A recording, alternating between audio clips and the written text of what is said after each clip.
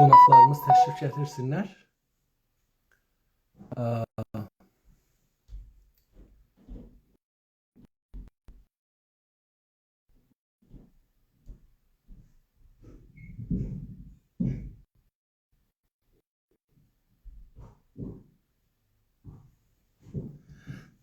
Salih bəy, gördüm sizi. Çox sağ olun. Mən çalışıram ki, cənabınızı gətirə bilim.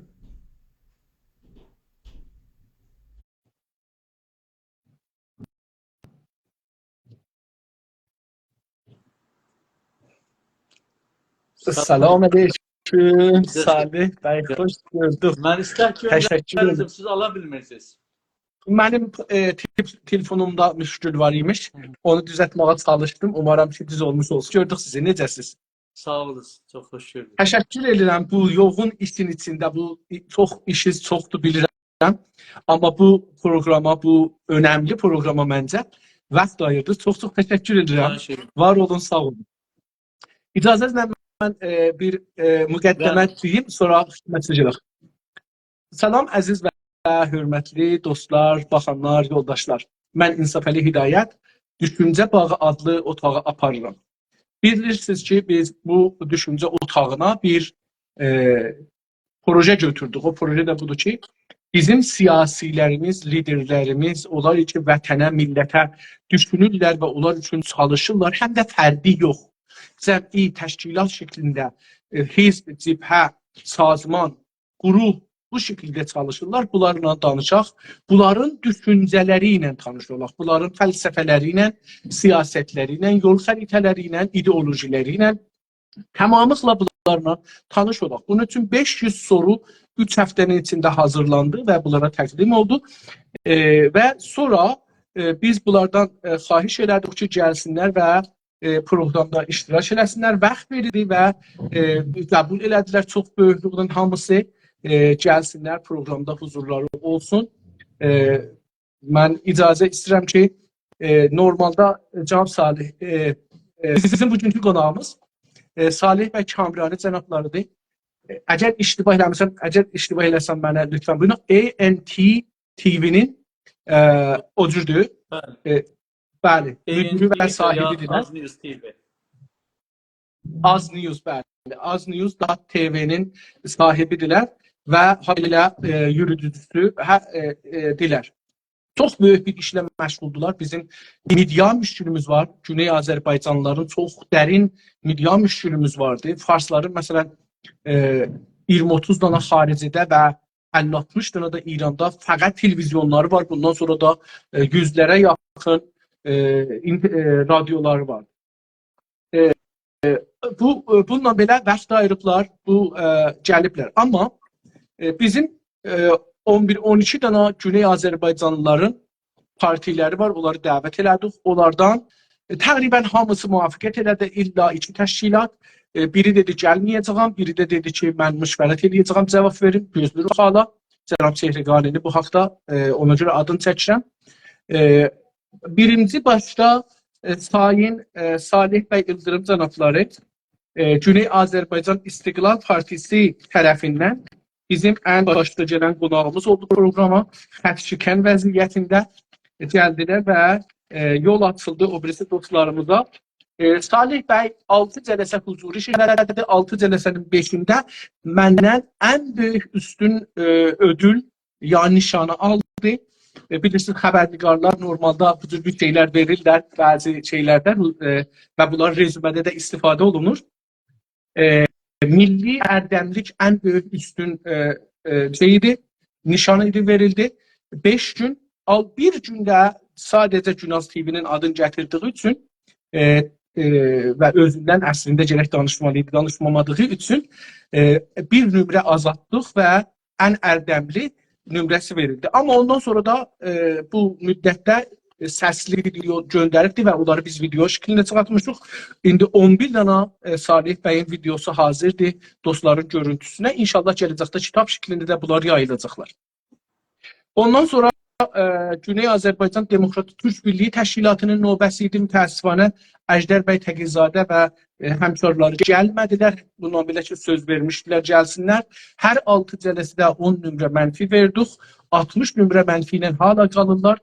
Mən neçə dəfə dərxastımı tazadan göndərmişəm ki, bu nömrələr də qalmasın, gəlsinlər, iştirak eləsinlər. Çünki bir böyük partidir hər halda və bir siyasi hərəkətdir. Məncə çox ayıb olar ki, mənfi nömrə qalsın hesablarında. Amma bu günləri aldığım xəbərə görə qərar olub mərkəzi şuralarında təzəşdən bunu bəhsə qoysunlar, görsünlər, gəlirlər ya yox. Üçüncü parti Güney Azərbaycan Demokrat Partisi ADP adlı Yunus bəy Şamili komitə mərkəzi olaraq gəldi. Yunus bəy də buradan 6 iclas, huzuri iclasın 5-də milli ərdəmli, birində ən ərdəmli alıblar. Və dördüncü parti Salih bəy Kamraninin başlığı ilə Azərbaycan Mərkəz Partisidir. Bugündən başlayırıq. Umarım ki, rəqabətdə ciddi bir rəqabət ola. Salih bəy fəqət özünün düşüncələrin deyə və obrislərin nəqdinə keçmir. Xüsusən ki, Salih bəy bilir ki, rəsanədə olmaq özü bir nə görsədir, adama bir məsuliyyət yaradır. Salih bəy, əgər siz bir səlam eləyiş eləsəz, buyurun. Ondan sonra mən o usul ki, onun əsasında işləyəcək, onu sizin üçün oxuyayım. Buyurun. Salamlar, saygılar. İlk öncə təşəkkür edirəm və başarılar arzu edirəm. Bu projeyi ki başlayıbsınız. Çox yəni faydalı bir projedir. Biz də çalışdıq, bir qatqımız olsun. Sizin bu ürətdiyiniz içərikləri, kontenti biz də televizyondan yayırıq, yəni mahvarədən yayırıq və neçə dəfə yayırıq. Minnətdaram, çox sağ olun. Bu günlər üçüncü gündür yayırsınız. Çox sağ olun. Çünki biz gerçəkdən televizyon olaraq, televizyon bilirsiniz, partiyanın deyil. Televizyon müstəqil bir müəssisədir. Onun üçün Azərbaycan Milli Hərəkətində və Azərbaycanlılarla ilgili hər nə iş varsa, fəqət bir dənə bizim şərtimiz var ki, başqa insanlara kim olur olsun, onlara isai ədəb olmasın, onların orada ayrıca söz danışılmasın. Biz yayırıq. Yəni sizə də minnəti yoxdur. Çox sağ olun. Çox sağ olun. Qaldı ki, o birisi dostlarda da mən burada olan dostlara hamısını salamlayıram. Sayın Salih bəy, gördüm, Eliyar bəy, Yaşar bəy, Hüseyin bəy və başqa dostları. Eyni halda təbrik də deyirəm o yaxşı nömrə alan dostlarımıza, o cümlədən Sayın Salih bəyə və varaq məhsədə. Buyurun. Çox sağ olun, təşəkkür edirəm. Bizim bu bərnaməyə bir iş əməkdaşlığı, bilmirəm cənabınızın düzgün dostlardan biri dedi, bunun adını qoyun əməkdaşlıq çərçivəsi. Onu bir xidmətinizə oxuyayım. Bir, üzr istəyirəm, qoyun əvvəldə. Bu sorular tüm Güney Azərbaycan siyasi təşkilatların mənsublarından həm də ayrı-ayrı sorulacaqdır. Bu sorulardan əlavə sorular da ortaya çıxa bilir ya da təkrar ola bilir. Təşkilat mənsubları hər ağla gəlməyən sorulara həmən cavab vermək məcburiyyətini deyirlər. Bəlkə bəzi soruların cavabını başqa oturumlara həvalə edə bilirlər. Təşkilatlanma sistemi bir. Üzr istəyirəm, mən başqa bir şeyə keçmişəm. Açmışam, yanlış açmışam. Gərək bunu bir dənə qeydəm dalıya sorulara getmişəm. O halda ki, əməkdaşlığın bölümləri açıladım.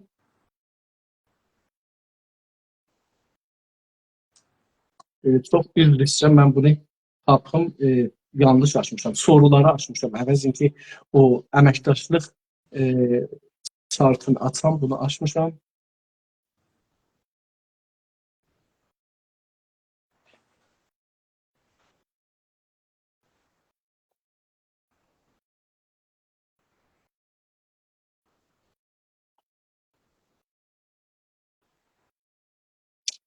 Qoy mən bunu indi zehnimdən deyim olmasa.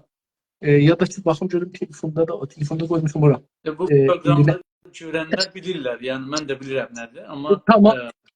Bir fəqət orasın, 2-3 dənasını deyim. Sorular siz və mən hər ikimiz özümüzə və tamam insanlara sayğı qoyaraq ədəbli danışacağıq. Heç kəsin adını çəkməyəcək, heç təşkilatın adını çəkməyəcək.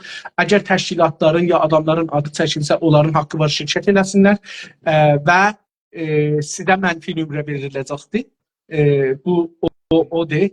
Yəni mən hər cürə nisbət verirsə, tohin, təhqir, əşağılamaq, hər cürə olsa onlarda hərəsinə bir nömrə mənfi veriləcəkdir və hər iclasın sonunda onların sayı qədər mənfi nömrə alınacaq. Ha belə əgər onların da haqqı var, gəlsinlər cavab versinlər. Həman cələsə ya sonuncu cələsədə də gələcəklər cavab versinlər.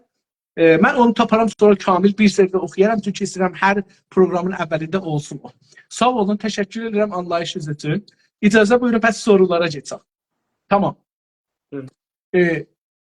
Cənabınızla dostlarımızın çoxu hazır, tanışdı, amma soru bu.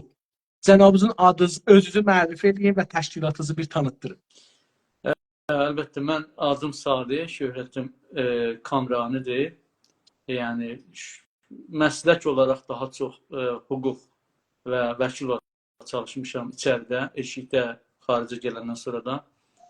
Daha çox əvvəl hüquq işlərindən, araşdırma işləri ilə, sonra da bir 6 il olar ki, daha çox media sektorunda deyək, Azərbaycan AzNews TV-ni 6 ilə yaxındır ki, idarə edirəm. Eyni halda Azərbaycan Mərkəz Partiyasının məsuliyyəti məndəndir və bir sıra etilaflar falan bilirsiniz. Daha çox vaxtım indi bu məsələ ilə sərf olur və onun kənarında bir sıra müəssisələrlə də təhqiqati işlər aparıram. Çox sağ olun. Harada doğulmusunuz, əsl haralısınız, neçə yaşınız var? Bəli, yaş keçdi. Mən Əhərdənəm. Əhərin əlbəttə özündə yox, Əhərin kətlərindən Göllər adında. Hansı kətlərsiniz? Famil çıxacaq. Göllər kəndi var, orada anadan olmuşam. Sonra təhsilatım Əhərdə olubdur, Dəbilistanın axırına qədər. Ondan sonra Şirazda Universitetəsində lisans və fوق lisans hüquq bitirmişəm. Ondan əsgərliyi bitirdikdən sonra orada hardasa bir 14 ilə yaxın Tehranda vəkillik eləmişəm və sonra bilirsiniz, milli fəaliyyətə başladığımız üçün 4 seri tutulmuşam, zindana getmişəm, işgəncə olmuşam. Ondan sonra oradan çıxıb gəlmək məcburiyyətində qalmışam. Bir müddət 10-15 ay Türkiyədə yaşadıqdan sonra İsveçə gəlmişəm. İsveçdə indi 14 ildir İsveçdə yaşayıram və burada bir daha təzəşdən təhsilatıma devam etmişəm hüquq riştəsində. Həm klassik hüquq yəni proqramını, həm də yüksək lisans İngilis dilində Avropa Anayasası hüququnu oxumuşam.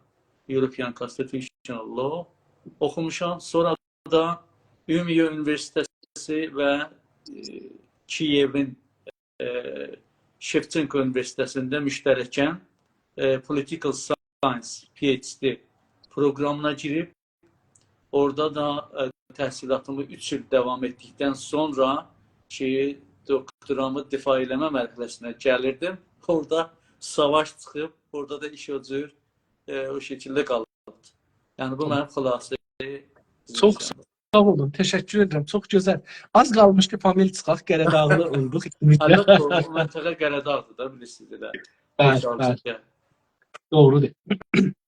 Təşkilatınız hangi tarixdə və şərtlərdə hangi qonulara cavab vermək üçün ortaya çıxdı? Bəli, təşkilat təqribən 4-5 ay AzNews TV-nin yaranışından, yəni ortaya çıxışından sonra təşkilat yaranıbdır, yəni 2019-da və niyə təşkilat yaranıb? Ona görə ki, təbii bir sıra təşkilatlar vardı, fəaliyyət eləyirlər, biz hamısına saygımız vardı. Ancaq bilirsiniz, necə söz azadlığı bir insan haqlarıdır və insanın ayrılmaz inteqrasiyanın bir bölümüdür.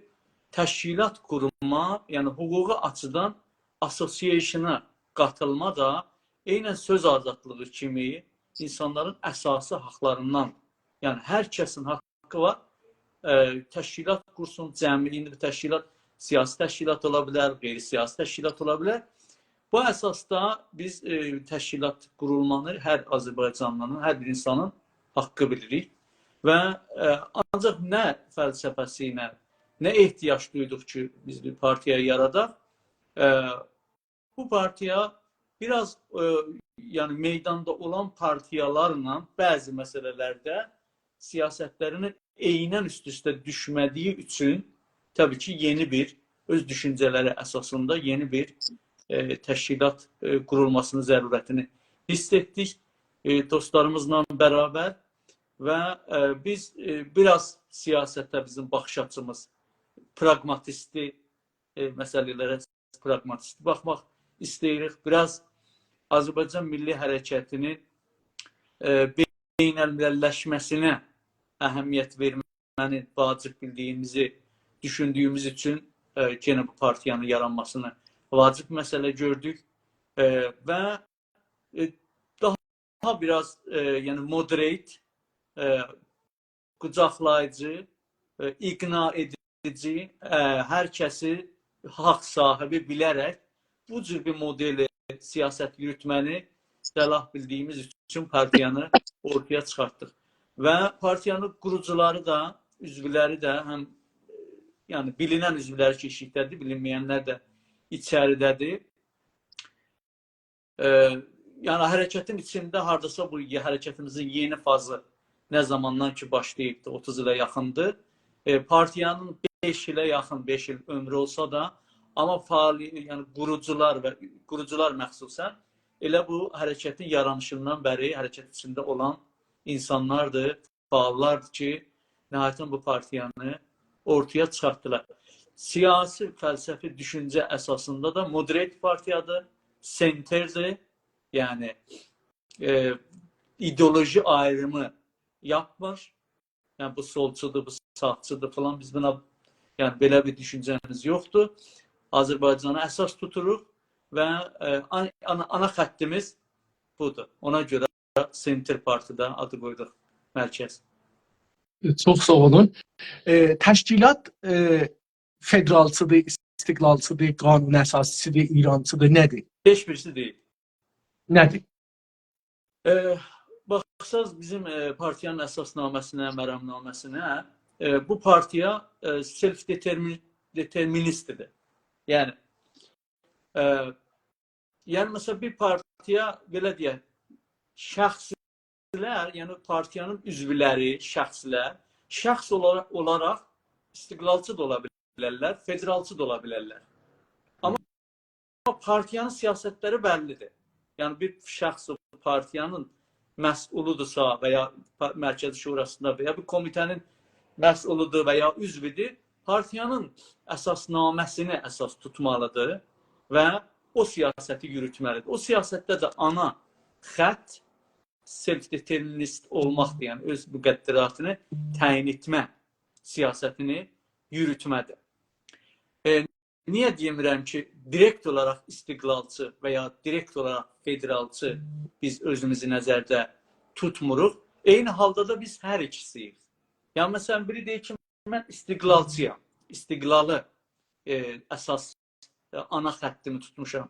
Ancaq hüquqi olaraq istiqlalı nəyə dayanaraq sən istiqlalçısan? İstiqlalın, bu istiqlal haqqını bir millətə ortaya çıxadan hincarlar, o haqqı necə deyək, legitimize eləyən əsas məbnalar nə mənədir? Yəni biz belə düşünürük ki, yəni binöyrəsiz bina ola bilməz ki. Və ya məsələn biri deyir ki, mən federalçıyam. Tamam, olcudan, sorun deyil. Ancaq bu federalı sən hansı haqqı, hansı toplumsal haqqa, cəmi haqqa dayanaraq özünü federalçı bilirsən. Onun üçün biz self-determination'ı əsas tuturuq. Self-determination İstərsiniz mən sonra da tozif verə bilirəm. Ancaq əgər yeri buradırsa... Bir işarə buyurun. Çünki bəhslərimizdə gələcəkdir. Çox. Niyə self-determination'ı biz nəzərdə tuturuq? Baxın, self-determination nədir? Self-determination'ı mənim hüquqçu olduğum üçün də biraz daha çox diqqət eləmişəm. Self-determination'ın məfhumu, qavramı həm qeyri-fars millətçilər fəalların içində, həm də hətta sentralçıların içində, hətta hüquqçular səviyyəsində İran siyasət kontekstində doğru düzgün şəffaflaşmayıb. Yəni hər kəs keyfi çəkdiyi kimi təfsir edir. Amma self-determination'ın əsas xututu nə mənədir?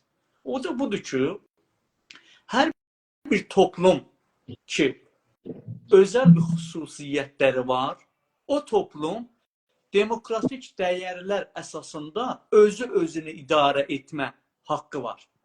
Özünü idarə etmə haqqı var. Bir çox kriterlər var. Yəni 60'a yaxın kriterlər var. Amma mən onun 5'ini işarə eləmək istəyirəm sizə. Biri budur ki, o toplum, məcmui insanlar müşəxəs və kompakt şəkildə bir coğrafiyada yaşayalar, bəlli miqdarda cəmiyyətləri olan və ancaq bu xüsusi müştərək tarixlər, dil yaxınlığı, məzhəb yaxınlığı və müştərək istəkləri, arzuları, müştərək hissləri, müştərək kodları, fərhəngi kodlar, tarixi kodlar, bunlar hamısı olduqdan sonra self-determination'ı zaten bu haqq edir. Ancaq self-determination'ını necə təhəqqüq verməlidir və ona yetişməlidir, onun şəkli, yolu necə olmalıdır, surət-i zahirisi necə olmalıdır, o həm o toplumun iradəsinə və həm də şərtlərə bağlıdır. Siyasi şərtlərə bağlıdır. Yəni self-determination'ın içində zati bir pragmatizmi də var. Yəni sənin yürütdüyün siyasəti şəraitə uyğun gücünü və enerjini ona doğru yönəldə bilir. Yəni çox belə səlbi bir çərçivədə özünü zəncirləmə şəklinə gəlmədən bütün imkanları nəzərdə tutaraq həm onu ana haqq ki, self-determination sənə veribdir, ona doğru hərəkət edirsən. Və şəkli şəmaili də necə deyəlim, mekaniki və bir şəxsə, sırfən partiya, liderə tam amiliyyət vermədən millətin tək insanlarını amil bilirsən. Və onlar əslində həm yolu bəlli eləyir, həm də o yolun hara çıxacağını, nə şəkildə düşəcəyini bəlli eləyir. Çünki o qədəri təyin etmə yalnız mənim səlahiyyətimdə deyil. Yalnız mənim ixtiyaratımda deyil. Mən onu millətdən nə səlb eləyə biləm, nə millətə təhmil eləyə biləm. Bu fəlsəfə ilə biz self-determination'ı əsas tuturuq. Amma bu ki, bu self-determination federal şəklində özünü buruz verəcək və ya istiqlal şəklində buruz verəcək, o özü, yolun özü belə getdiyimiz yol özü, o haqqın necə təyin olmasında təsiri var. Əlbəttə bunun ayrı şeyləri də var da, yəni ayrı şıqqılar da var. Xod muxtari, İranın içində qalmaq, bunlar da onun içində var. Onlar da vardır, amma yəni burada əsas kriterlərindən biri budur. Səfər bəy, self-determination'da o ana siyasi badı deyək də, policy badı ki, bəyək sadaladığım xüsusiyyətdə olan bir toplumu onun iradəsinin dışında gəlir və bütün onun hüquqlarını məhv eləyir. Yəni, sistematik şəkildə ana necə deyərlər, bəşər haqlarını necə deyim, human rights'ını təşəkküllü şəkildə, sistematik şəkildə nəqz eləyir. Ana policy badı. Ana policy badı burada nədir? Tehran rejimidir. Və o millət, o toplum özünü idarə edə bilmir. Öz insani və maddi qaynaqlarını idarə etmə imkanı əlindən alınır. Və heç bir ortada olan hüquqi imkanlar, remedilər onun öz haqqını, öz qədərini təyin etmə imkanları ola sağlamır. Əgər bu şərtlər oluşursa, artıq o millət özüdür təyin edir ki, nə şəkildə istəyir özünü idarə eləsin. Bunun təşxisi kimədir? Yəni indi deyək ki, tamamilə millətlə. Yox. İndi məsələn millət indi də bu vəziyyətdədir. Əl o vəziyyətdə yaşır. Ki, onlar nə tür təşxis verəcəklər ki, bizə self-determination lazımdır və biz burada bu hərəkəti eləməliyik, girməliyik. Bura məsələn referendum, məsələn savaş, məsələn nə bilim bir yol tapaq burada. Bunu kim təşxis verir ki, qərar verir ki, biz məsələn self-determination'ı yetişmişik o mərhələyə. Bunun təşxisi var. Bir də ki, indi hangi əbzarla biz istiyoruz bunu əməli eləyək. Bunu kim təşxis verir? Bəli. Bunun təşxisi işarə elədiyim kimi, baxın, indiyə kimi bəşərin ortaya qoyduğu sistemlər, imkanlar ki, dövlətlərdən çıxanda olur uluslararası hüquqda, hələ uluslararası hüquqda, yəni dövlətlərin üzərində, dövlətləri məcbur edən, onun üstündə bir qanunverici yoxdur. Millətlərin üstündə bir yetki yoxdur. Yəni bütün yetkinin qaynağı millət özüdür. Bütün millətlər dövlət deyil, yəni dövlət deyil, millətdir. Millət, yəni dövlət baxın be, millət bir dövlətin bir parçasıdır. Yəni dövlət millət deyil, amma dövlət millət də onun içindədir. Yəni dövlət dediyimizdə İranda yanlış tərcümə ediblər. State-i mən nəzərdə tuturam. State. State dediyim bəlli bir coğrafiyadır, bəlli cəmiyyəti var və ali siyasi orqanları var ki, onların iradəsini yansıtır. Buna deyilər state. Bir dənə state-də neçə dənə millət ola bilər. Amma bir millətin neçə dövləti ola bilməz hüquq olaraq. İndi Azərbaycan türkləri bir millətlə, çünki millət xüsusiyyətləri var. Qohum deyil, yəni irtibatları bir-birinə qan bağı deyil, qohumçuluq deyil, qəbilə deyil. Müştərək uzun tarixi var, uzun istəkləri var, arzusu, amalları var və o yolda canfişanlıq edir. Haqq sərnəvişdə çatmaq üçün şərtlərin biri də budur ki, o millət özündən bir istedad göstərə, çabalıya, fədakarlıq edə və o kapasitəni özündən göstərə. Məsələn, indi mən görürəm ki, bəzi etniklər tamam, işin hələ əvvəlindədirlər. Gəlirlər, hələ millətlərin nə ayıldıqlar, nə zəhmət çəkiblərdən fədakarlıq ediblər. Birdən-birə deyir ki, mən müstəqil olacam. Tamam, başda ki, amma sən bunu özündən bu liyaqəti göstərməlisən. Hüquq beynəlmilərin ayrı requirementları da var.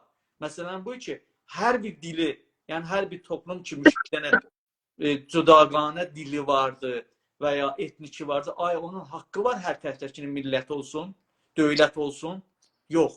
O zaman beynəlmiləli orderdə, nəzmidə boşalan o xələləri sən nəzir dolduracaqsan. Onu doldurmaq üçün sən kapasitəni göstərməlisən.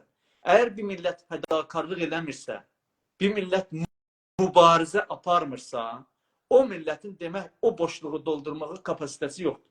Və haqq tənsərviş onu ona tanımır. İndi bizim millətimiz özü təşxis verir ki, haqq təyin sərnivişti vardır, yoxudur, nə şəkildədir, onu nə şəkildə buruz vermək istəyir. Cənab Kamran, onda partiləri nəyə yaradırıq? Yəni partilərin məhfumu nə olar? Partilərin məhfumu budur ki, millətə bu haqqını tanıtdıraq. Milləti reinforce eləyər, milləti gücləndirər, sazmandır eləyər, imkanlar yaradır, millətlə birləşər. Millət ona sarı gələr və o da millət özünə tərəf çəkər. Və bərabər o da əlbəttə ki, partiyalar istərsə bizim kimi dövlətsiz millətlər olsun, yəni istismar altında öz müqəddəratını təyin etmə imkanı olmayan millətlər olsun, istərsə hakim millətlər olsun. Yəni bir demokratik hakim millətlərdə artıq bugünkü demokrasinin 21-ci əsrin demokrasisində partiyasız bir demokrasını təsəvvür eləmək mümkün deyil.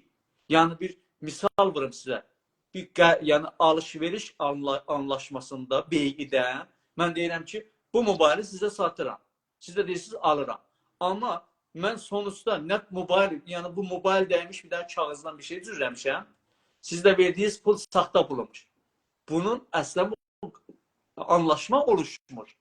Demokrasi dediyimizdə bir dövlətdə, bir sistemdə əgər partiya yoxdursa, orada demokrasi yoxdur. Həm hüquq olaraq mümkün deyil, həm də həqiqi olaraq mümkün deyil. Yəni bir toplum əgər istəyir demokratik şəkildə yaşasın, onun partisinin olması olmazsa olmazlardandır. Və parti çeşitliliyi də olmazsa olmazlardandır. Əgər bir millətin sadəcə bir partisi olsa, siz mütməyin olun ki, o millət ya kölə olar, ya faşist diktatör olar. Onun üçün partiya həm mübarizədə olan millətlər üçün çox əhəmiyyətli məsələdir, vacib, qaçınılmaz məsələdir. Həm də onlar ki, hakimdirlər və günləri müqəddəratlarını təyin etmə bizim mənimizdə sorunları yoxdur. O zaman parti əlbəttə ki, olmalıdır və vacibdir. Çünki insanları eğitir, insanları gücləndirir, ruhən, fikrən və insanların gücünə güc qatır. Yəni, mənim sorumu soruşmamız cavab verirsin. Sorunu sorun, bunları deyin lütfen. Hizb və təşkilatı anlamı nədir? Yəni, nədən, siz nə görürsünüz? Hizb nədir? Hizb hər bir yığıncaq ki, 3 nəfərdən izah olur. Hətta 3 nəfər bir yerə yığışan, hətta ən azından 3 nəfər bir yerə yığışan, buna deyərlər association. Yəni, bir cəmdir, bir toplumdur. Sonra hizbin mahiyyəti o birisi cəmlərdən nədir? Hizb hər bir cəmin özünə görə bir hədəfi var. Məsələn, deyək qızılçı bazarında çalışan qızılçılar, onların da sinfi var da. Onların da hədəfi öz işlərini gəlişdirmək, öz mənfəətlərini qorumaq və ya vəkillər, qanun vəkəla ki, mən özüm də orada üzv olmuşam. Bu da vəkillərin hüquqlarını qorumaqdır və ya hər hansı sinf və ya bir NGO ki, deyək, mühitsizdən müdafiə eləyir, insan haqlarından müdafiə eləyir. Partiyanın fərqi, siyasi hizbin fərqi onlardan odur ki, partiyanın əsas hədəfi qüdrətə yetişməkdir. Yəni, nəhai hədəfi güc, siyasi güc və iqtidarı əldə edib, inandığı bərnamələri, planları icra etməkdir. Bu, partiyanın fərqidir, o birisi, yəni... Çox gözəl. İndi hizb və zərurəti nədir? Yəni, Furacan bildir ki, hizb nədir? O, əlbəttə, o amac oldu. Əslində, qüdrəti ələ gətirmək bir amacdır. Hizbin amacıdır. Bəli. Amma indi zərurəti nədir bir dana hizbi təşkil verilir? Məsələn, Azərbaycanda indi 11 dana, 12 dana, bəlkə də çox təşkilat var. Bunlar, məsələn, zərurəti nədir? Niyə, hansı zərurətdən bunlar ortaya çıxırlar? Zərurəti budur ki, insanlar, yəni hizbin boynuna götürdüyü görəvlər və nəhai hədəfi ki, güc qazanmaqdır. Azərbaycan təşkilatlarında güc qazanmaq üçün öncə bir dövlət qurması lazımdır da. Çox ağır bir işdir bu. Bunu məntiq, yəni bir dənə çox belə, necə deyək, beyr məntiqsə, sadə bir məntiq nişan verir ki, bir nəfərin, 2 nəfərin gücü buna yetməz. O zaman gücləri üst-üstə qoymaq lazımdır. Əlbəttə, hizbin fonksiyonları çox-çoxdur. Yəni, bu baxımdan biz baxsırıq, əlbəttə ki, o cür bir hədəfə yetişmək üçün bir nəfərin, 2 nəfərin bu məsələni götürməsi mümkün deyil. Yəni, daha çox millətin, insanlarını, üzvlərini buna qatmaq, günü-gündən qatmaq lazımdır ki, o əsas hədəfə yetişə bilər. Və bunu da insanları sən çağırdın, 1 nəfər, 2 nəfər, 10 nəfər, 100 nəfər, 1000 nəfər və ya daha çox. Onların münasibətlərin və qalıcı şəkilə gətirmək üçün, institutal eləmək üçün sənin ayrı instrumentin yoxdur ki, bəşərin yetişdiyi, təcrübə elədiyi hizbi modelidir. Onun üçündür ki, bu hizbin ortaya çıxması zərurətdən olur. Hizbidə eğitim olur, təqsimkar olur, iş bölümü olur, mütəxəssisləşir və profesional siyasətçilər əmələ gəlir. Yəni, mübarizə artıq hobiçilikdən çıxır. Yəni, Necə ki, məsələn, biri deyər ki, mən Bağışlayın, mən bunu bu ayrı bir soruşmalım. Zərurət deyəndə, yəni bu ki, məsələn, bir şey yoxdur, amma biz istəyirik bunu yaradaq, deyirik ki, bu boşluq var, mən bu boşluğu doldurmaq istəyirəm. Yəni hizb əvvəldə düzdür ki, amac qüdrət almaqdır. Amma indi niyə biz 3 nəfərə toplanırıq bir yerdə, deyirik ki, kitab oxuyaq? Niyə biz? Əlbəttə, başqa şeylərdə ayrı motivasyonlar ola bilər. İnsanlar istəyir ki, birbiri ilə interaksiyonda olsunlar, ruhi ehtiyaclarında gedərsinlər, bir-birlərinə güc versinlər. Elə hizbdə də bunlar var. Amma hizbinki biraz onun ötəsindədir. Hizbdə ciddi bir zərurət var. Yəni, ağır bir işin güc istəyir əldə ediləsin. Bütün toplumun, yəni hizblər deyək ki, demokratik ölkədəyik, istəyirik ki, bir hizbidir. Hizbi neyini istəyir ki, qüdrət icraini əlinə keçirsin və qanunquzarını əlinə keçirsin də. Neyiniyəcək bu? Bu toplumu yönətəcək, toplumun qurallarını bəlli eləyəcək, gəlişdirəcək. Bunun üçün bu cəmi bir işdir, kollektiv bir işdir. Yəni bu bir dənə fərd nə əməli imkanındadır, qeyri-mümkündür bir iş, bu işi görə bilər, nə də ki, demokratik dəyərlər açısından sən millətin özünə, mərdumun özünə hökumət eləməsi anlamında, əgər hizb olmasa, bir şəxs və ya bir qrup, bir elit qrupu, bir sekticələr millətin sərnişini alar əlinə. Hizb də dediyində artıq bunu da bədii tutmalıyıq ki, hizb 100% hizbin quruluş şəkli, idarəçiliyi və bunlar hamısı demokratik və rəy əsasında olmalıdır. Azad rəy əsasında olmalıdır ki, eləyə bilsin ki, demokratik toplumda yarada bilsin. Yəni, idarə eləyə bilsin. Siz bu soruya cavabda buyurdunuz ki, demokratik ölkələrdə partinin, indi İran bir demokratik ölkə görürsünüz ki, siz məsələn orada bir parti yaradırsınız oraya da, Suedə yaratmamışsınız qaydətən. Acaba oranı demokratik bir vəziyyət görürsünüz? Çünki zərurəti indi mən istəyirəm oradan başa tapam. Yəni doğrusunu desəm, hələ başa tapmamışam ki, zərurət nədir ki, məsələn mən istəyirəm hizb yaradım. Bu zərurət nədir? Hələ bunu başa tapmamışam, istəyirəm o cür soruşam. Mən hizbi indiki standartlar əsasında təriflədim ki, hər halda hizb də bir təsisdir, institutdur, bir qavramdır. Artıq indiki siyasi və hüquqi literatur qeyri-demokratik mahiyyəti olan bir NGO-nu, hizbin mahiyyəti hüquqi olaraq NGO-dur. Tamam. Çünki pul qazanmaq üçün yaranılmır. NGO qeyri-intifaidir. Və mahiyyəti də budur. Hər bir NGO ki, siyasi hədəfi var və qüdrət əlinə geçirtməyə çalışır, o hizbidir. Amma indi siyasi literatur, hüquqi literatur, əgər bunun mahiyyəti demokratik olmasa, artıq onu hizb hesablanmır. Onu hizbi belə hesablanmır. Hətta qanunən və rəsmi şəkildə adına hizb edə versə. Məsələn, hizb kommunisti Çin. Hizbi də, rəsmidir da. Rəsmidir. Hüquq dövləti ilkələri əsasında, rule of law əsasında, orada bir hüquqi sistem var falan, dünya o gerçəklərlə, vaqiyyətlərlə əməl eləməlidir. Amma demokratik literaturda hizb, yəni standart hizbi ki, literatur tanıyır, tanınmır. İranda da əlan, indi ki biz bir-birimizlə danışırıq, yəni o anlamda rəsmi bir hizb ola bilməz. Hətta rəsmiyyətə keçsə belə o hizb anlamında deyil. Artıq o bir təqsimkardır, hakim qüvvələrin tərəfindən və necə gücü, iqtisadı, pulu təqsim eləyib, idarə eləyəcəklər, onun bölüşməsidir. Orada hizbindən artıq söhbət eləmək mümkün deyil.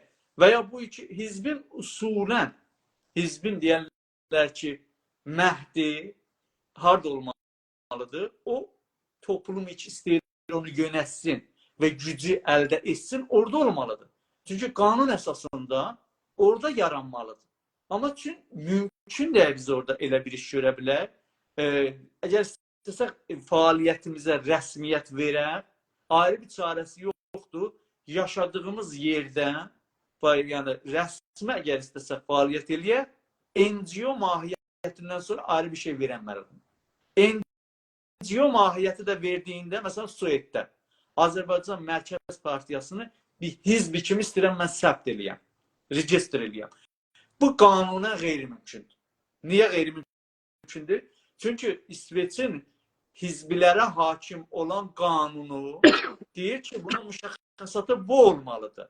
Və burada bu fəaliyyətlər eləməlidir, seçkilərə girməlidir falan. Biz bura üçün fəaliyyət eləmirik ki. Bu qayda Türkiyəyə də hakimdir, o bütün dünyanın hər yerinə. Onun üçün bizim eşikdəki görüntümüz, qanuni görüntümüz sırfən bir NGO-dur. Gözəl, gözəl. Çox sağ olun, təşəkkür edirəm. İndi biz istəyirik ki, Güney Azərbaycanda, Qəşqayıstanda, Türkəməndə, Xorasanda, başqa yerlərdə türklər var. Deyək ki, siz təşkilatlanın. Ya təşkilata qoşulun, ya təşkilatlanın özünüz. İndi necə təşkilatlanmaq olar? İki dənə imkan var. Bir imkan qanuni imkanlardır ki, əlbəttə çox məhduddur İranda, belə deyək. Sıfıra yaxın, hətta sıfır. Biri də ki, yəni rəsmi və qeyri-rəsmi deyək də, qeyri-rəsmi imkanlardır. Və İran diktator bir ölkə olduğu üçün bizim kimi millətlərin içində yaranan cəmlər, məxsusən hizblər ki, 100%, qeyri-rəsmi və qeyri-ələni olmaq məcburiyyətindədir. Amma olunan fəaliyyətlərə bir ələni rəsmiyyət verilsin deyə, görünsün deyə biz ayrı, yəni xaricdə olmanın avantajlarından istifadə edib, xaricdə olma zərfiyyətini istifadə edib, içəridə eşikdə gedən fəaliyyətlərə bir qalib oluşturur. Və o güc əslində bir səbətə tökülür. Həm millət tərəfindən görünür, həm o birisi millətlər, media və dünya tərəfindən. Siz düşünün, tüm İranda Hizb-i Azərbaycan Mərkəz Partisini biz qura bilmirik, qura bilmədik. İmkan vermir. Çünki orada rejimin istəmədiyi bir hizbi əgər bir qurulsa, 502-ci maddə cəza qanunu əsasında edama qədər şey var, icazatı var. Mümkün deyil, imkan vermir buna. O zaman biz millətimizin sözünü dünyada və özünə qaytarıb, özünə nişan vermək üçün nə qalibdə nişan verəcəyik, nə cür öz millətimizin haqq təyin sərnişdə yetişmək istəyir və burada öz qabiliyyətinə nişan verməsi üçün nə şəkildə nişan verməlidir? İmkanların biri budur da. Məsələn, media yaradırıq, mediada görünür, bəli, burada bir millət var, Güney Azərbaycan adında, bunun öz adına platformları var, televizyonu var, nə bilim, NGO-ları var, insan haqları qurumları var və partiyaları var. Və bu öz qabiliyyətini əslində gəlişdirir, nişan verir və bəzən görsən ki, intiqadlar olur ki, xaricdə yaranan partiyalar. Yaxşı, xaricdə partiyalar yaranmır ki, xaricdən görünmə, yalnız xaricdən görünmə imkanı olduğu üçün o cür deyilir. Düşünün, bu xaricdən olma imkanı da biz kapatsaq, o zaman nə tür görünəcək? Mənim də sorum oradır. Mənim də sorum elə ora qeydir ki, bunlar ki, içəridədirlər xüsusən, bunlar nə tür təşkilatlana bilərlər? Özləri məhəllədə, şəhərdə, kənddə, ustandə, iyalətdə, kolli məmləkətdə nə tür təşkilatlana bilərlər? Əlbəttə, bunun bir nüsxə vermək mümkün deyil. Buna bir nüsxə mümkün deyil vermək. Yəni, hər toplumun özünə görə, özünün şəraiti var, imkanları var. Bir sıra mülahizələri bir toplumda eləyəcəksən, o birisində lazım deyil eləyəsən. Artıq da o imkanlar məsələsidir. Sən yaratdığın partiyə, yaratdığın NGO-ya, mediaya bu fikri promot eləmək üçün insanları çox da təhlükəyə salmadan nə şəkildə bir planın əsasında örgütləyəcəksən. O ortaya qoyduğun plan dalısıcan bunlar hər kəs öz imkanı qədər öz verisini qoyacaq ora. O artıq imkan məsələsidir. Yəni, burada ihtiyacı yoxdur ki, hətmən siyasi olar. Təşkilat danışanda siz NGO işarə elədiyi üçün bu çox gəlir ortaya. Çünki NGO-da lazım deyil, hətmən siz siyasi olasınız. Eləyə bilərsiniz ki, bir şey götürəsiniz, onun üstündə birləşəsiniz. O birləşmək özü, toplaşmaq özü önəm daşır. Yəni legal sahədə belə. Bilirsiniz də Səfər bəy, məsələn partiyaların, bu Sueddən mən misal versəm sizə, partiyaların müxtəlif onun fikrini qəbul eləmiş, partiya üzv olmayan, amma o ideolojini daşıyan, o fikri daşıyan bir partiyanın yüzlər NGO-su var. Bəli. Qurum quruluşları var, hətta iqtisadi qurum quruluşları var. Yəni bu dünyada yerinə düşmüş bir şeydir. Lüzumən milləti təşkilatlandırma üçün nə mümkündür, nə də lazımdır bu. Hamı gəlib bir partiya üzv olmaq zorunda deyil və ya 10 partiya üzv olmaq zorunda deyil.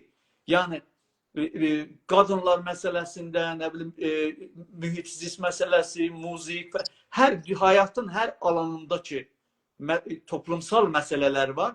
Ona uyğun müxtəlif yüzlər NGO-lar xaricdə, daxildə ortaya çıxartmaq olar. O NGO-lar necə bir şəxsin, bir partiyanın siyasətinə münasibəti, yəni 100 dərəcə müvafiq olanda gəlir o partiyada üzv olur və gedir onun içində. Yox, o hətta deyil, mənfi baxmır, himayət edir, sempatisi vardır. Necə bir şəxsin o cür münasibətini tərif edə bilirik? Başqa cəmlərin də, NGO-ların da münasibətin bir partiya ilə o cür tərif edə bilirik. Və bu mütəqabildir, yəni mutualdır. Həm partiya onları engage edə bilər çoxlasınlar, həm onlar partiyalara. Artıq bu imkanlar məsələsidir və gəlişən dünyanın şərtlərindən, imkanlarından nə qədər istifadə edə bilirik, nə qədər imkanımız var, artıq ona kimsə bir şablon verə bilməz. Sağ olun. Sizin təşkilat necə quruldu? Bizim təşkilat bir sıra milli fəallar, tanınmış milli fəallardır ki, eşitli olan, yəni bizim təşkilat nimə ələni bir təşkilatdır. Xaricdəki olan bir sıra üzvləri, məsul üzvləri görünür, mənim kimi, o bir sıra Mərkəzi Şurada olanlar, amma bir çoxu da görünmür. Hətta xaricdə olan üzvlər var ki, çox tanınmırlar, görünmürlər. Yəni ehtiyac olsa görünə bilərlər. İçəridə olan üzvlərdəki əslən görünmürlər.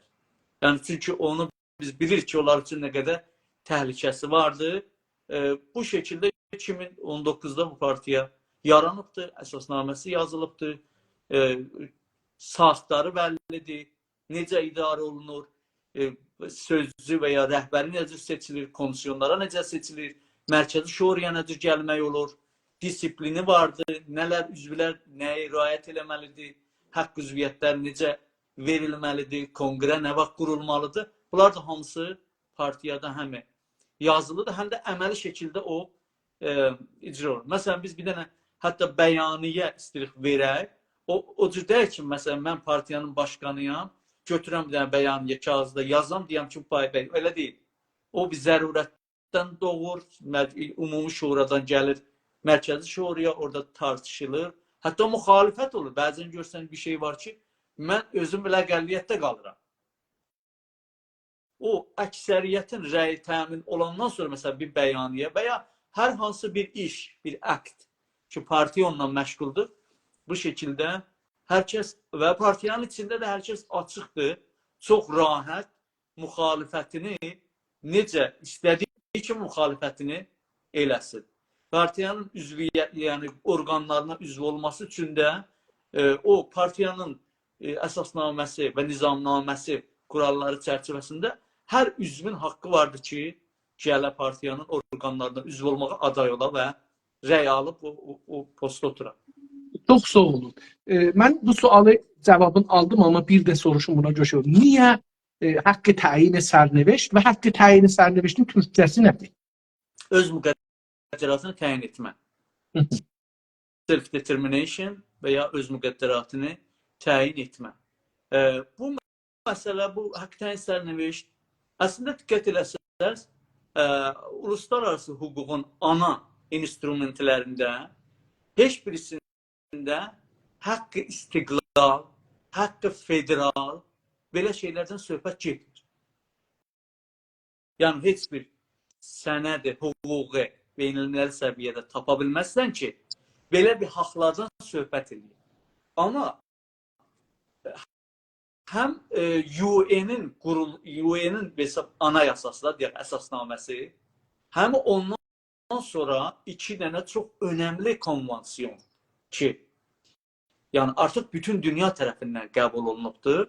Hər üçündə də self-determination-a yer verilib və millətlərin mahiyyətini, state-lərin mahiyyətini o self-determination-la bəlli eləyir. Ona görədir ki, bizim baxışımız millət məsələsinə, partiya, ondan topluma, o birisi millətlərə, dünyaya biz daha çox hüquqi bazada baxırıq. Yəni, əgər baxırıq görək bu işin hüquqi, necə deyərlər, məbanisi varmı? Himayət edicisi varmı? Fikri, fəlsəfi və hüquqi baxımından. Əgər bir düşüncənin, bir proqramın fondasyonu möhkəmdirsə, biz onu mənimseyirik. Əlbəttə öz həddimizdə. Ona görə də bizim araşdırmalarımız buna yetişdirdi ki, biz haqq təyin sərnişti əsas tutmalıyıq. Haqqı təyin sərnişt əsas bunu tutur ki, bir millət öz resurslarını, maddi və mənəvi resursunu və öz varlığına sahib olmağa haqqı var. Yəni millətin üstündə başqa bir gücü yoxdur. Onun forması necə təyin olunur? Onun formasını ola bilər ki, bir state ki, multinationaldir. O şəkildə ola bilər. Amma bu state, multinational state'in neçə millətdən təşkil tapan bir state, dünyada indiyə kimi ortaya qoyulmuş surəti zahirləri ya federal şəklində olub, ya konfederal şəklində olub, ya ondan biraz aşağı şəklində olub, ya hətta bəzi modellər var ki, heç bunların heç birisinə bənzəmir. Məsələn, İttihadiyyə Avropa. Bilirsiniz də, İttihadiyyə Avropa nə konfederaldır, nə federaldır. Ona görə mən bir də yüksək lisansım Avropa Birliyi Anayasası hüququnda olduğu üçün mahiyyəti biraz hüququ bəhsdir, bəlkə bizə qulaq asanları yorar, amma vacib məsələlər. Deyir, sui generis, sui generis. Heç birisindən deyil. Yəni, bəzən görürsən ki, federal elementləri var, bəzən konfederal elementləri var, hətta bəzən sentral elementləri var. Məsələn, common marketdə bu iki alver necə olacaq bu toplumların arasında, ticari bölümdə. Artıq İsveçin qanunquzarı Avropa Parlamentindən çıxan qanuna əl vura bilmir. O təyin edir. Halbuki federal sistemdə, məsələn, Amerikada bir filan federal özü təyin edir onu. O federal ona girə bilmir. Mərkəzi, yəni o entitidə girə bilmir ona. Ona görə sui generis modellər də var. Çox uzatmadan belə deyək, bizim tərif elədiyimiz haqqı təyin sərniştdən belə düşünürük ki, bizim millət öz müqəddəratını təyin etmək üçün ən azı, yəni müstəqil olması bunun zatı haqqıdır. Kimsə buna etiraz belə eləyə bilməz. Hətta hüququ beynəldə vardır. Əgər haqqı təyin sərnişt beməniyə istiqlal, yəni external haqqı self-determination və bu tərəfdən də hüquq beynəllər eyni halda da çox möhkəm şəkildə dövlətlərin, statelerin territorial integritisini də çox möhkəm bir əsl olaraq, yəni çox ona böyük qarantilər verir. Bu da bir gerçəkdir.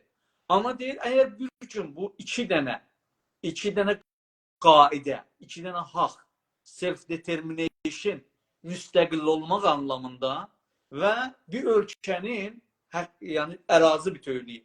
Bu ikisi çaqqışsa, bir-biri ilə qarşı-qarşıya gəlsə, hangisi override edir, hangisi şey olmalı? Gücü çox deyil.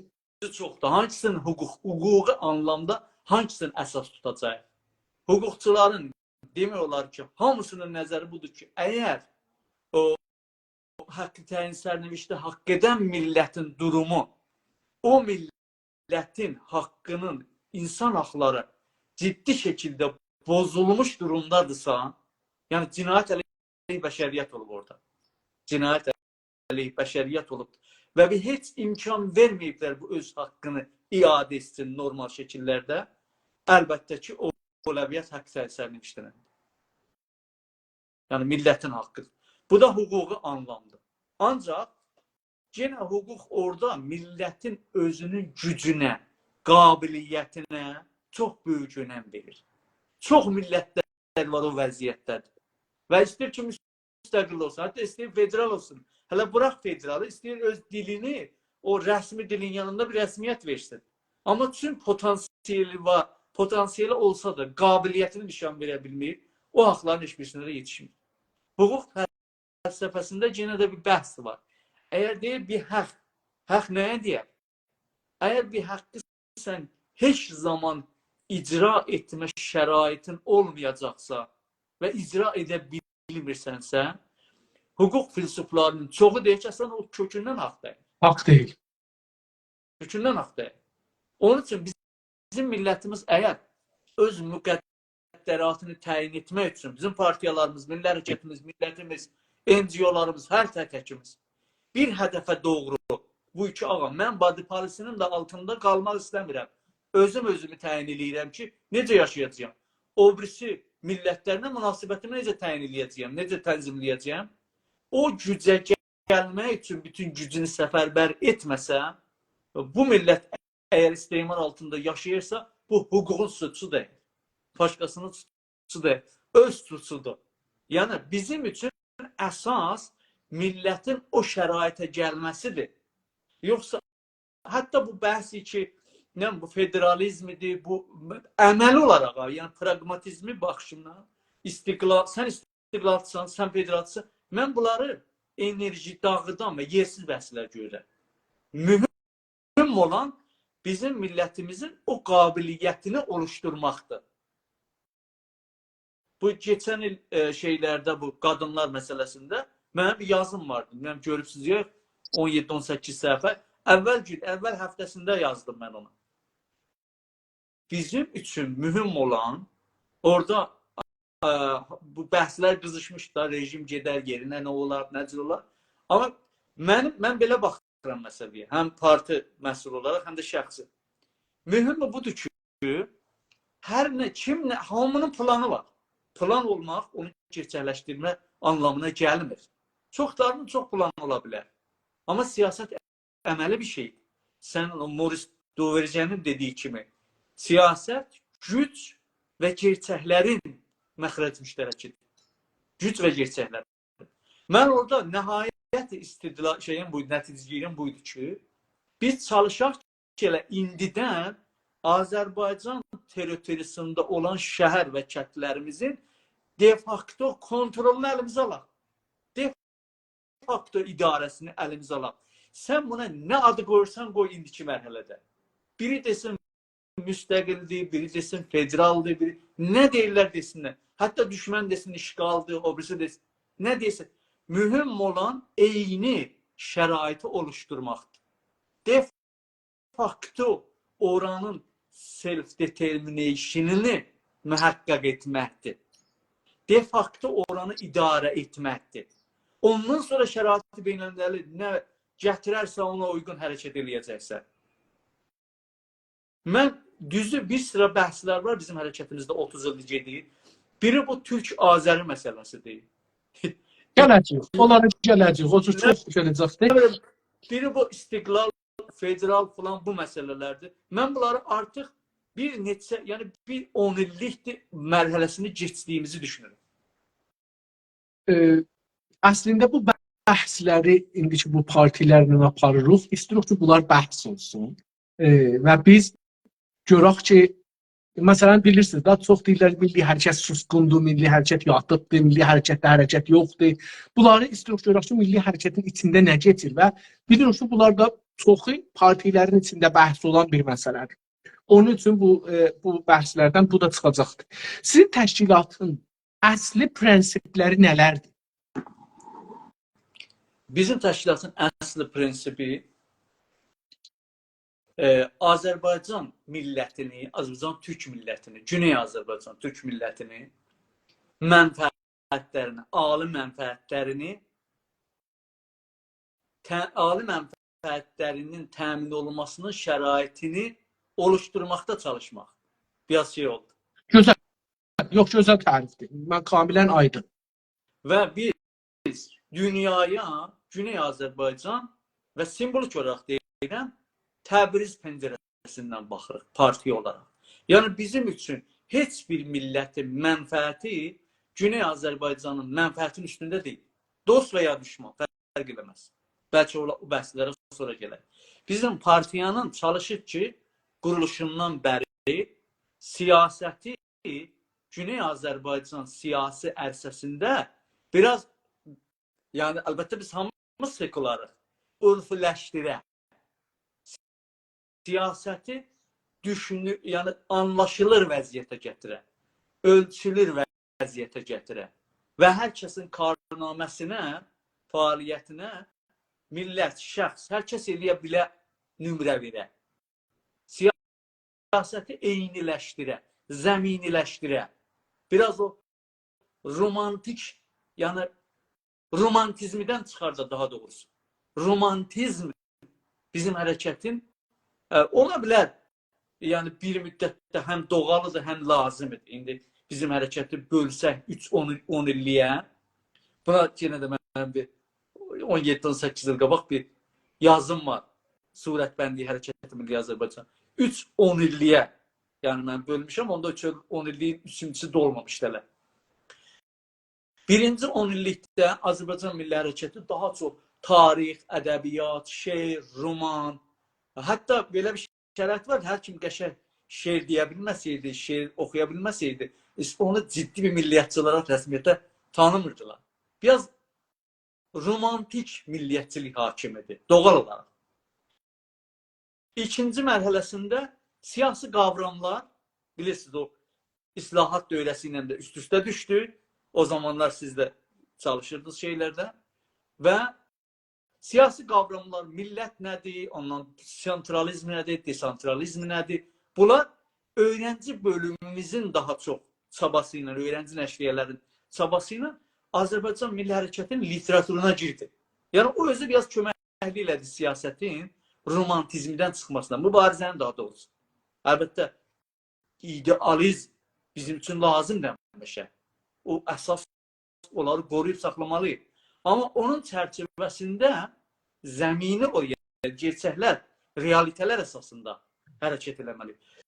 Üçüncü 10 illik ki bizimdir, o üçüncü 10 illik deyil və mənim müşarikət elədiyim və ya qurulmasında rolum olduğum təsislər, orqanlar, istəsə media olsun, partiya olsun, insan haqları, araşdırma falan, hamısı bu üçüncü 10 ilin əslində məhsulu. Hərəkətin üçüncü 10 illiyində ortaya çıxan bir məhsuldur ki, həm hərəkəti zəminləşdirmək istəyir, məntiqiləşdirmək istəyir, demokratikləşdirmək istəyir və eyni halda qloballaşdırmaq istəyir. Dünya zərfiyyətindən istifadə eləmək. Hərəkətin, məsələn, ilk 10 illikdə biz əslən hərəkətin xarici siyasətindən danışa bilməzdik. Hələ indi də tam olaraq o mərhələyə gəlməmişik. Hərəkətdə biz telejurnalizmdən danışa bilmirdik. Normal bir televizyon, standart bir televizyon nə cür olar? Standart bir insan haqları qurumu hərəkətdə nə cür ola bilər? Labıçiliyin anlamı nədir? Modern təşkilatlanmanın anlamı nədir? O birisi uluslararası oyuncularla əgər irtibat varsa, qurulacaqsa nə şəkildə olmalıdır? Yəni biz çalışmışıq ki, bunlara biraz açıqlıq gətirək. Biraz hərəkəti, bütün bu ərsələrdə hərəkəti dərgirləşdirək bu məsələ ilə. Bu bizim siyasət partiyanın əsas, əlbəttə əsas amacımız millətimizin, Azərbaycan. Amaç yox, prensipləri soruşurdum. İttifaqən prensiplər dediyim kimi biz praqmatizmə çox əhəmiyyət veririk. Demokrasi bizim üçün çox önəmlidir. Söz azadlığı, deyək ki, məsələn, mənim əlimdə bir 24 saatlıq televizyon var. Amma bir də bir partiya var. Amma bu partinin malı deyil. Yəni, mən deyirəm, demokrasi, söz azadlığı bizim üçün olmazlardandır. Biz gəlib orada öz şəxsi davalarımızı təsviyə eləmək üçün tutaq ki, İnsaf Əli bəy öz sosial şəbəkəsində mənim xoşuma gəlməyən bir şey yazıb, bir hərəkət edib.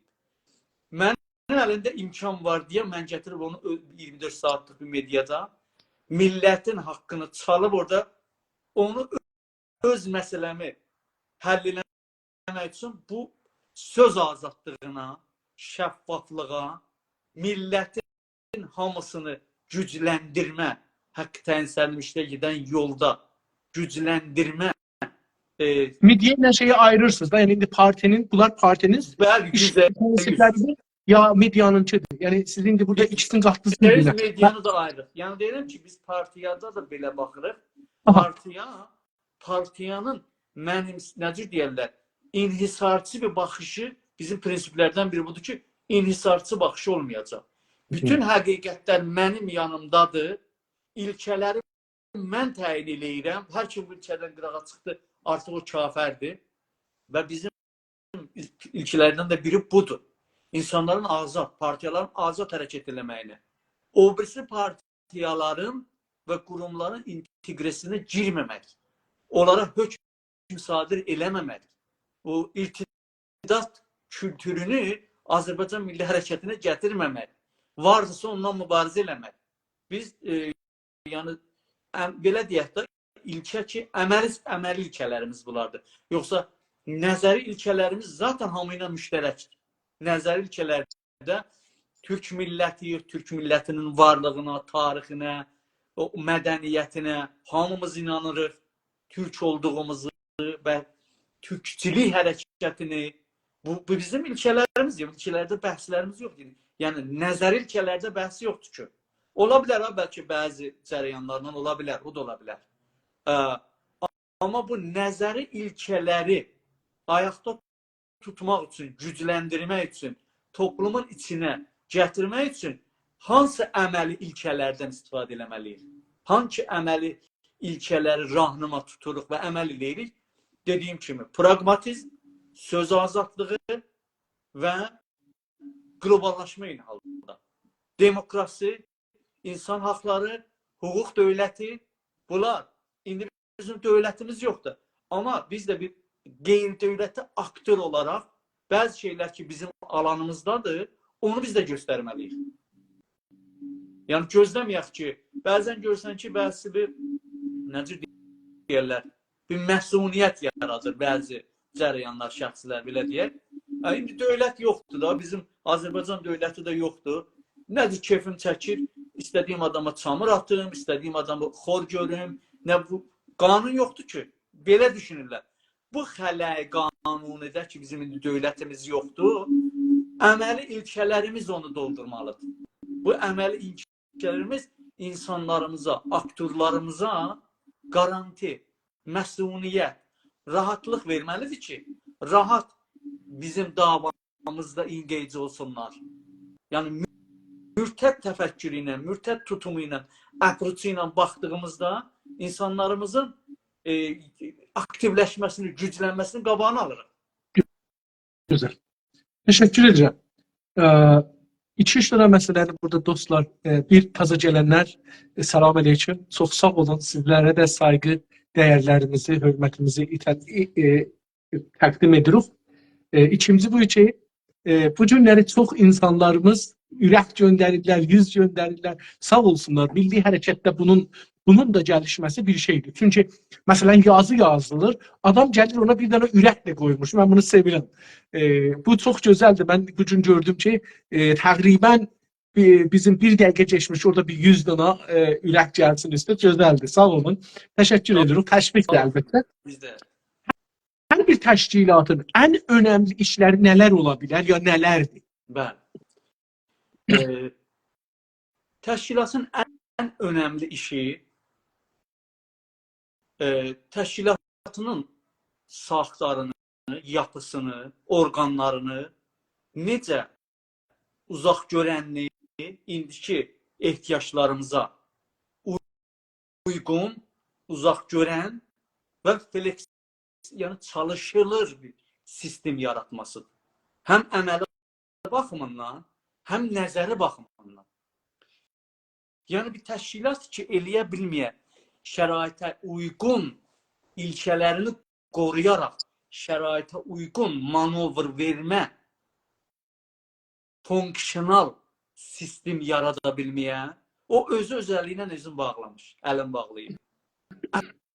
Əsas məsələ, yəni bir partiyanın, bir təşkilatın büyüyünü 5 il bundan sonranı yox. Müqəddəratın təyin etməsinə qədər və ondan sonra da düşünməlidir. Buna uyğun bir yapı düzəltməlidir. Onun üçün yəni eyni halda yaratdığı sistemdə bunun münasibəti, deyək ki, bizim göylümüz istəyir ki, millət hamısı aktiv olsun. Sən bu millət deyək ki, aktiv oldu. Bu su gəldi, sel gəldi. Bu sel gələndə sən buna lazım eynən o bələdiyyənin işləri kimi də lazımi öncəvilərin olmazsa sel gəlib aparacaq da. Yəni bəzən yəni təşkilatın hiyerarxisi, təşkilatın qurum sistemi belə olmamalıdır ki, çox insanların qatılımı ilə, güclü insanların gəlməsi ilə təşkilat dağılar və ya münbəsid ola içinə gedir. Yəni elə bir şərait yaratmalıdır ki, hər kəsə yer olur, hər çalışana yer olur. Bu çox önəmli təşkilatın yaranmasında. İkinci önəmli məsələsi milli davanın içində olduğu üçün bütün millətə qucaqlayıcı və holistik bir baxış açısının siyasətlərini ürətmək. Yəni qovma yox, dağıtma yox. Yəni əməli işləri ilə, teorik işləri ilə və öz imkanları ilə milləti daha çox təşkilata cəlb eləyir. Eyni halda bunun da fərqində olmalıyıq ki, təşkilat partiya ilə millətin münasibəti əmudi bir münasibət deyil, ufuqi bir münasibətdir. Onun üçün də ufuqu olduğu üçün haqq və təkliflər də mütəqabildir. Yəni bu yükü götürmək təşkilat qurmağa təşəbbüs eləyib çalışan insanların sadəcə vəzifəsi deyil. Bu vəzifə həm maddi baxımından, mənəvi baxımından, insani güc baxımından mütəqabil bir vəzifədir hər ikisinə də. Yəni əgər bu interaksiyon olmasa partiya, təşkilat nə böyüyər, nə güclü işləri ortaya qoya bilər. Nəticətən millət də böyüyə bilməz. İndi bəzi, məsələn, mən eyləmlərə şahid olmuşam, o da qayıdır bizim millətin içində, şərq millətlərində təəssüflə, içində bu partiya məsələsi bilirsiniz, modern çağın ürünlərinin biridir də. Hətta parlaman falan, bunlar modern şeylərdir. Bizim kimi, yəni İran kimi ölkələrdə də imkan verilmədiyi üçün toplum bu məsələ ilə ciddi iç-içə ola bilməyibdir. Bilmirəsən, fəlsəfi bir dənə təşkilat nədir? Hətta məsələn, milli hərəkət səviyyəsində bir dənə təşkilatdan o təşkilata güc vermədən, o təşkilatın sorunlarında müştərək olmadan bir tərəfli təşkilata vururlar. Məsələn, sizin neçə üzünüz var ki? Siz nə iş görübsiniz ki? Niyə falan işi görmədiniz ki? Ya deyəndə ki, məsələn, yəni bunu belə baxmaq lazımdır da. Axı bu təşkilat yalnız mənim işimdə ki, millətin vəzifəsidir. Mən də bu millətin bir üzvüyəm da burada. Mən və ya partiyanın üzvləri hər tərəfdir ki. Bu daşın altına hər kəs əlini qoymalıdır. Qoyduqdan sonra onu idarə edənlərdən də hesab sormalıdır. Amma burada bir hesab sorma var İnsaf Əli bəy. Bəli. Yəni siz məndən bir dənə büdcənin hesab kitabını eləyirsiniz, ya mən sizdən, amma ortada bir büdcə yoxdur. Doğru. Yəni partiyaların da biraz da vəziyyəti bu şəkildədir. Amma bunu başa düşərək indiki şəraitdə bizim millətimizi necə gücləndirə bildik daxildə və xaricdə, necə bu təşkilatlanmaya təşviq eləyə bildik, bunun içinə gətirək, necə rahatlaşdıra bildik. Burada sərt şərtlər qoyaraq əslində millətimizi zəif saxlayırıq. Bunların, yəni təşkilatlı qurmada əsas məsələlər bunlardır. Bu incəlikləri nəzərdə tutub, bu incəlikləri hamının başa düşə biləcək şəkilə gətirməkdir. Təşkilatın zərurətini anlatmaqdır. Daha çox insanları cəlb eləməkdir. Daha çox insanları gücləndirməkdir. Və bu işi aparmaqda da şərait uyğun hərəkət eləməkdir. İnsanlardan eləyə bilməyəcəyi işi istəməməkdir. Əlbəttə, burada mən təşkilatları günahlandırmıram çox. Bizdə yapısal maneələr çoxdur. Kurulan şərq millətində, özəlliklə də bizim millətdə yapısal maneələr o qədər çoxdur ki, yəni orf əqli əsasında, yəni normal bir, belə deyək də, normal bir urfi əqlə sahib olan insan belə ərsələrə girmək istəmir. Yəni, indiki mütarif əqlinə üst-üstə düşmür ki, insanlar keçə belə işləri məsuliyyət ala boyunlar. Doğrudur, doğrudur. Hər halda böyük bir fədakarlıq istəyir. Şəmatətlərə, dözmək istəyir. Yəni, çox ağır işdir, yəni. Çox ağır işdir. Çox ağır işdir, yəni. Bunun mənisi bu deyil, mən deyilirəm, çox böyük işlər görmüşəm. Yox, bu ərsi ağır işdir. Ərsi ağır işdir. Sizin mənsub olduğunuz təşkilatın idarə sistemi neçə mərhələlidir? Və bizdə əsas olan Mərkəzi Şura, yəni, və Ümumi Şuradır. Ümumi Şura ilə Mərkəzi Şuranın fərqi nədir? Məsələn, qurultay deyirlər. O hiyerarşi hesablasaq belə. Ümumi Şurada əslində partiyanın üzvlərinin hamısı Ümumi Şuranın üzvüdür. Tamam. Bir şəxsi ki, əsasnamə və məramnaməni qəbul edir və kriterləri onunla tutur, partiyanın təşkilat komitəsi tərəfindən ki, Mərkəzi Şuranın üzvünün biri onun başındadır, ya ona müraciət edib, ya bir təriqlə də bir üzv istəyir ki, partiya üzv olsun. Partiya üzv olmaq üçün bir sıra kriterlər var. O kriterlər həm onlardır ki, əsasnamədə yazılıbdır. Yəni, ayrı bir kriterlər də biz yeni bir kriterlər qoymuruq. Bunu buyur ki, Azərbaycan Türk millətini qəbul edir. Azərbaycan ərazi bütövlüyünü, Azərbaycan haqq təyin sərnişini və bu əsasnaməni qəbul edir. Əgər biri bunu qəbul edirsə, üzv ola bilər. Qanun da bunu deyir, demokrasi da bunu deyir. Üzv olmaq üçün o şərtləri ehraz etdikdən sonra ki, əlbəttə təşkilat komitəsi və nəhayətdə birinin ora üzv olmasını Mərkəzi Şura ki, 7 nəfərdən ibarətdir, Mərkəzi Şuranın təsvibini alandan sonra üzv ola bilir partiyə. Bəli. Yəni, ora bəzi əmniyyəti, güvənlik kriterləri falanları var. Bizim həm nizamnaməmizdə yazılıbdır, həm də iç şeylərimizdə var. Əməl, yəni dəstur əməlimizdə. Məsələn, biri gəlir, deyir ki, məni tutublar, vırıblar, nə bilim, mən qaçmışam, gəlmişəm, sizin partiyaza üzv olmaq istəyim. Bəli, bizim bir üzvümüzə ulaşıb və ya bizim saytımıza bir tərqinə istəyir, bu partiya üzv olsun. Bu nəhayətdə gəlir, təşkilat komitəsində mətrəf olur.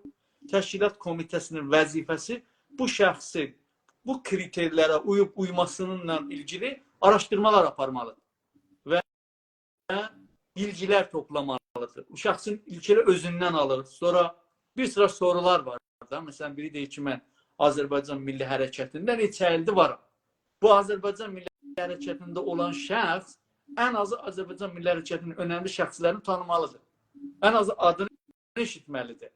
Və ya onun şəhri, məhəlləsi, bizim də özümüzə görə bir şəbəkəmiz var da, bütün şəhərlərdə tanıdığımız şəbəkəmiz var.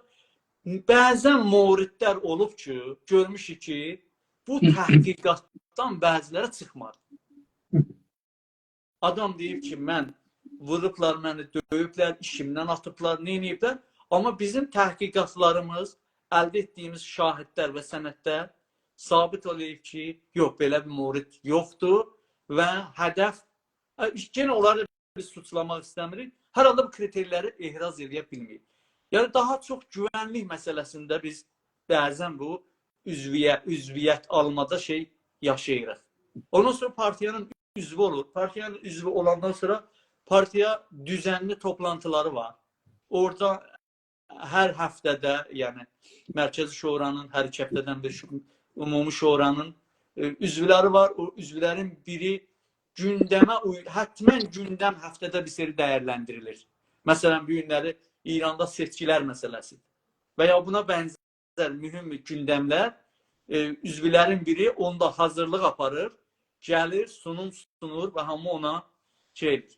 Yəni bu şəkildə də üzvlər getdikcə yeni partiya necə çalışır, özünü necə güncəlləşdirir, bir-birinin əslində öyrənir. Sonra partiyanın məsələ müxtəlif məsələlərə bəyaniyələr verilir. O bəyaniyəni elə bu cür göz yummadan olmur. Onun da bir prosesi var, yazması var, şəraiti dəyərləndirməsi var. Necə yazılır, hansı təhlil əsasında gəlir. Partiyanın üzvləri bunun cəryanında qərar tapır və gəlişdirir özünü əslində. Sonra partiyanın bəzi seminarları olur. Və ya məsələn, keçən il bu vədə bizim İranda Demokratik Millətlər Koalisyonunu yaratdıq.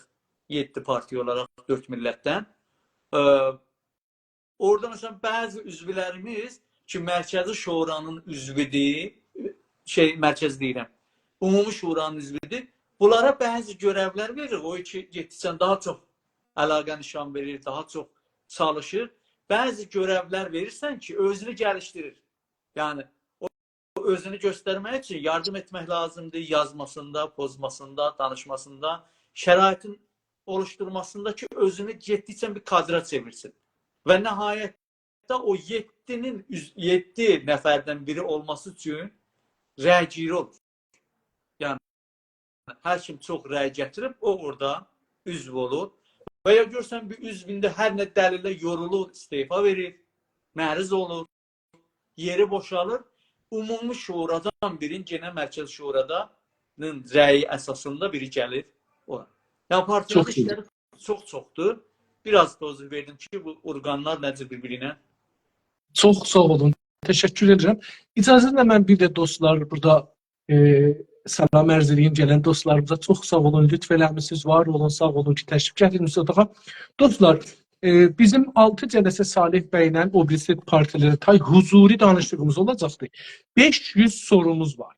Əcələ eləməyin soruları bir-bir cavablayacaq. O, hər şey gələcək qabağa və onlardan ki, siz soruşursunuz, daha çox gələcəkdir.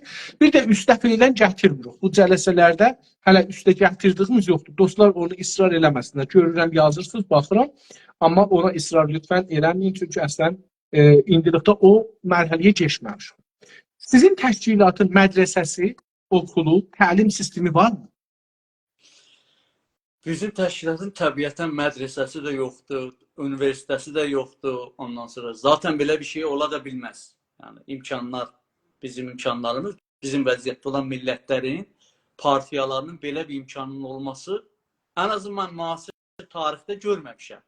Yəni hətta o millətlər ki, bu yolu gediblər, dövlət belə qruplar, ən nümunəsi öz tariximizdə Milli Hökumətlər, rəhmətli Pişəvərinin başçılığı ilə Milli Hökumət quruldu. Yəni Milli Hökumət qurulana qədər, qurulandan sonra Təbriz Universitetini qura bildilər. Çünki dövlət hakim oldular. Ondan öncə elə bir şey görmürük. Yəni mümkün də deyil, ola da bilməz. Yəni amma, məsələ indi Azərbaycanda deyək ki 40 milyon adam var İranda, türk. Bu 40 milyondan bir neçə nəfərin əlaqəsi var. Yüzlər nəfərin əlaqəsi var sizin partiyə tanış olan. Bəli. Bunlar bir yerdən gələk sizlə tanış olanlar da. Yəni okulunuz yoxdur, təlim verəsiniz, onlayn bir şey var. Yox, bunlar nə cür vəziyyətdədir? Hə, nə cür? Baxın, partiya 24 saatı aktivdir. 24 saat dediyimizdə nə cür aktivdir? Partiyanın üzvləri, partiyanın münasibətləri ki, bildirir müxtəlif məsələlərə. Seminarlar, yürüşlər, nə bilim, müsahibələr ki, partiya başqanı və ya üzvləri tərəfindən yazılar və partiyanın içində olan üzvləri məxsusən, üzvlərə verdiyi eğitimlər. Məsələn, hüquq sahəsində, siyasətdə, rəvabiti beynəlmiləldə, təşkilatlanma modellərində, inqilablar məsələsində, tarixi məsələlərdə, özəl olaraq məsələn, mühitsizlik məsələsi, bizim məsələn, tədvin olunmuş öz içimizdə müxtəlif millətlərlə münasibətimizdə siyasətlərimiz var. Bunlar partiya üzvlərinin arasında amuziş verilir. Yəni partiya üzv olanlara Bunlar getdikcə partiya üzvləri gəlişirlər. Yəni bir prosesdən sonra gəlib çıxa bilirlər ora. Getdikcə bu eğitim məsələsi getdikcə olur.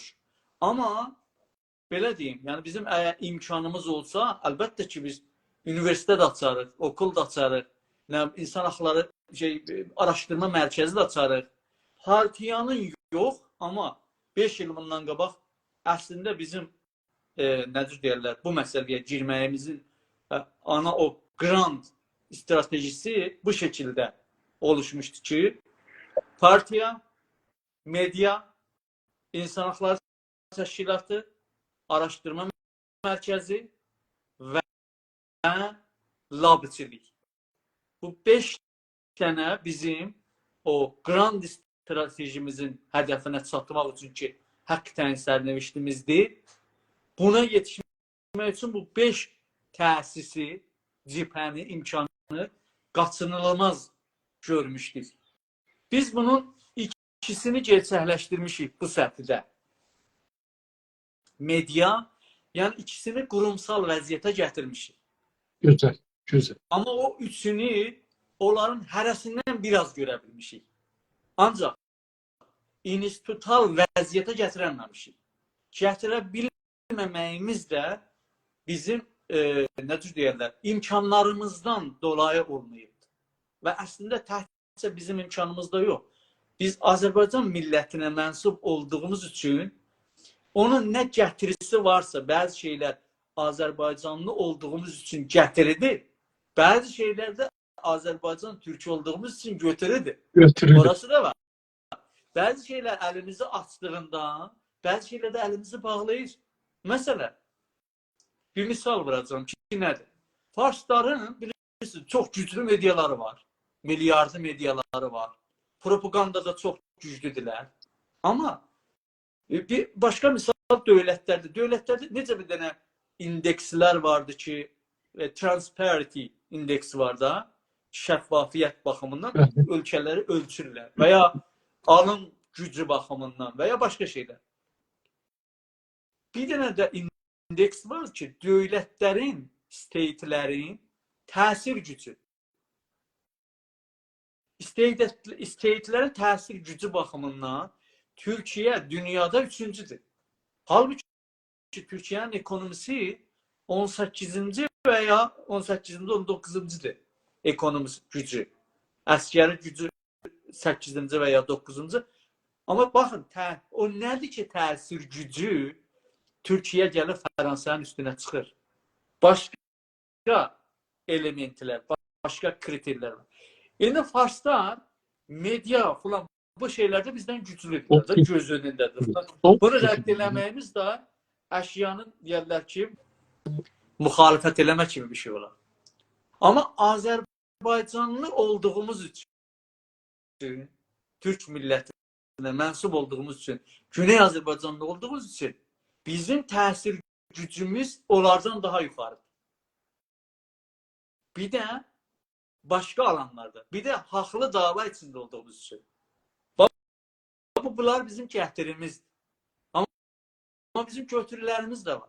Türk milləti olduğumuz üçün bizdən olan Türk devlətlərindən belə dolayı bəzi yerlərdə yəni o zərfiyyətlər bizə qısıtlanır, kapanır.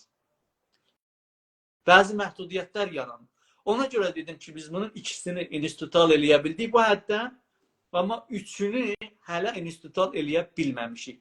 Ciddi, maddi, nirui insani və eyni halda uluslararası zərfiyyətlər çatışmamazlığı baxımından o 3 dənəni hələ eləyənməmişik ki, ən azı bu 2 institut. Allah umaq onlar da yerinə gəlsin üçün önəmli bir varlıqdırlar. Əlbəttə müvazi şeylər var. Məsələn, insan haqları, bəşər haqları təşkilatı var. Bizdə yoxdur, təbii var. Sizdə yoxdur, təbii ki. Amma bizə ehtiyac da duymayaq, çünki vardır. Amma bizim hərəkətdə Güney Azərbaycanlılara mənsub olan hələ bir dənə insan haqları, üzr istəyirəm, ciddi bir dənə think tank yoxdur. Ciddi araşdırma mərkəzi yoxdur, doğrudur. Əlbəttə mən elədim, biraz da şey elədim, amma bəzi çatışmamazlıqlar ki, məndən də asılı dəyirdi, bir sıra adamlar onu xarab elədi, adların Ə, gətirdi. mən think tank-i tərif eləyəndə deyirəm ki, think tank o şeydir ki, iki mərhələdə mən görürəm. Birincisi o şeydir ki, insanların beynini değiştirir. Məsələn, Fars mediasından danışdıq, Türk mediasından danışdıq. Ya Amerika mediası, Avropa mediası, Məsihiyyət mediası. Bunlar think tankdirlər. Hərəsi bir cənabımızın o televizyon bir think tankdir. Bunu qəbul eləyək, eləməyək, orada millətimizin üstündə bir şişlir, bir şeyləri deyiş, Günas TV bir think tankdir. İstəyək, istəməyək, radyo falan ki, Farscadır, onlar bir think tankdir. O bir mənə xəss nəzərdə. Amma bəli, xəss mənasında mütəəssifanə yoxdur. Mən də elə bunu düzəltmişəm, daha think tank olaraq düzəltmişəm. Məsələn, eləyə bilək ki, burada danışaq. Heç olmasa izləyicilər danışaq. Potansiyeli var. Bəli, bu yəni istəyirəm deyəm ki, o xəss mənada deyil, amma think tankdir. Yəni hər bir otaqçı orada bir düşüncə aparır, o özü bir think tankdir. Təşəkkür edirəm. Sizin təşkilatın yazılı olaraq ideolojisi var. Mən bunu hardan soruşuram? İnqilabda mən uşaq idim. 57 inqilabında. Amma hey görürdüm ki, bu partilər hamısı düzvə çağırdırdılar, yazıb. O şeydən əlavə, ruznaməzə çıxardırdılar, ondan əlavə ideolojik düzvə çıxardırdılar. Acaba sizin partinin ideolojik bir düzvəsi, yazısı falanı var mı? Əlbəttə, bizim partinin ideolojisi, həman ilkələri, dünyaya baxış açısı, Azərbaycana, o birisi millətlərə, indiki duruma, gələcəyə, hamısı bizim əsasnaməmizdə gəlir. Harda onu insanlar vardı, onu istərsiniz sonra mən verirəm sizə. Saytımız var. Azərbaycan Mərkəz Partisinin həm saytı var, həm də sosial şəbəkələri var. Adın əgər eləyə bilsəz desəz elə buradan dostlarım. amp.com. Bir də buyurun. Eliyar bəy orada olsa, Eliyar bəy oraya yaza bilər. Eliyar bəy lütfən onu yazın. Bəli, dəqiq elə səfərlərin də adı, sosial səfərlərin də adı.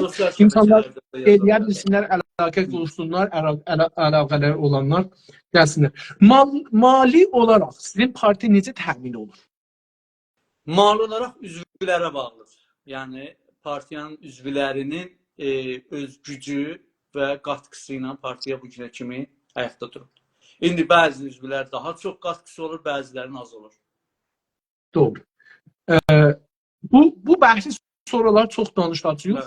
O mali bəhsi, xüsusən ki, xarici ölkələrdən pul almaq məsələsi falan, bunları danışacağıq. Sizin özünüz Azərbaycan parti və təşkilatlarının birinin lideri bilirsiniz özünüzü, yoxsa özünüzü Güney Azərbaycan lideri kimi görürsünüz? Əstəğfurullah. Mən bu partiyanın, Azərbaycan Mərkəz Partiyasının sorumlusuyam. Yəni, Azərbaycan Mərkəz Partiyasının rəsmi, yəni əsasnaməmizə dayanaraq rəisi və ya başqanıyam. O geçicidir ya daimidir bu başqanlıq? Gücü mən hardan alıram? Parti üzvlərinin rəy əsasında.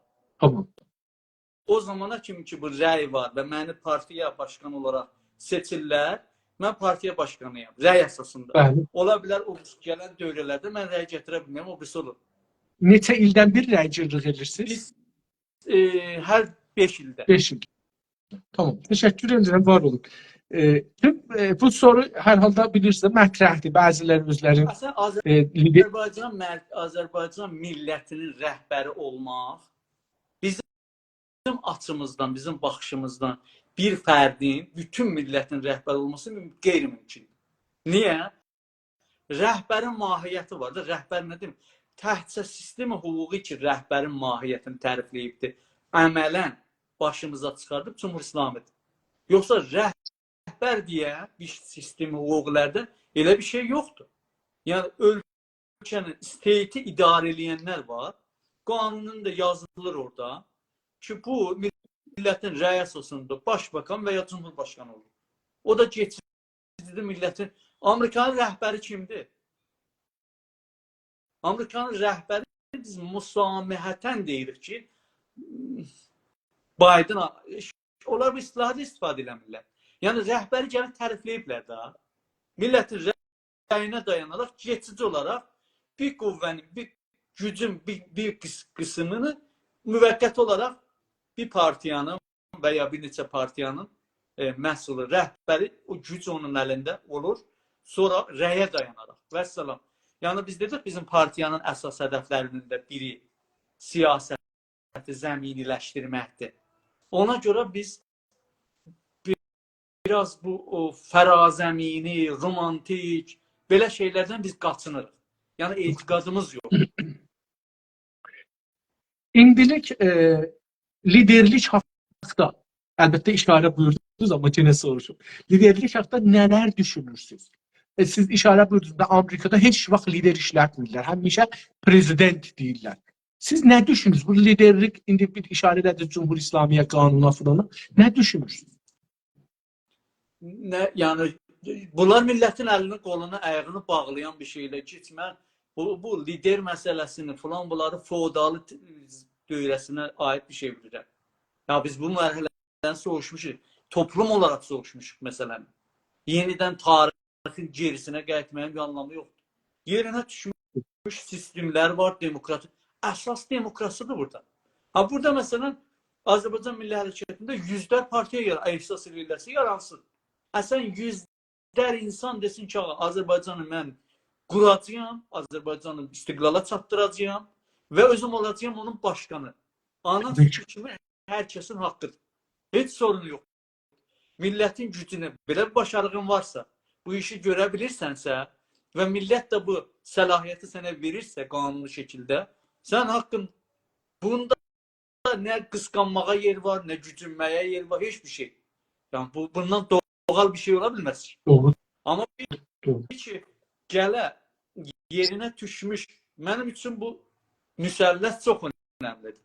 Hüquq dövləti, rule of law, insan haqları, demokrasi. Hətta onu bir dənə müsəlləs və mürəbbiyə də çevirmək olar. İnsan haqları, dedim də. Bəli, buyurun. Bunun, yəni indi mübarizə zamanında da, mübarizədən sonra da bu bizim yəni zati və rəftar biçimimiz olmalıdır. Əgər bu ilkələrə inanırıqsa və belə rəftar eləyiriksə, necə mən özümə o haqq verə bilirəm ki, başqa partiyalar tərəfindən, başqa insanlar tərəfindən belə bir hüquqi yetkin olmadan özüm onların başqa. Məsələn, bir dükan var burada açım. Mən necə onun sahibi bilə bilirəm özümü? Ola bilməz ki, belə bir şey. Yəni, populizmin sonucu nə olacaq? Tarix sabit edir. Populizmin sonucu ya faşizmidir, despotizmidir. Yəni, bunun kökünü biz indidən ağıllı şəkildə, sistemsel şəkildə biz aradan aparmalıyıq. Geçən il biz 2 dənə yürüyüş keçirdik şeydə, Berlində və Brükseldə. 250-dən çox adam vardı onun şoray mərkəzindəki bu iş necə geçsin. Hamısı seçilmişdi. Yəni o işin onun içindən 20 neçə nəfər seçildi. Hamısı öz iradəsi ilə, seçimlə və məni məhəbbət edib sözcü olaraq seçmişdilər. Yəni sizdə bir məsuliyyətidir. Və zaten mən toplantıda da yox idim. Belçikdə idim. Gördüm məni şey seçiblər. Mən də iftixarla qəbul elədim. Üzərimə düşəni elədim. Və hesab da verdim. Bu iş bura getdi. Bu qədər pul xərcləndi. Bu işlər görüldü. Bir iş görüldü millətin nəfinə getdi. Ged o birisine. Yəni indi ona dayanaq və ya hər hansı bir işə dayanaraq. Çün mənim 24 saatlıq televizyonum var. Mən də artıq rəhbərəm. Çün mən falan işi gördüm, mən də artıq rəhbərəm. Çünki mən daha çox zindan çəkmişəm, artıq hamı məni dinləməlidir. Və bunu özüm dilə gətirməliyəm. Bu, yəni, bəzən görsən ki, belə şeylərdə biz şahid oluruq. Yəni, bizim partiyalaşma və millətin, insanların rəyinə dayanmadan başqa nə instrumentimiz var ki, onun dışında? Nigeransa çox əmindir biri, çox o necür deyərlər, rahatdır, confidenslidir ki, sabahları seçici olanda mən elə millətin zaten xiyalın rahatdırsa, o zaman niyə narahatsızsan? Nə işin var başqaları ilə? Millət sənə rəy verəcək də. Elə deyil mi? mi? Yəni Doğru. nə ehtiyac var o Doğrudur. yeni Yəni hər parti, ehtiyac əgər məsələn burada 10 dana parti vardı, biri dura deyə mən liderəm, hamının lideriyəm, qabaqda 19 dana parti var da, onlar da deyirlər mən də liderəm. Təbii ki, bəs burada gərək millətin rəyinə dayanır. Çox sağ olun. Sizin partinin bayrağı var mıdır? Bəli, var. Bayrağı parti bayrağı bilirsiniz, yoxsa milli bayraq bilirsiniz? Güney Azərbaycan millətinin bayrağını bilirsiniz? Ya İranda yaşayan Türklərin bayrağını Bizim bilirsiniz? partinin özünün bir bayrağı var. Azərbaycan Mərkəz Partisinin bayrağıdır. Yəni o dünyada olmuş hər partinin necə bir bayrağı var. Azərbaycan Mərkəz Partiyasının da bayrağı var. Mən indi burada var deyildi, amma gətirmədim. Eliyar bəy orada olsa qoya bilər ora. Bilmirəm orada Instagramda qoyma imkanı var ya. Hə, bir də ki bizim bu istifadə elədiyimiz, yəni partiya, bir çoxlu partiyanın, bir çoxlu fəalların istifadə elədiyi Azərbaycan Cumhuriyyətinin bayrağına bənzər bayrağı qəsd edirəm. O partiyanı da biz yəni Azərbaycan dövləti qurulana qədər Güney Azərbaycanın geçici mücadilə bayrağı bilirik. Və biz Partinin partiyanın da mücadilə bayrağı bilirsiniz, yoxsa tüm hərəkətin? bizim partinin açısından bütün millətin mücadilə bayrağını bunu biz dəstəkləyirik. Tamam. Və bizim ilk müsəvvəmizdə, yəni partiya qurulandan sonra ilk müsəvvəbəmiz də budur. Yəni ilk qərar ki vermişik, sağ olsunlar bizlə bərabər də dirəniş təşkilatı, Güney Azərbaycan Demokrat Partisi, Sayın Mahmud bəy və Sayın Əmir bəy Mərdani Azov təşkilatının da başqanları bizlə bərabər bir bəyaniyyə verib, hərçənd ki onlar öncədən də onu qəbul eləmişdilər, bizlə bərabər də bir bəyaniyyə verib bunu daha genişləndirdik.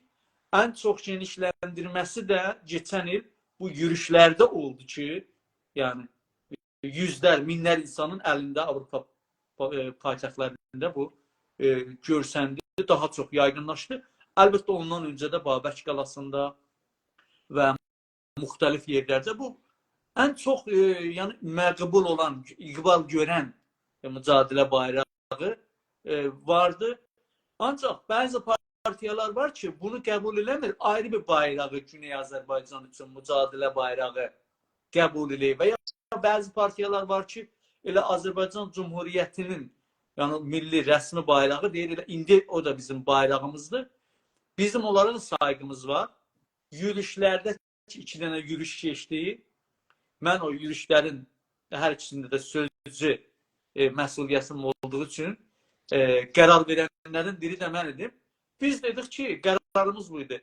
Hər kim hansı bayrağı, mücadilə bayrağı və ya hər hansı amblemi Azərbaycan milli hərəkətində qəbul edirsə, öz bayrağı, özünün inandığı ilə gələ bilər. Heç sorunu yox. Və biz əmələn də ona icazə verdik. Çünki o çoxlu bizim qəbul etdiyimiz mücadilə bayrağının yanında təkətük öbürlərinin içində var. Bəxtə deyirik, demokrasi indi. Demokrasi yəni bu. Biz deyə bilmərik, tüm bizim partiya bu simvolu himayət eləyir və bunu qəbul eləyir. Sən bunu qəbul eləmirsən, bizim yaratdığımız platformlarda artıq sən ola bilməzsən. Bu doğru deyil. Sağ olun. Sağ olun. Arz edeyim ki, Güney Azərbaycanlılara və Türklərə, sizə və siyasətə maraqlı olanlara sizin təşkilatların amacların, istəklərin, planların və sairəni oxuyub tanıması üçün hangi kanallarla millətimizə yol açmışsınız ki, sizinlə tanış olsun? Bizlə tanış olmaq üçün biz həm sosial şəbəkələri kullanıb istifadə edirik. Bu sosial şəbəkələrdə partiyanın özünün ixtisasi sosial şəbəkələri var, saytı var. Eyni halda necə AzNews TV ki, Güney Azərbaycan televizyonudur. Bütün partiyalara biz orada söz veririk. Baxsaz indi sizin apardığınız proqramlarda partiya başqanları biz yayırıq. Bundan öncə də eləmişik, hər zaman eləmişik bunu. Fərqi qoymuruq biz. O zaman bu fərqi qoymamaq özümüzə də şamil olur. Biz özümüz də istifadə edirik ondan. Yəni həm televizyonda, sosial şəbəkələrində.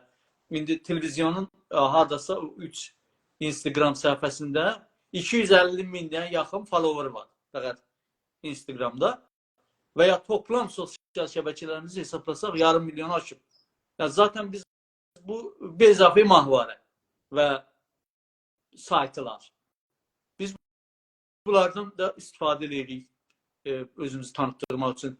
Üzvlərimizin sosial şəbəkələri, özlərinin face-to-face fəaliyyətləri, içəridə bir sıra sinfilərlə bizim olan irtibatlarımız, hər halda o toplumun içindən çıxıb gəlmişik. Bəzən görürsünüz ki, bu geçən ildə baxsaz, elə bütün bu 7-8 partiyanın amblemini və şüarlarını bir neçə dəfə Güney Azərbaycan bütün şəhərlərində, böyük kiçik şəhərlərində hamısında yayılıbdır bu. Yəni, şey şəklində, nədir bu? Trakt şəklində bütün çox şəhərlərdə yayılıb. Yəni, bunu bu partiyanın şəbəkələri yayır. Bu imkanların hamısını biz istifadə edirik millətlə. İrtibat qurmaq üçün mənim özümün sosial şəbəkələrim, bütün imkanlardan istifadə edirik, yəni belə deyə bilirim. Çox sağ olun, təşəkkür edirəm. Dostlar, bir məsələni xatırladım ki, də xoş gəlmisiniz, salam ərz edirəm, sağ olun. Bu günləri yayınlarımızı demək olar ən üstünüdür. Amma mən bir şeyi etiraf edəcəyim burada, Salih bəy. Mən inanırdım ki, öz-özümə, Salih bəy başlayıb bizim yaydığımız proqramları Güney Azərbaycan İstiqlal Partisindən başlayıb yaymağa hər gün. Sağ olsunlar. Gündə dostlar 2 dəfə yayılır aznews.tv kanalından, Mahvarə kanalından gündə 2 dəfə yalanır. Bir dəfə gecə saat 12 zamanlarında Təbriz vaxtı ilə, bir dəfə də sübh saat 8 zamanlarında Təbriz vaxtı ilə. Mən öz-özümə belə deyirdim ki, Salih bəy, Salih bəy özü gələndə bura canlı bunu aparacaqdı, onlar qalacaqlar. Amma siz bu işi görmədiniz. Mən burada sizdən fəxr edirəm sizə. Fəxr edirəm. Ki, hətta bunu Aznews TV-nin o dediyim 250 min şeylərini bağlayaq, onunla yaya bilər. Amma o təbiz olardı. Hələ mahvarədən əlavə, yəni sosial şəbəkələrdən düşünün. İndi biz burada 250 min followeri olan platformadan da bunu apara bilərdik. Bəli, bəli. Amma bu təbiz olardı. Çox sağ olun, təşəkkür edirəm. Kaş belə imkan ola, biz o imkanlarda da istifadə edə bilək. Zaten bu yayınlanacaq. Amma bərabər... Təbii ki. O zaman, yəni növbəz gələndə mən bunu gördüm ki, siz o insafı riayət elədiniz ki, oradan başlamışsınız. Sizin o bərnamələr yayılacaqdır. Sonra federalçılardan dedik, dünənləri Yunus bəy Şamili danışmış, dünə İsracın qutardı. Onlardan sonra sizinkinə növbə gələcəkdir. Fikirdən bir ay çəkər, 20 gün çəkər ki, sizə növbə gəlsin. Amma hər halda mən istədim, etiraf edeyim, ciddən bu düşüncəm var idi ki, Salih bəy özünə bir üstünlük verər. Artıq Sayın Eliyar bəyin insafına. Çünki mən televizyonu və milli fəallarımız, bizi izləyənlər də bilsinlər. Televizyonun icraî müdürü mən deyiləm. Ha, tamam. Bəzən mən özüm də eləyə bilmirəm, istədiyim orada şey eləyəm, onu deyim sizə. Mən prinsipləri qoymuşam, kurulu siyasətlər ki, bu xəttəyim, bizim guideline-ımız var, yazılı televizyonun guideline-ı var. Bu şəkildə xəbərlər, bu şəkildə yanaşmalar, mühüm yanaşmalarından biri budur ki, biz Təbriz pəncərəsindən baxırıq dünyaya, 2, kimsəni nə reklam eləyirik, nə sansür. Yaşa. Mən daxil. Yaşa. Amma onun icrası artıq Eliyar bəy başqan olaraq və o birisi üzvləri, hesab işçilərin. Sağ olun. Təşəkkür edirəm. Ciddən təşəkkür edirəm. Var olun, sağ olun.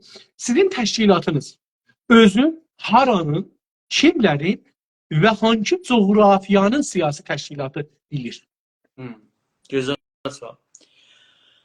Bizim partiya Azərbaycan Mərkəz Partiyası. Bu biraz sui-təfahüm bəzən yaratdı ki, sanki biz mərkəzlik, o birləri haşiyyət. Yox. Bilirsiniz də, o siyasi literaturda düşüncə olaraq senter var, bəli. Düşüncə olaraq biz senterik, yəni ideolojik baxışımız odur. Ona görə bizim partiyanın içində sol düşüncəli adamlar da var, liberal adamlar da var, əlbəttə əsas liberal demokratlardır, belə deyək bizdə. Mən özüm də solçu deyiləm. Amma sol üyələrimizdə var. O düşüncə baxımındandır. Yəni yoxsa o anlamda gəlmir. Biz əlbəttə ki, biz gücümüzü, enerjimizi, hissiyatımızı, hər şeyimizi Azərbaycandan alırıq. Yəni ilk öncə biz Azərbaycan partiyasıyıq və dünyaya belə bıraq başqa bizim qonşu ölkələr falan, qonşu millətlər falan, biz dünyaya Təbriz pəncərəsindən baxırıq. Təbriz pəncərəsi dediyimiz nə? Yəni Güney Azərbaycan dövlətçiliyinin milli mənfəətlərini əsas tutaraq hərəkət edirik. Və o əsasda siyasət, plan, əyləm, bizim prinsipimiz budur. Ana prinsip budur.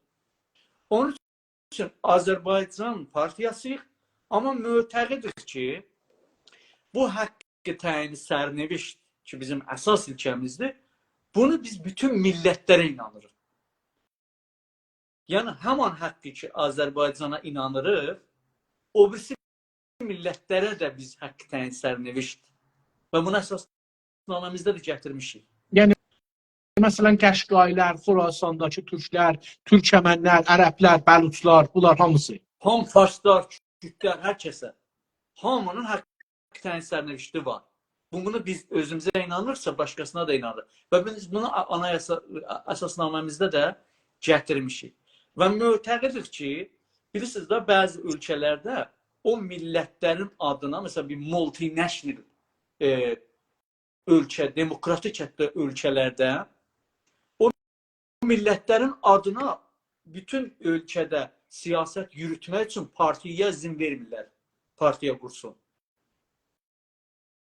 Məsələn, deyək Türkiyədə və ya Yunanistanda, hətta İsveçin özündə, məsələn, bir dənə parti gələr, deyək ki, mən siyasət yürütmək istəyirəm. Mən partiyam Samilərin partisıdır. Bölgəsel, izin verməzlər buna. Amma İranda, İran statində təkcə bir millətin haqqı var ki, öz adına partiya kursun və onun tarixi yapısına kamilən uyğundur. O da Azərbaycandır. Niyə? Çünki bu həman Şeyx Məhəmməd Xiyabaninin qurduğu partiyanın adı Demokrat Partiya deyildi. Bəli. Yəni, həman bu Məşrutiyyət İnqilabının rəhbərləri Azərbaycan adına çözümlər öyrətiblər. Azərbaycanı mərkəz tutaraq indiki sonra adı İran verilən məntəqəyə, bölgəyə siyasətlər çözüblər, ortaya qoyublar. Azərbaycan tam doğal bir şeydir. Biz onun üçün həm Azərbaycan partiyasıyıq, həm də Azərbaycanı ilgiləndirdiyi üçün haqqı təyin sərnişinə yetişməsi üçün o birisi millətlərə də siyasət ürətmə və siyasət yürütməni Azərbaycan Mərkəz Partiyasının səlahiyyətində görür. Çox sağ olun. Çox sağ olun. Sizin üçün bu üç tanədən hangisi? 1. İran, İranlılar. 2. İrandakı Türklər, Azərbaycanlılar. 3. Azərbaycanlılar. Bu üçün bunlardan hangisi stratejik önem daşır və sizin siyasətinizin mərkəzindədir? Əlbəttə bizdə Azərbaycan var. Yəni Azərbaycan türkləri. Bilmirəm sizin o seçənəklərin içində var deyə yox. Yəni bizim üçün Azərbaycan önəmlidir. Əsas bizim üçün Azərbaycandır. Azərbaycan türkü deyəndə məsələn Azərbaycanın içində Kürd də ola bilir. Ola bilər, hə. Bizim üçün Azərbaycan. Yəni, Azərbaycan. Bizim üçün Azərbaycan state, belə deyək. Bu state ola bilər, müstəqil olsun ya federal olsun da. Amma yəni yəni çətir alan olaraq Azərbaycandır. Bizim üçün Azərbaycan önəmlidir. Doğru, tamam. Sizin ən önəmli siyasi stratejiniz ya ən üstün amacınız nədir?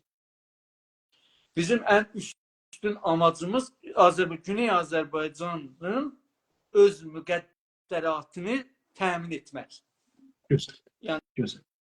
zaten bizim bir tək hədəfimiz var, elə odur. Gözəl. Güney Azərbaycanın öz müqəddəratını təyin etmək. Təşəkkür edirəm. Dövlətlər, düşmən, dost və rəqiblər bölümünə keçirik. Əvəzinə dövlətlər ilə sizin təşkilatın ilgisi hangi usul əsasında hangi usul üzərinə qurulanar? Uluslararası ilişkilər və ya münasibətlər əsasında hansı ilkələr hakimdirsə, biz də bir qeyri-dövləti siyasi aktor olduğumuz üçün, partiya olduğumuz üçün biz də özümüzü bir qeyri-siyasi və qeyri-dövləti aktor bilirik. Yəni, uluslararası aktoru bilirik. Siyasi ya qeyri-siyasi? Qeyri-dövləti. Qeyri-dövləti siyasi bir beynəlmiləl aktor bilirik. Onun üçün münasibətlərimiz də qeyri-dövləti siyasi aktorlar uluslararası münasibətlərdə hansı şərait, hansı ilkələr əsasında hərəkət edirsə, biz də o əsasda hərəkət edirik. Yəni, həm bizim üçün bir gərəksinimdir ki, bizə hakim olub, həm də bizim haqqımızdır.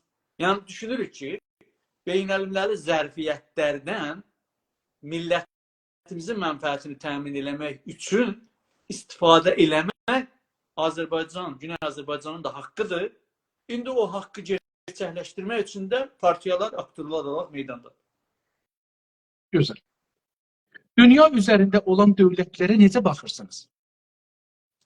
Çox qulludur sualınız. Yəni, nə baxımından? Yəni, siyasi olaraq siz indi onları dost görürsünüz, düşmən görürsünüz, rəqib görürsünüz. Nə görürsünüz? Anladım. Bizim üçün feylən, yəni, bilirsiniz, uluslararası münasibətlərdə dost, düşmən deyə bir şey yoxdur. Yəni, qalıcı dost və qalıcı düşmən yoxdur. Qalıcı mənfəətlər var. Güney Azərbaycanında qalıcı dostu, əbədi dostu, yəni dövlətlərin əksəriyyətinə deyək. Əksəriyyəti bu 200 dövlətin, demirəm hamısı, əksəriyyətinə biz nə əbədi dost, nə əbədi düşmən kimi baxa bilirik. Amma Güney Azərbaycan statinin, dövlətinin əbədi mənfəətləri var. O əbədi mənfəəti nə icab eləsə, o dövlətlərə də münasibət o cür olacaq. İndi, yəni biraz konkret istəsək danışaq, feylən bəlirgin Güney Azərbaycanın bir dövlət olaraq, state olaraq bir dənə də qaçınılmaz bir düşmanı var. O da İran, Cumhur-İslami İran. Dövlətlərlə ola biləcək ilginizi necə tərif edirsiniz? İndidən ola biləcək əlbəttə də. Bəzi ilişkilər var, o bizim istedadımızdan, çünki dövlət olmamışıq, istedadımızdan, yetkimizdən, yəni fiziki olaraq xaricdir. Nə tək bizim, bəlkə bütün partiyalar. Amma bəzi dövlətlərlə bizim müştərək çıxarlarımız ola bilir. Yəni o İran dövlətindən əziyyət çəkir, gətirib ölkəsinə terrorist soxub və ya onlar əleyhinə olan terroristi qruplardan himayət edir. Bölgəni vurur bir-birinə. Dünya üçün çox belə stratejik təhlükələr yaradır. O dövlətlər də dost düşmanlarını arayırlar. Yəni, hangisini biz zaten onlar da aramasa biz aramalıyıq. Bizim millətimizin də mənfəətləri nə icab edirsə, bu uluslararası zərfiyyətdən əgər biz bu dövlətlərlə, əlbəttə qanun çərçivəsində, əgər irtibat qura bilmiriksə, o da bizim partiyalarımızın əslində bir dənə zərfidir.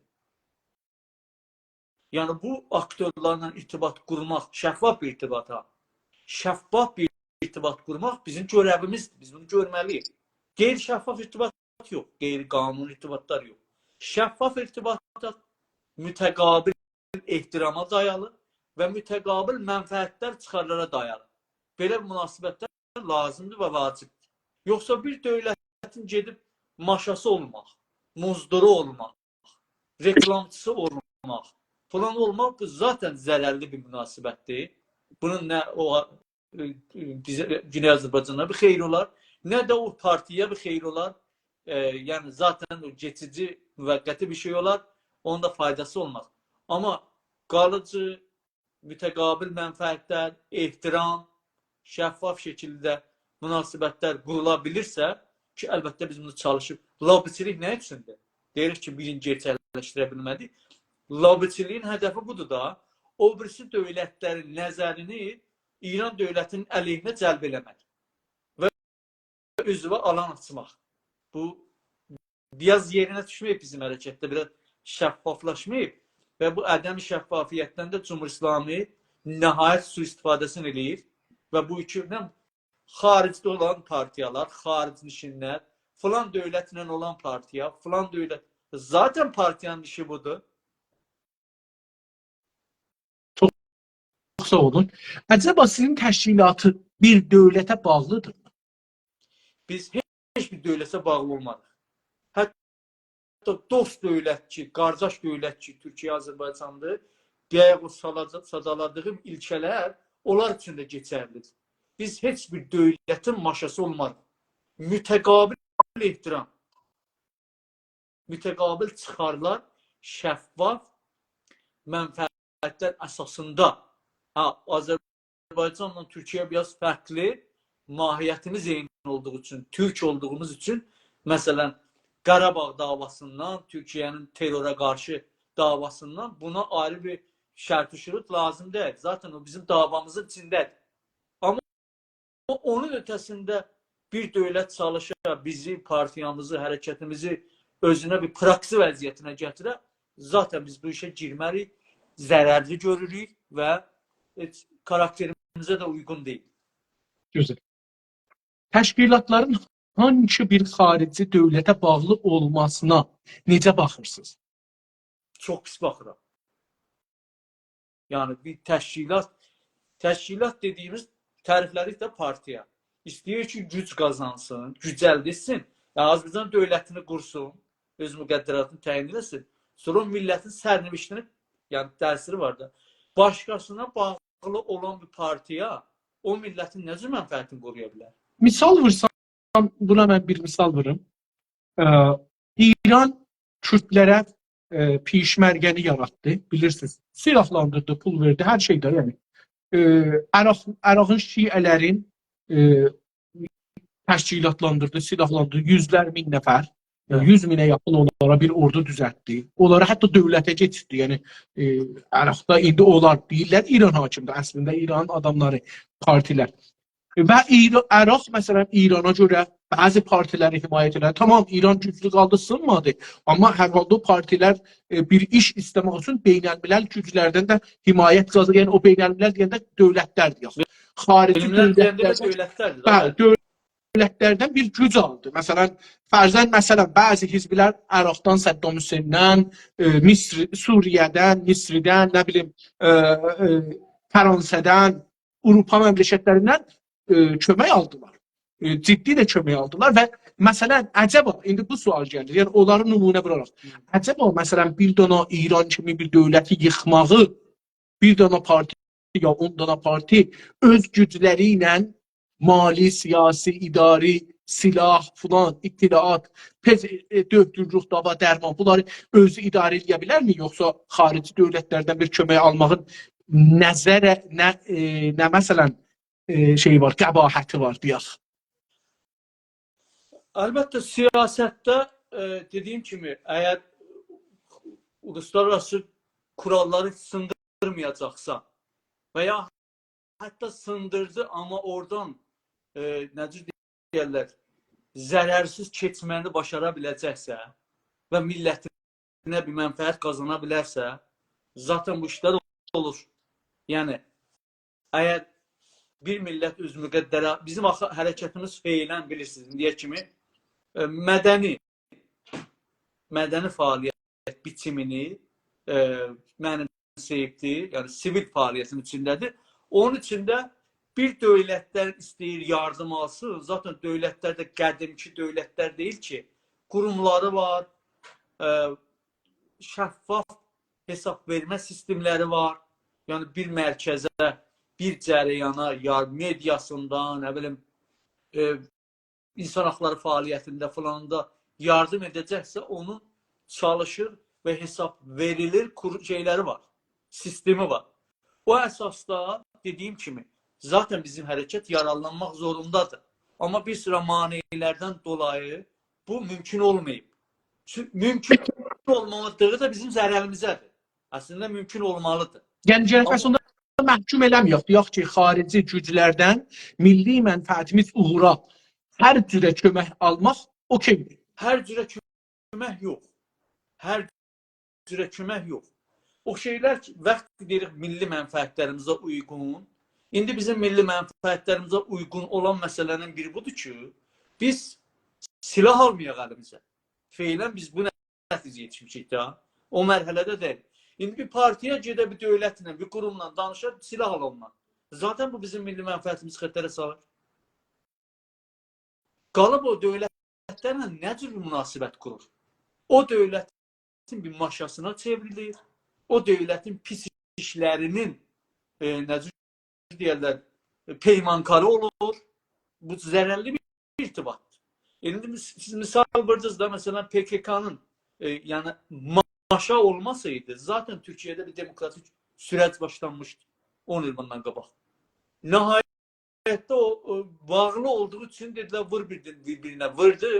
Kürtler mesela ne kazandılar, niye kazanamadılar? O partiye PKK başka yerlere bağlıdır. Namünasip şekilde bağlı. Maşa şeklinde bağlı. Bunun nihayette o iddia elədiği millete de xeyir olmaz. Biz de dikkatli olmalıyıq ki bizim milletimizde de bu cür maşa, mucizgu, qeyri-şəffaf, ondan sonra kirli mərkəzlərə bağlanan cərəyanlar, partiyalar ortaya çıxmıyor. Onun şəraitini yaratmıyor. Mən o zaman ki radyo Fərdədə Zadda işlirdim. Rəsmi olaraq mən İranın içindən işlirdim, bilirsiniz. Təbrizdə olanda da işlirdim, Tehrandan başladım. Mən dostlarla danışanda deyirdim ki, əgər bir millətin radyo, televizyonu yoxsa, səsi yoxsa, yəni ölü millətdir. Çünki dünyada səs olmadı, yəni ölürsən da. Bir dənə adamın səsi olmasa, illa ki lal dili ayrı bir şey, amma lal dili də bir səsdir özü. Yəni televizyonlarda hamısını indi görürük da, lal dili də gəlir rəsmi o danışan dilin yanında. Onun için ben o zaman deyirdim ki, biz Amerikadan ya her yerdən bizə radyo, televizyon versələr almalıyıq. Bu əslən də pis deyil, bəlkə lazımdır. Amerika, İnsaf Əli bəy, deyək ki, mənim əlimdə televizyon var da. Özü də təcrübəzlər televizyonda uzun müddətdə. Amerika dövləti gəlib, nə bilim, Xarici İşlər Naziri, Cumhurbaşkanı falan gəlib deməyəcək, hə bu televizyon, oturduk, danışdıq, sənə belə pul ver. Qurumları var, o qurum qanun əsasında onun siyasətlərini təmin eləməlidir. O qanun əsasında şəffaf şəkildə, zaten o radyo Fərda ki siz deyirsiniz, zaten onun bütçəsi bəlli zaten təsvib olub. Yəni bu qeyri-qanunlu bir şey deyil ki, bu cür imkanlardan biz istifadə eləməliyik. İstər Amerikanın... Onu istirdim deyəm ki, yəni, məsələn, nə olur orada? Bir dənə ittifaq üz verir. Bir dənə dövlət, əgər sizə siz çalışırsınızsa, labi elirsinizsə, oradan sizə bir büdcə verilirsə, büdcə öz-özünə verilmir. O gedib bir dənə qurumlarda bəhs olur. Sizi rəsmiyyətə tanımaq məcburiyyətində olur. Deyir ki, burada bir millət var. Bu dəlilə mən ona bu radionu verirəm, bu səsi verirəm, bu büdcəni verirəm.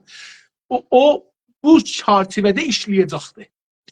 Çərçivə də bəllidir, o da bəllidir. Amma o sizi rəsmiyyətə tanır, gedir məclisdə difa edir. Bu büdcəni mən məsələn Radio Fərdanın indi büdcəsini bilmirəm. O zaman ildə 300 milyon doları keçmişdi. İndi fikrin 1 milyardı keçib.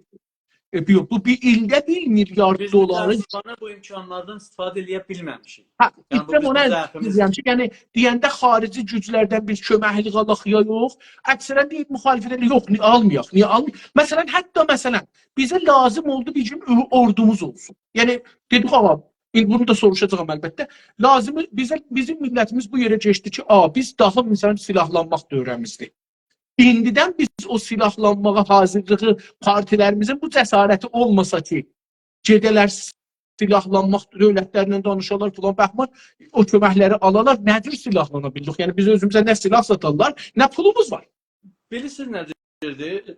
İnsaf Əli bəy, o diplomasi dərsində, diplomasi dediyin, yəni bu məsələlər diplomasi alanına gedir də. Yaşa. Diploması dediğin zərafətlərdən ibarət bir şeydir ha. Yəni bu patinaj oyununu görürsünüz da əslində. Patinaj oyunu nədir? Yəni züymətdir da.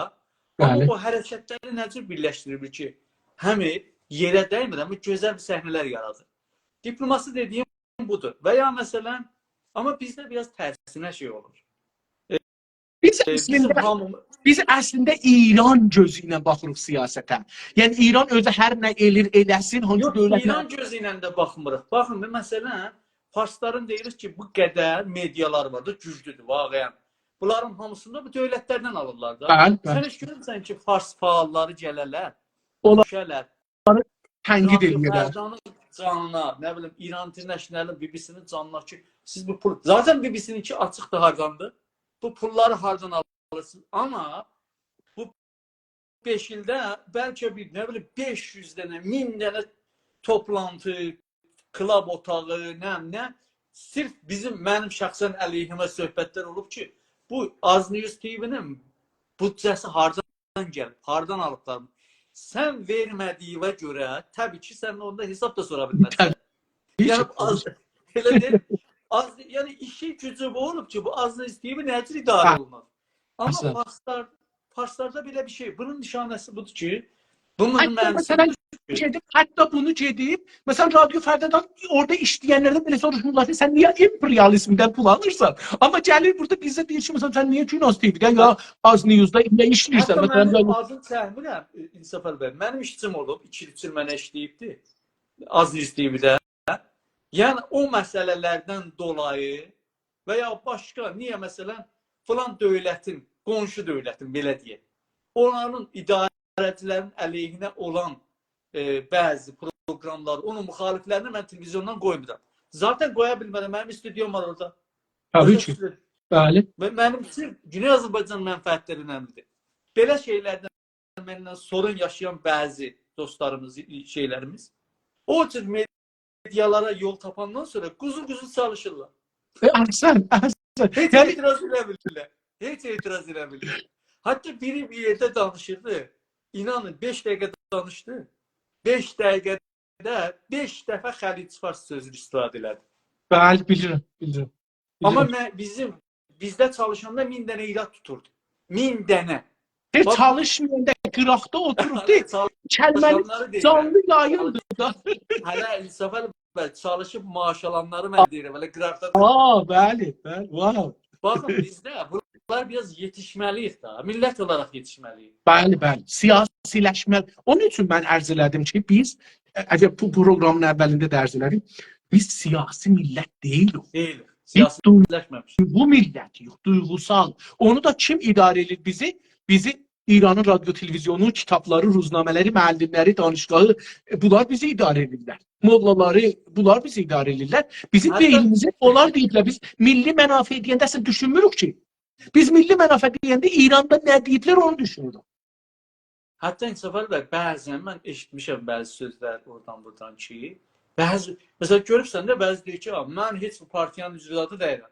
Yəni bir müsbət şey kimi də, mənfi yox, müsbət özünü gücləndirmək üçün mən heç partiyanın üzvü deyirəm. Yəni, sanki müsbət bir şeydir. Və ya bu ki, biz müstəqillik və sıfır büdcə ilə fəaliyyətimizi heç bir yerdən yardım almadan biz fəaliyyət edir. Zaten sən bir yerdən yardım ala bilməsən, ortaya qoyacağın iş nə olacaq? Doğru. Yəni, sən münasibət qura bilmirsənsə, sən doğru düzgün münasibət qurma yollarını araşdırıb, oluştura bilmirsənsə, biz demirik ki, sən get birinin köləsi ol, birinin maşası ol. Ondan sonra münasibət qur. Münasibət dediyimizdə müsbət münasibətdir. Elə bir münasibət quracaqsan ki, millətinin mənfəəti təmin olacaq. Əgər bunu başara bilmən, şəxsən onu başara bilmirəmsə... Salih bəy, indi bu da sual gəlir. Mənim zəifimdir və buna mən iftixar eləmirəm. Təbii ki, doğrudur. Sözü dəqiqən doğrudur. Mən də bunu indi deyək ki, 2005-dən, 2004-dən bu sözü deyirəm.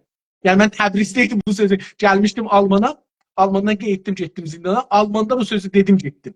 Almanda bu sözü Azərbaycan cəmiyyəti var idi Berlində. Orada bu sözü dedim, getdim. Adamlarına dedim, getdim.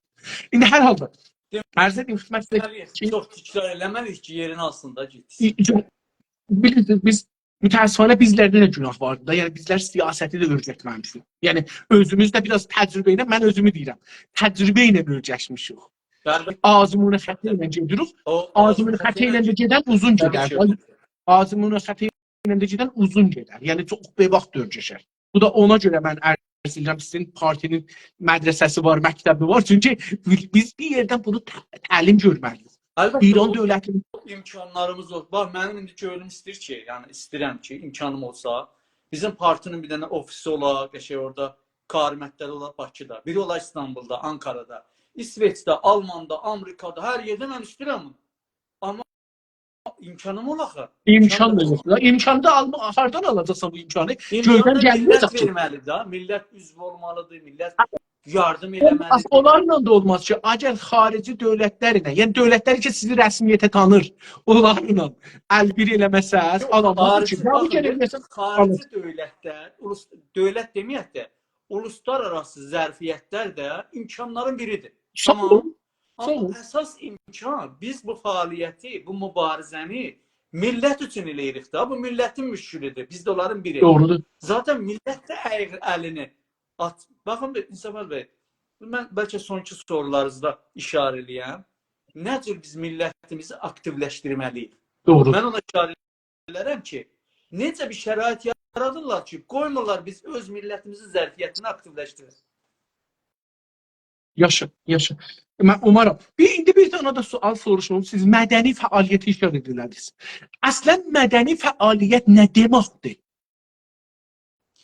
Və hangi şərait olar? Yəni məsələn İran şəraiti, yəni non-violent actions. Yəni o ki, silaha, yəni xuşunətə əl vurmadan siyasi fəaliyyətlər eləmək. Ona deyiləm mədəni. Yoxsa mədəni kültürlər fəaliyyət anlamında deyil. Yəni bu ki, biz istədiyimiz mübarizəni qabağa aparmaq üçün, İran rejiminin rəftarını əvəz eləmək üçün ki, o tərəfə gələ, ya şikəsiyə, ya aradan gedə və biz öz müqəddəratımızı təyin eləyək, onun üçün biz əlimizə silah götürmürük hələ. Adam öldürmürük, bıçaqlamırıq, bomb qoymuruq. Bəzi partiyalar bu işi gördü o millətlərdə. Onun qabağında bu mədəni anlamı budur. Acaba məsələn İran dövləti mədəni midir ki, orada mədəni məsələn parti düzəldənmirsən, tamam. Bunun mədəniliyi harda olacaqdır? Siz İnsafar bəy, siz bunu bilməlisiniz də. Deyək, cüməlat vəsfinin məfhum müxalifi yoxdur. Bizim mədəni olmağımız Cümhur İslamının mədəni olmaq anlamına gəlmir. Biz mədəniyik, o mədəni deyil ki. Onda nədir mübarizə eləyə bilirik? Bu iki dana bir şey istir mübarizə nəsin bir-birinə? Birinin əlində tüfəng var, birinin əlində söz. Hangisi? Bizim Azərbaycanlılar, Azərbaycan milləti, Güney Azərbaycanlılar müasir tarixdə də tarixi mübarizə sabiqələrinə baxdığımızda görürük ki, bütün olaylarda bir modeldən şeyler təbəyyət edilir. İstər məşrutiyyət olsun, sonra xiyabani hərəkəti və sonra pişəvərinin rəhbərliyi elədiyi hərəkət. Hətta bir ayrı ölçüdə şəriət mədarı ki, əvvəldə hərəkətlərin hamısı silahsızdır. Hamısı silahsızdır, yəni xuşunətə əl vurmurlar. Amma getdikcə ən son mərhələdə hər dördündə də silah çıxır ortaya. Bu, yəni Azərbaycan millətinin mübarizə metodudur. Mən arzu edirəm ki, biz haqlarımıza yetişmək üçün heç zaman onda da silah çıxmıyor. O zaman özümüzün silahımız olur, əmniyyətimizi, güvənimizi, dövlətimizi qorumaq üçün. Amma hər halda bu tarixin də hökmüdür, bu qaçınılmazdır. Feylən mən düşünürəm ki, biz o mərhələdə deyil. Tamam. Teşekkür ederim. İndi mən təşkilatların xarici vəziyyətini soruşdum, amma bir də bunu başqa cürə soruşuram. Mənim şarjı bitir. Ola bilər ki, mən sim taxa bilərsiniz. Sim taxa bilərsiniz. Yox, sim taxasam şey olacaq. O birisi mobilə keçməliyəm. Tamam, mən sizi çağırıram, gələrsiniz, əgər qutarsa. Siz şey eləyin, mən... Tamam. İstəyirsiniz siz çıxın, iradı yoxdur. Siz çıxın, mən sizi gözləyirəm. Əziz və Sıxın hörmətli dostlar, arayın mən. Tamam. Yox, girərəm siz siz aramayın. girərsiniz, mən sizi çağırıram, üstə gətirirəm.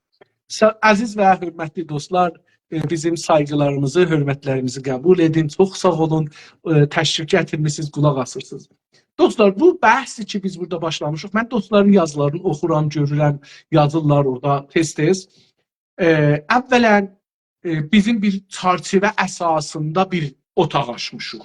Bu düşüncə bağıdır buranın. Burada hər sorunu hər adamdan soruşmuruq. Burada bir düşüncə əsaslı 500 dənə sual soruşacağıq. 500 dənə. Bu 500 sualın özün yazmağa 3 həftə vaxt sərf eləmişik. İndi bu 500 dənə sualı siz istəyirsiniz ki bir gündə məsələn bunların hamısına cavab alasınız. Olmaz. 24 saat bir həftədə gələcəklər danışsınlar qonaqlarımız. Və ondan sonra da evlərində, iş yerlərində vaxt taxdıqca zəbt eləyəcəklər səsli ya video ilə ya da yazacaqlar, cavabları göndərəcəklər. Sonra da bunlar həm video olaraq yayılır, televizyondan yayılır. Zaten elə Az TV, aznews.tv yayır. Yəni Salih bəy Kamirani cənablarının TV'si 2 gün 24 saatda 2 dəfə bunu bizim bir proqramımızı bu günün məsələn əlbəttə bir 20 gün bundan qabağın proqramın 2 həftə, 3 həftə bundan qabağın proqramın 2 dəfə yayır 24 saatda. Bu birinci. Ondan sonra bunlar kitab şəklində çıxacaqdır. Eyni halda YouTube'da dostlar 5 dildə buna baxa bilərsiniz. Alt yazısı olur 5 dildə. Əlbəttə istəyən üçün açıq qoymuşuq qabağın 100 dildə də baxmaq olar. 100 dildə də bunu kitaba çevirmək olar.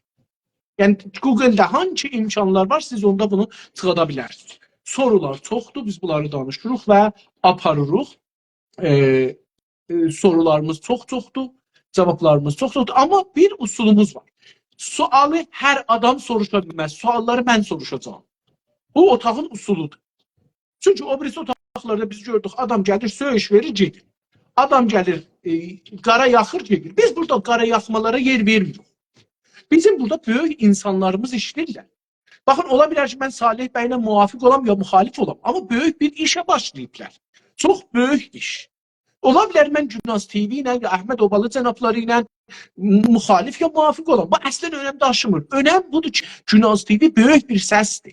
Əhməd Obalı böyük bir şəxsiyyətdir. Salih Yıldırım böyük bir şəxsiyyətdir. Güney Azərbaycan İstiqlal Partisi böyük bir qurumdur. İstəməyək, İran dövlətinə belə rəqibdir. İran dövləti yıxmaq istirdi. Baxın, bir dənə bir təşkilat deyir, məsələn bunu yıxa. İndi yıxa biləcək, yıxa bilməyəcək bir şeydir. Amma deyir, mən çıxmışam meydana bundan ötürü. Biz burada icazə verə bilmərik ki, hər adam gəlsin, desin ki, gələsin, yaxsın, geçsin. Çünki insanların bir çoxunun beyni İran beynidir. İran bura nə doldurubdu? Elə ki, kompüterləri bilirsiniz, zəbti soğutu da bilirsiniz, navarı da bilirsiniz, CD-ni də bilirsiniz. CD-yə siz nə doldursanız, onu sizə verəcək pəxş edəndə. Bir də insanlarımız ki, burada gəlirlər, bəzi sualları soruşurlar. Bunlar dəqiqən İranın doldurduğu CD-ləri buradan çıxadırlar, yazırlar buraya, deyirlər. Biz buna icazə vermirik.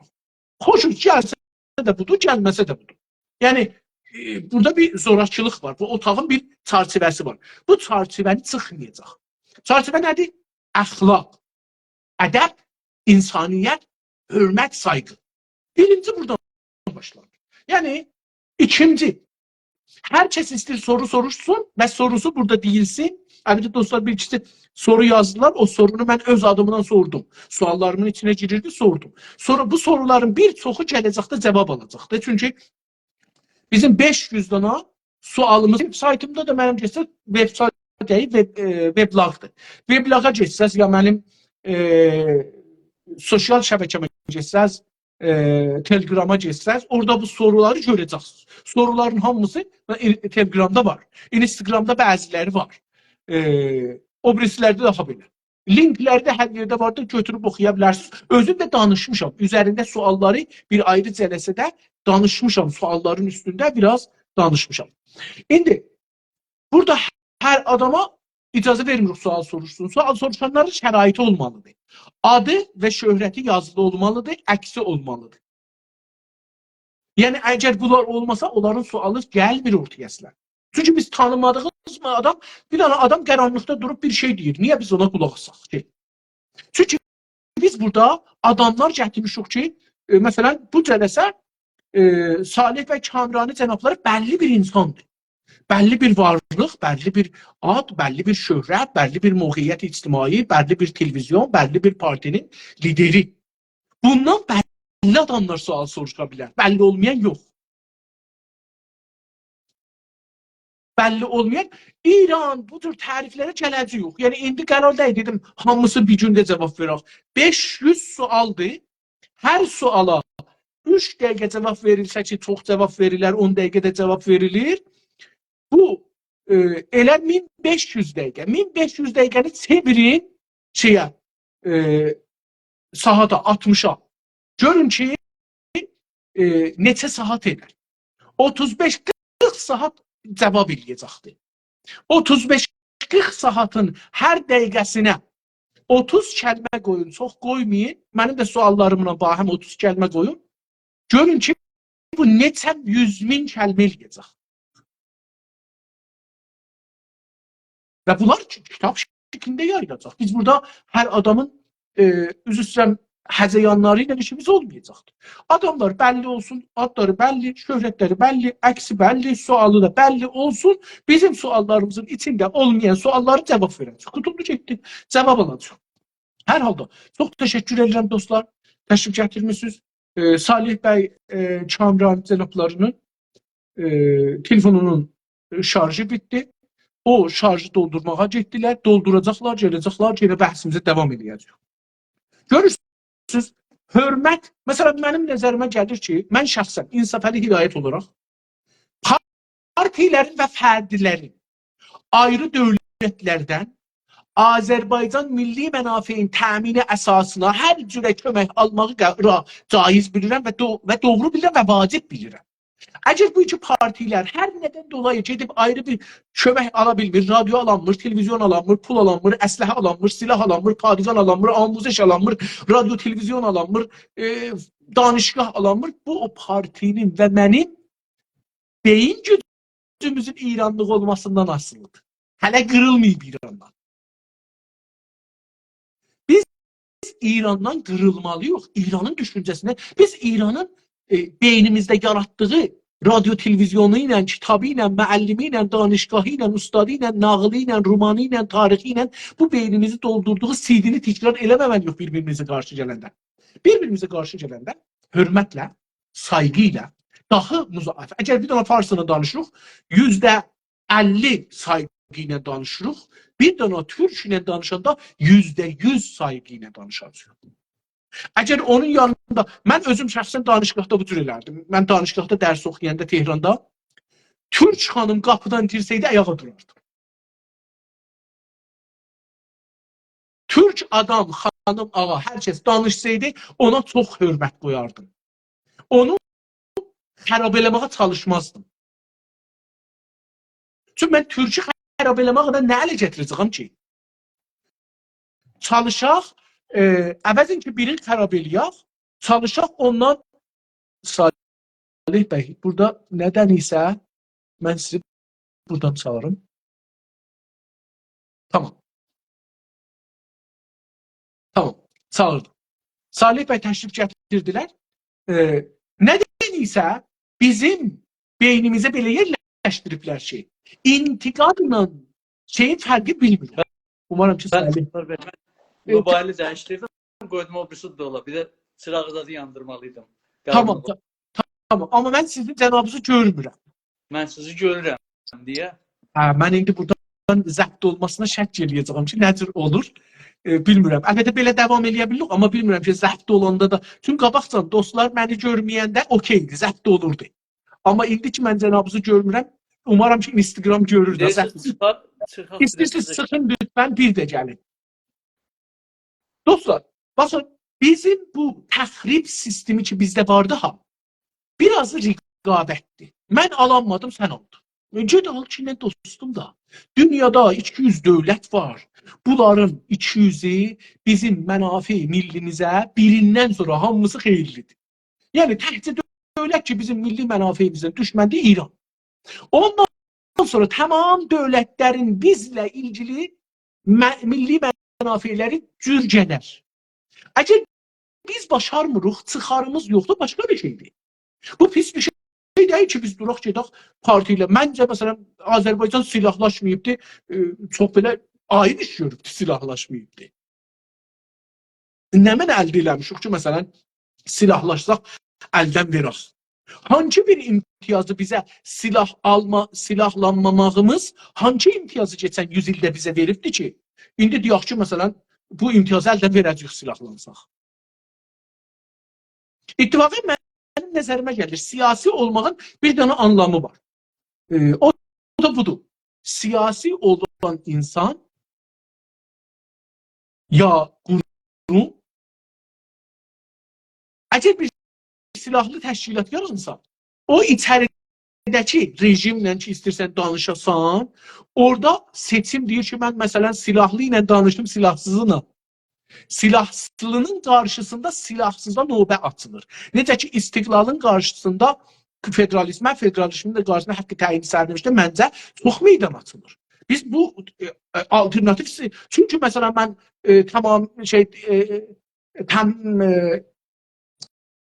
təyini sərnişdə mütəqid deyirəm, məsələn istiqlalçıyam, gəlin təyini sərnişdə də vurum, ya şeyi də vurum. Niyə? Bizim millətimiz alternativlərin ürətməlidirlər. Və bunları mən çox gözəl görürəm. Mən şəxsən özüm İnsaf Əli Hidayət çox gözəl görürəm və siyasi bilirəm. Biz insanlarımıza hörmət qoyacaq. Qat-qatına. O adam ki, türkü yazır, türkü soruşur, türkünü düşür, Azərbaycanı düşünür. O, bir ayrı türkü yetişəndə gərək iki qat əylə, baş əyə. Özündən böyük ya kiçik. Mesela mümkündür Kamil'in cənabları məndən 10 il cavan olsun. Amma mən ona bu ərzişi göstərməklə mən milli dəyərimə baş əyirəm. Biz tənqidinə təxribin fərqini düşünməliyik. Tənqid düşün deyər, məsələn, sizin televizyonda yaz, Hidayət, sən burada niyə filan partini gətirməmsən? Filan partinin yeri boşdur. Tamam, bu nəqdidir. Amma bu üçün məsələn, mən burada niyə filan sualı soruşmuram, onu da deyə bilərsən, o da gözəldir. Amma bu üçün gəlirsən, orada tohin yazasan, bu təxribat. Bu üçün deyirsən ki, 500 dana sual soruşacaq, bu 500 sualı ged oxuyub. Əgər sənin sualın orada yoxsa, tamam, qonağımız təşrif gətirdilər. Mən çalışım, görüm, buradan ala bilirəm, buradan vermir. Əgər buradan ala bilsəm, bəli. Tamam. Salih bəyə mən dəvət göndərdim. İnşallah ki, görəcəyik, gətirəcəklər. Bəli. Tamam, tamam, xoş gəldiniz. Gördünüz, mən çoxdan buradaydım. Tamam, tamam. Xoş gördük, çox sağ olun. Bebaq gəlir. Çox bebaq gəlir zahirən. Ona görə. Çünki siz indi birinci adamsınız ən aşağıda, yəni başlanıqda birinci adamsınız ki, mən mesajını görürəm. Çox sağ olun, təşəkkür edirəm. Bazılar çoxdur da, siz qardalar fərqlidir. O cürdür, biraz da internetdə şey olur da, bilirsiniz. 15 saniyə ta 20 saniyə şeydir, geciliği var internetin. Bəli, ona görə.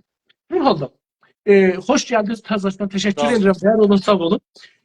Salih bəy, təşkilatların soruşdum bu sualı, amma və hər türlü fəaliyyət edən bireylərin, fərdlərin xarici dövlətlərdən öz amaçları üçün kömək almaqlarına necə baxırsınız? Yəni, bayaq təşkilatları soruşdum. İndi fərdiləri də buna əlavə edirəm. Məsələn, bir dana fərdi vardı, bir dana məsələf deyək, məsələn, bizə 1000 dana kamera lazımdır, kamera. Qoyaq, danışqaqlarda, tamam kilaslara qoyaq, onu zəbt edək. Əcəba bu köməyi gedib bir dövlətdən almağımızın necə görürsünüz? Valla prinsip olaraq çünki mədəni fəaliyyətdir, mədəni hərəkətdir. Kimsəyə zərər vermirsən ondan sən, nə bilim, reisisti fəaliyyət eləməyəcəksə biri, nə bilim, zərər vurmayacaqsa, onu, yəni, prinsip olaraq müşkülü yox məncə. Yəni, dövlətlərin də səlahiyyətindədir, ixtiyarındadır, açıq şəkildə də verə, gizli şəkildə də verə bilər. Bunun bir sorunu yoxdur. Amma mənim bildiyim qədər dövlətlər indi biraz dövlətlərin fonksiyonu biraz dəyişibdir. Yəni artıq o hesab rəsm məsələsi, ondan sonra şəffafiyyət məsələsi, dövlətlər, yəni bu məxsusən demokratik dövlətlər bunları riayət eləmək zorundadır. Bir yerə bir yardım eləyirsə, onu bir qanun əsasında, fakt əsasında və hesab verilə biləcək əsasında bu işləri görür. Ciddi bir fəaliyyət, ciddi bir himayət, hansı dövlət olur olsun, mən fikirləmirəm ki, bir dənə fərd olaraq yəni ciddi bir himayət eləyələr. Bilirsiniz nə deyirəm? Bu Tamam. biraz şəraitlər dəyişib də. Doğru. Kurumsal İndi olmalıdır hər şey. siz bir dənə bu cavabda bir dənə cümlədə bir kəlmə işlətdiniz. Reysist olmayaraq, ırqıcı olmayaraq. İndi mən baxıram görürüm ki, radyo BBC, radyo televizyon BBC, Sedai Amerika VOA, radyosu televizyonu, radyo Fərda, Almandakı, İsraildəki hamısı farsçı ırqıcılığın üzərində, ideolojisinin üzərində gedir. Nədən məsələn onlar ala bilsinlər, biz məsələn ala bilməyək? Ona mən izin verim, bir tozih verim, bir müqəddəmə gətirim. Buyurun. Yəni o suala cavab vermək üçün bəlkə çox şeylərin də suallarına, bir sıra suallara işıqlıq gətirərlər. Baxın, bir gerçək dünya var, bir print dünyası var. Doğrudur. Printlərdə yayılmış bir dünya var. Bu 3 ildə Güney Qafqazda, Qarabağ məsələsində olan olaylar çox şeyləri bizim anlamamıza köməklik eləyir. Misal, 30 ildir, hududən 30 ildir orada işğal altındaydı. Hətta UN tərəfindən ki, bura işğal altındadır, buradan işğalçı güclər çıxmalıdır falan. Amma bir yapay, məcazi realitə yaranmışdı güc mərkəzlərində. Nə idi o? Ermənilər məzlumdur, türklər soyqırım eləyibdir, Azərbaycanda xuşunət eləyirlər orada, bunların haqları var orada, haqq təyin edilmiş unvanı ilə falanlar ora şey elədilər. Bir print gerçəkliyi yaratmışdılar. Və buna da çox ilgincidir. Özləri də inanmışdılar buna. Buna da inanmışdılar. Və bütün planlar da, bütün sərmayə qoymaqlar, nə bilim, statementlər, falanlar, medianın baxışı, hətta o savaş gedən zamanlar belə tamamilə bir tərəfli. Niyə bir tərəfli? Bəzən adam sual yaranır. Nə qədər ola bilər bir belə media, dövlətin tutumu hamısı eyni və bir tərəfli olar? Çünki bu 200 ilin ərzində bir dənə gerçəkliklər yaradıblar özlərinə ki, məcazi gerçəkdir. Gerçəklikdən payı yoxdur. İndi İrana gəldiyində eynən ondan biraz köməklik alaq bu məsələni işıqlandırmaq üçün. 100 ildir türklər qüdrətdən uzaqlaşdırılıb İranda. Keçmiş Pəhləv 57, bu da 45 il. Türklər qüdrətdə deyil. Yəni bu gücün əgər bir daxili alanı varsa, bir də bir beynəlmiləli alanı var da. Bütün think tankləri, İran mütalaat mərkəzləri, mediaları, Xarici İşlər Nazirliklərində İran mizlərini bir gerçəklik yaradıblar ki, o gerçəkliklər özlərinə qurulubdur. Hətta bəzi dövlət adamları ki, siyasət quzar eləyirlər, əslində yanlış iş görmürlər. Çünki onun əlində olan realitələr odur. O belə düşünür. İranın 60%, 70% farsdır. Türklər, Azərbaycanlılar orada Azəridirlər. Azərbaycanlılar toplumun ən çox inteqrə olmuş bölümüdür. Separatistlik falan yoxdur orada. Belə bir realitə cürüyüblər. Bunlar İrana ən çox bağlı. Yəni, İngilis dövlətinin media siyasəti bu realitə əsasında şəkillənir. Amerikançı da realitə əsasında şəkillənir. Güc mərkəzlərini deyirəm də. Bəli. Biz bu yalancı realitəni bir şəkildə yırtmalıyıq. Nə cür yırtmalıyıq? Biz də o think tanklərə adamlarımızı yetişdirib yerləşdirməliyik. Güclü fəaliyyətlərimizlə, əlbəttə içəridə əgər bir gerçək bir realitə yarada bilsək, bütün bu məsələlərə rəğmən o realitə aparacaq nəhayətdə. Amma təəssüf ki, biz bunların heç birisini bu məcazi realitəni yırtmaq üçün hələ o mərhələyə gələ bilməmişik də. Onun üçün BBC gedir, büdcə alır və gəlir reysistli mesajlar yayır. Çünki o İngilis dövlətinin əlində olan bilgilərin əsasında o reysizm sayılmır. Yəni bir böyük ölçüsü buna gəlir. Amma onun ötəsində Dövlətlərin də bir gizli planları var da. Yəni güc mərkəzinin türklərin ləhinə dəyişməsin deyə də bir dərin planlar da gedir. Onu da nəzərdə almamız lazım. Teşekkür ederim. Var olun. Siyasi olarak sizin təşkilat özün hangi dövlətlərin siyasetinə yaxın görür? Siyasi olarak. Düşüncə Vallahi və çox siyasi. mübhəm sualdır və çox geniş sualdır. Yəni bəzi dövlətlər var, dövlətlər indi bəzi dövlətlərin demokratik sistem olduğu üçün dövlət dediyin yalnız hakim partiyalar deyil. Dövlət dediyin qüvvə-i qəzaiyə, müqəddinə, icraiyə, ordu, partiyalar, millət, NGO-lar, medialar, bunlar hamısı deyirlər dövlət da, istəyir deyirlər. Ola bilər ki, bir dövlət bizim yəni ümumiyyətdə bir state olaraq onlar yaxın ola bizə, amma orada bir dənə government'ın siyasətləri bizə uymuyor. Nə ideolojisi uyar, nə də ki özünün siyasət biçimi uyar. Amma biz o çox dərinliyinə gedə bilmərik. Həmçisi ki, Azərbaycan Güney Azərbaycana təvəccühü var. Güney Azərbaycan mənfəətlərini dəstəkləyir. Hər şəkildə, nə bilim, bir bəyaniyyə verməyinə, bir göz qırpmağına. Yəni, feylən hələ biz beynəlmələrsə də mütəssifانə bir səviyyədəyik. O dövlətlər bizim dostlarımızdır. Yəni, biz daha dostu bizə, belə deyək. Onlar ki, yox, bizim statikomuzun dəyişməsinə dirənir və Cumhur-İslamiyə yardım edirlər. İstəmirlər bir statiko dəyişsin.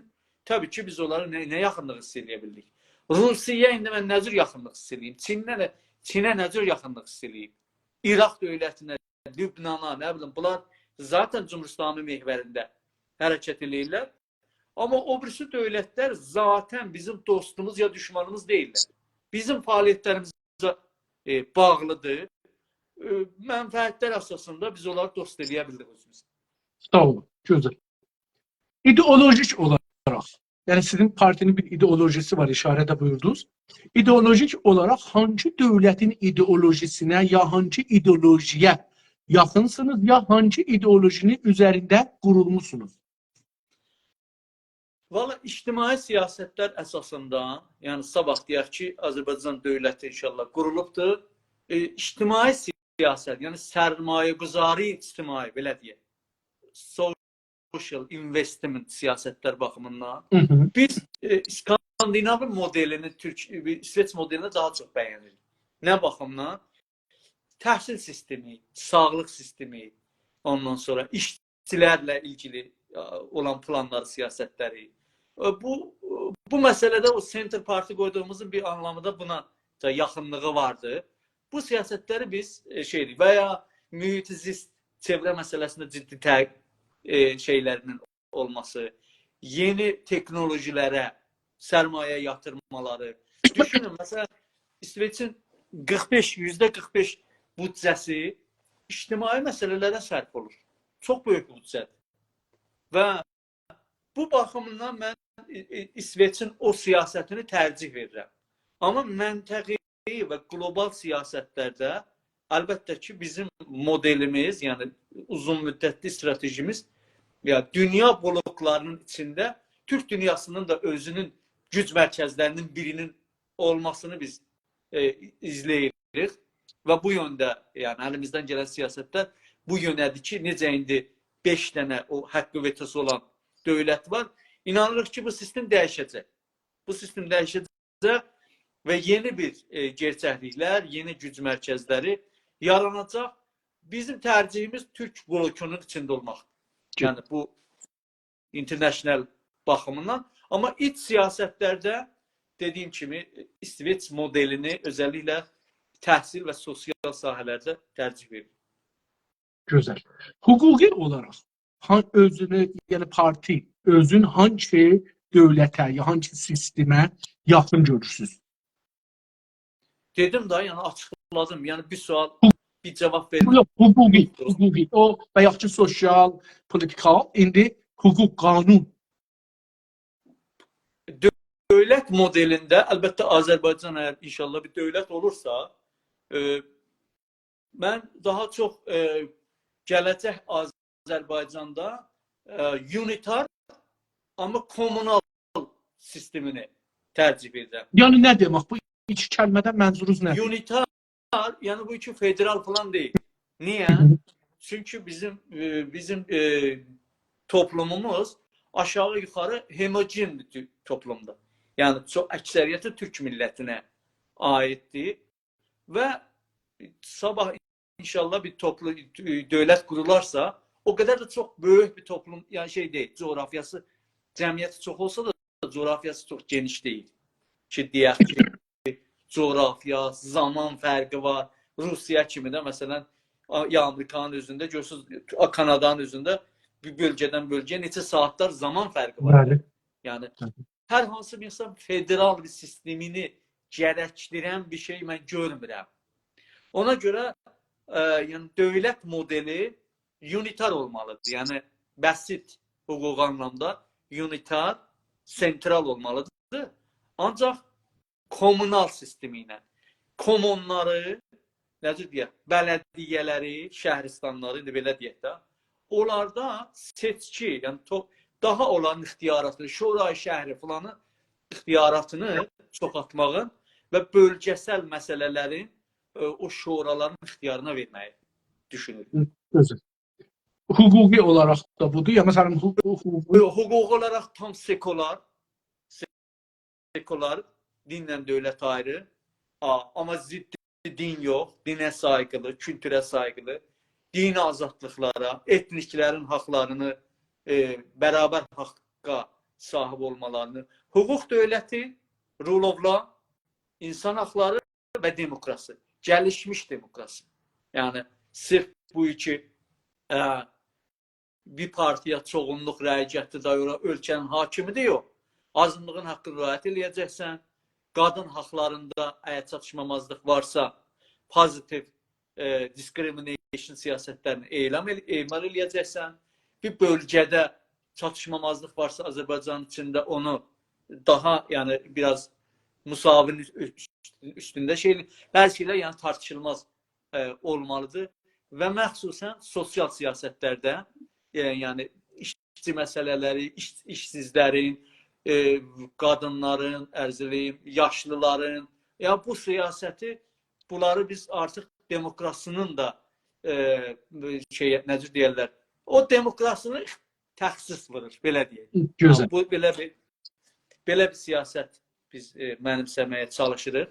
Bu da bizim model. Yəni demək olar ki, İsveçin modeli bizə daha çox uyur. Yəni nə cür uyur? Burada söz azadlığı var, parti azadlığı var. Burada ana dilini bütün, yəni 200 dövlətdə mənsub insanlar burada var. Hər kəs öz dilində də İsveç dilinin yanında örgüşə bilir. Burada məsələn uşaqlara hər ay 1000 koron yardım edir dövlət. Onu İsveç Başbakanının uşağına da verir, mənimkinə də verir. Dünən gəlib oturumunu alana da verir. Yəni fərq qoymur. Biri kasıbdır, dövlətlidir, nə bilim, hardan gəlib gedib, buna əhəmiyyət vermir. Yəni bu, məncə bizim toplumun belə şeylərə ehtiyacı var. Bu cür bir modeli, yəni sentral adı qoyduğumuz da ondan qaynaqlanır ki, gözəl. Sizin təşkilat Türkiyə-Azərbaycan toplumun idarə etmək amacla bir hüquqi sistem tərif etmişmi? Yəni xüsusən ki, sizin özünüzdə təxəssüsü hüquqdur. Bir hüquqi sistem tərif eləmişsinizmi? Biz hüquqi dövlətin mahiyyətini, yəni o dövlət ki ortaya çıxacaq, demokrasi, dediyim kimi tikrara düşməsi, insan haqları və özəlliklə hüquq dövləti. Yəni o dövlətin qurumları, hər şey gərək qanun və hüquq əsasında idarə olunur. Hüquq dövləti də ki, rule of law-dur. İndi onda da literatur çox gəlişdi. Zaten deyir ki, əgər bir dövlət varsa orada demokrasi yoxdur, hətta orada bərabər belə davransa belə, məsələn deyək, imarat kimi. Qanun hakimdir də orada. Amma çünki demokrasi yoxdur, zaten o hüquq dövləti deyil. Orada hüquqsuzluğu bərabər təqsim eləmək. Biz hüquq dövlətinə inanırıq. demokrasi, gəlişmiş demokrasiya inanırıq. İndi Hüquq dövləti deyəndə, hüquq dövləti deyəndə mənzurunuz nədir? Hüquq dövləti bir dənə qavramdır hüquqda. Haman ingiliscəsi olur rule of law. Yəni bütün hər şey qüvvə qəzaiyə, mücriyə, rule of law bütün sahələrdə hakim olmalıdır. Yəni qanun əsasında və bu qanun hər kəsə bərabər icra olunmalıdır, bərabər müntəfi eləməlidir və bərabər məhrum eləməlidir, əgər birinin cəzası varsa. Buna deyirlər hüquq, rule of law. Türk dilində ona deyirlər hüquq dövləti, İsveç dilində deyirlər Rättsstat. Yəni bu bir qavramdır hüquqda. Bir dövlət, əgər hüquq dövləti orada hakim deyirsə, hüquq dövlət dediyimiz məsələn budur. Biri bir cürmü, biri vurub öldürübdür. Bəzi qəbilələr var görürsünüz, deyir ki, biz sistemi qəbul eləmir. Biz özümüz mücazatını verəcəyiz. Ya məsələn, bir ustandə bir necə deyirlər, sınıfdan bir vergi alınır, o bir ustandə daha bir ayrı. Bu hüquq dövləti olmalı. Musavi və bərabər və qanun hamıya eyni şəraitdə icra olunmalıdır. Hər şey qanuna hakim olmalıdır. Həm qüvvə qəzaiyyədə, mücriyyədə və demokratik, yəni demokrasinin kurallarını da riayət eləməlidir. Demokrasida da hər hansı bir parti sırf bir dənə absolut majority demokrasi yox.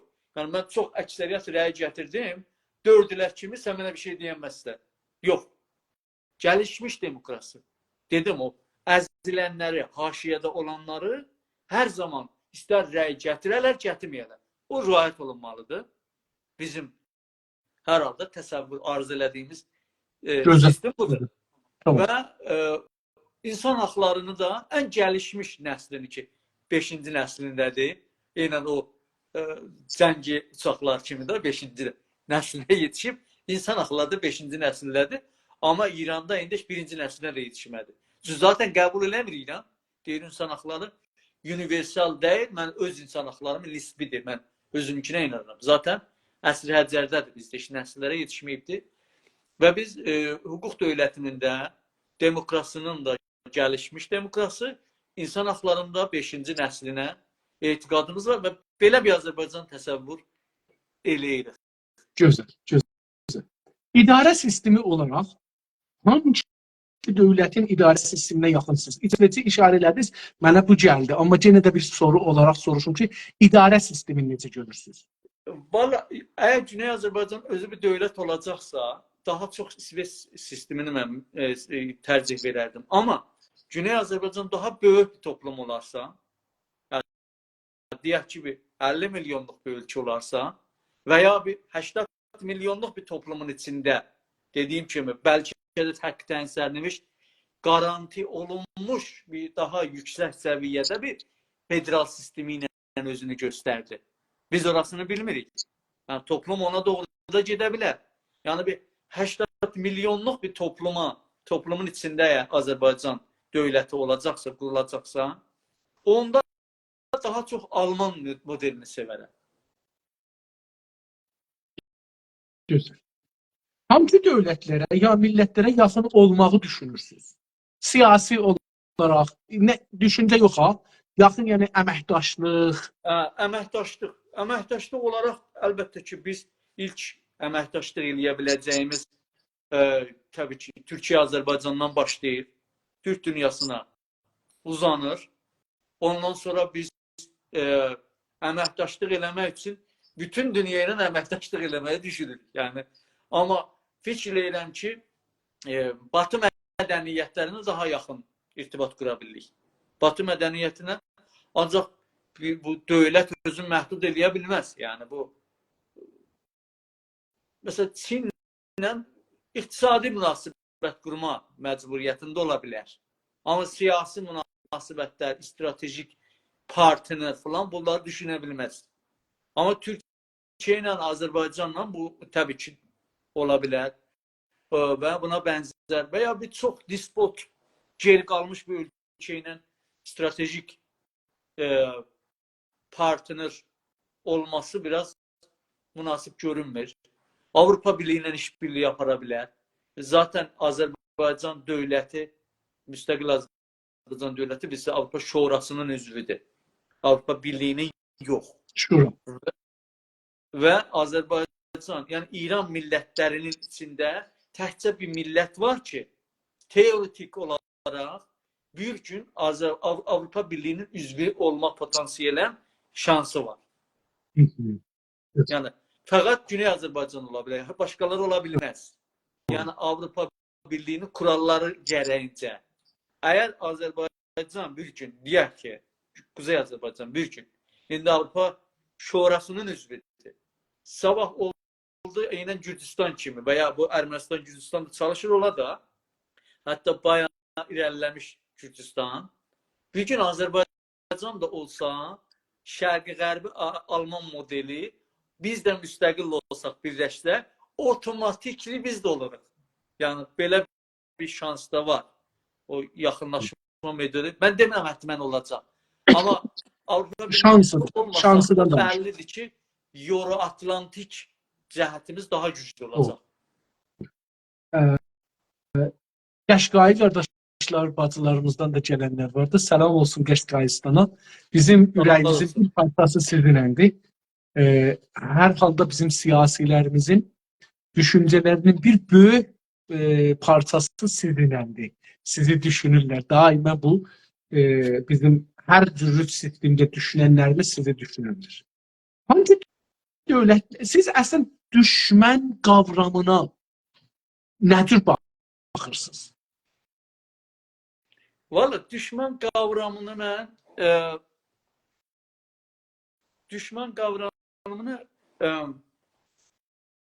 uluslararası hüquqda bilirsiniz, şey deyirlər, hostility, yəni xəsmanə rabitə.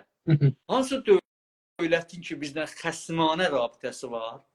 Xəsmanə rabitədə iki dövlətin arasında araşdırsaq, deyək ki, Türkiyə ilə Suriyenin rabitəsi nədir? Xəsmanədir da. Biraz indi yumuşalıbdır, amma o onun əskərini öldürüb. O xəsmanədir, yəni bir-birinin əleyhinə açıq şəkildə fəaliyyət eləyən rabitiyə, bir-birinə zərər vurmaq üçün açıq şəkildə ona deyirlər xəsmanə rabitə. Ondan biraz aşağı düşüyor, sonra təniş olur da, tension. Belə getdikcə. İndi mən baxıram ki, bizlə rabitə-i xəsmanədə olan dövlət, bir dənə dövlət bizlə rabitə-i xəsmanədədir. Çünki bizim milli fəallarımızı qanunsuz tutur, saxta təsadüflərdə öldürür, eşikdə terörləməyə çalışır. Ya əlinə gələn pisliyi eləyir millətimizə, milli fəalımıza. O da İran dövlətidir. Yəni, mən düşman anlamında bir dənə düşman dövlət tanıyıram, o da Cumhur-İslam İran. Sağ olun. Mən acı xəbər normalda bu bərnamə xəbər bərnaməsi deyil, amma bizim milli məsələ ciddi olduğu üçün dünən İsrail Molla Əzimi Qədimin bir videosu, bir səsi dağılıbdır. Zindandan çox hörmət mən qoyduğum bir şəxsidir. Əlbəttə, milli hərəkətdə hər kəs var, mən hörmət qoyuram. Yəni, mənlə müxalif olanlara daha çox hörmət qoyaram.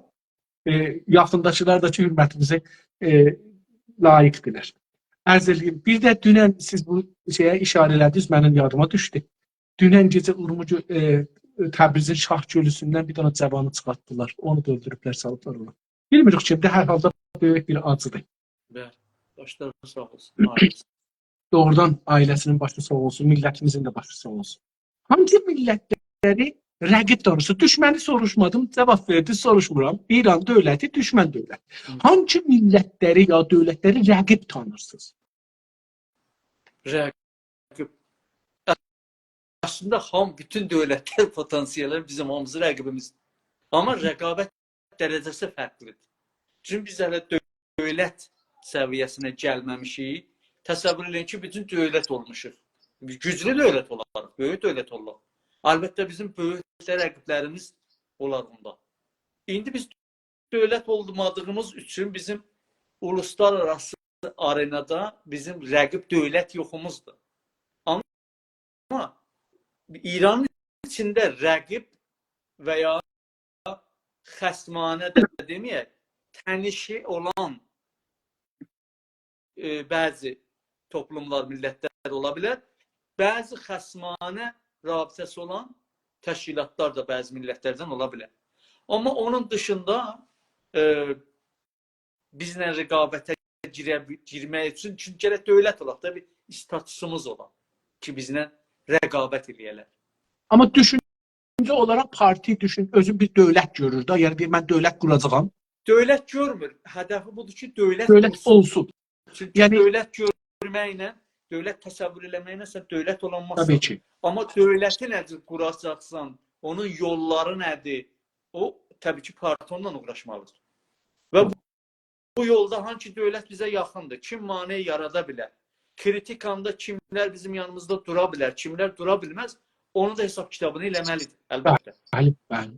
Mənim də sualım elə sonunda bunu yetirməkdir ki, biz məsələn çox gözəl buyurdunuz, rəqabətin də dərəcəsi var. Yəni. Biz o dərəcələri də bilə bilməliyik ki, hangisi ilə nə qədər rəqabətə girə biləcəyik, ya nə qədər. İndi düşmən tanımladığınız, üzr rəqib dövlətlərə qarşı necə bir siyasətlər və stratejiləri düşünürsünüz?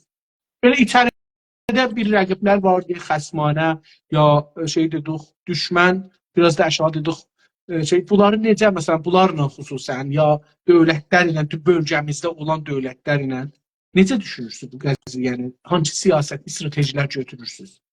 Məsələn, Xatəmi dövrəsində bir gözəl bir söz işləndi. Xatəmi dedi ki, düşmənləri düşmənləri müxalifə, müxalifləri dosta. Müxalifləri dosta. Bu bir stratejidir. Evet. Beynəlmiləl sahədə bir gözəl stratejidir. Məsələn, sizin partinin stratejisi nədir? Bizim partimizin stratejisi dövlətlərlə ilgili belə olur. Yəni, biz deyirik, çox nəqdin üstündə hesab getməyək, yəni çox ona vaxtımızı qoymayaq. O zamanı gələndə işini istədiyi zaman görəcək. Daha çox olar ki, nisiyədirlər, onları nəqdə çevirmək lazımdır. Yəni, o da mümkün olanların üzərində çalışmaq lazımdır. Mümkün olanlar. Olar ki, hər halda bu uluslararası siyasət də eynən o enerji bazarı kimi bir şeydir. Məsələn, bir ölkənin qazı var, nəfti var. Elə o rahatlığa deyil ki, orada hamı dirək çağırırlar ki, amandır qazımı sat mənə. O da onu satmaq üçün böyük bir rəqabət bazarına girməlidir. Və o bazarı əldə edir. Hətta Rusiyanın ən böyük dəlillərindən biri bu ki, İranda statikonu qoruyur, himayət edir Cumhur İslamini. Böyük ən əsası dəlilin biri budur ki, çünki İranın enerji resursu Rusiyadan yuxarıdır. Əgər İranda sistem dəyişərsə, istərsə bir batı yönlü sistem yaran alternativ, istərsə parçalana gelir. Və orada olan enerjinin üstündə enerji bazarı çata dünyaya. Rusiya öldü da. Yəni deyərlər bizim ata-baba sözdür. Tosbağanı ya öldür ya kürək üstə çevir. Onun üçün bu bir bazardır. Siyasətdə də o cürdür, diplomasida da o cürdür, ekonomida da cürdür. Bazarda da sən o bazarın malı sata biləcəyin yerə daha çox enerji qoymalısan. Amma geniş bir siyasət olaraq bütün dövlətləri, mən bunu belə düşünürəm ki, xəsmanə dövlət xaric, bütün dövlətlərin bizim kimi bir millətin, yəni Güney Azərbaycan kimi mövqeyiyyətdə olan bir yerə 100% bütün 200 dövlətin hamısının mənfəəti var orada. 100%. Amma çox rəqib ilə, düşmənlə zaten Cumhur İslamidir, mübarizə aparır. Çox rəqib ilə enerji, yəni əlləşib enerji sərf eləməkdənsə, biz öz gücümüzü çoxaltmağı düşünməliyik. Öz imkan, kapasitəmizi və özümüzü bir dənə aktor, real aktor kimi ortaya çıxarda bilsək, onda uluslararası oyuncular da hamısı bizdən hesablaşma zorunda qalar. Misal üçün, məsələn, Hamas, mən bir terörist təşkilat bilirəm. O heç ayrı məsələ.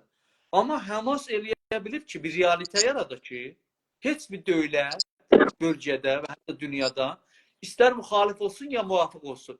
O məsələdən gözünü qaçırda bilmir. Məcburdur məsələdə bir dənə siyasət olsun da. Ya yanında dursun, ya intiqad eləsin, ya himayət eləsin. Ya da əleyhinə olsun.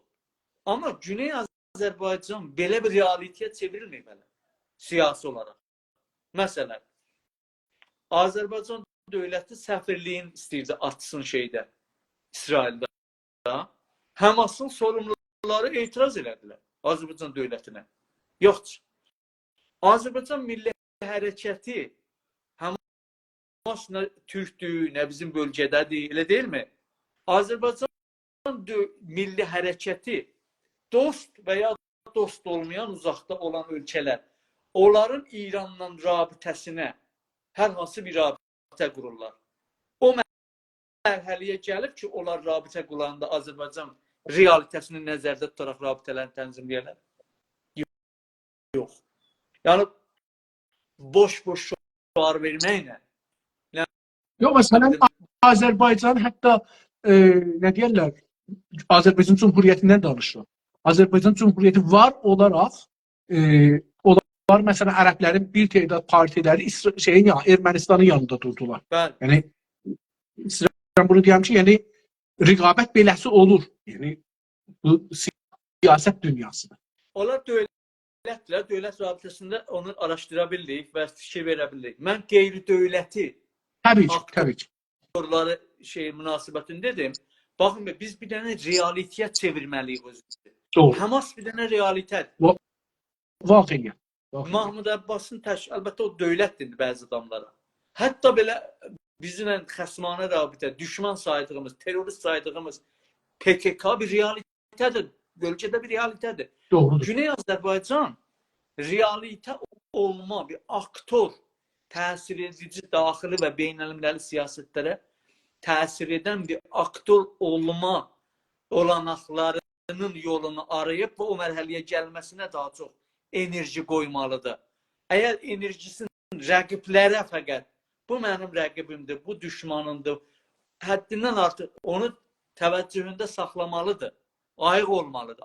Amma gücünü daha çox nə cür bir güclü aktor ola bilər, ona yönətməlidir. Təbii ki, bizim rəqib görürük ki, enerjinin ümumiyyətdə %70'i sərf olur nəyə? Düşman şinasiyə. Zaten Xameneyi də belə eləyir. Əlbəttə o üçün mövqeyyət qüdrətlərdə içəridə o cür eləyir. O bilir neynəsin. Biz bu yöntəmi aparmamalıyıq. İndi hərəkətin səmmilərindən biri bu şeylərdə. Biri budur ki, o irtidatsazı kültürünün qabağını almalıyıq. Hər kəs özünə haqq verə, hökm sadir eləyir. Bu millidir, bu milli deyil. Bu xaindir, bu xain deyil. Bu qəhrəmandır, bu qəhrəman deyil.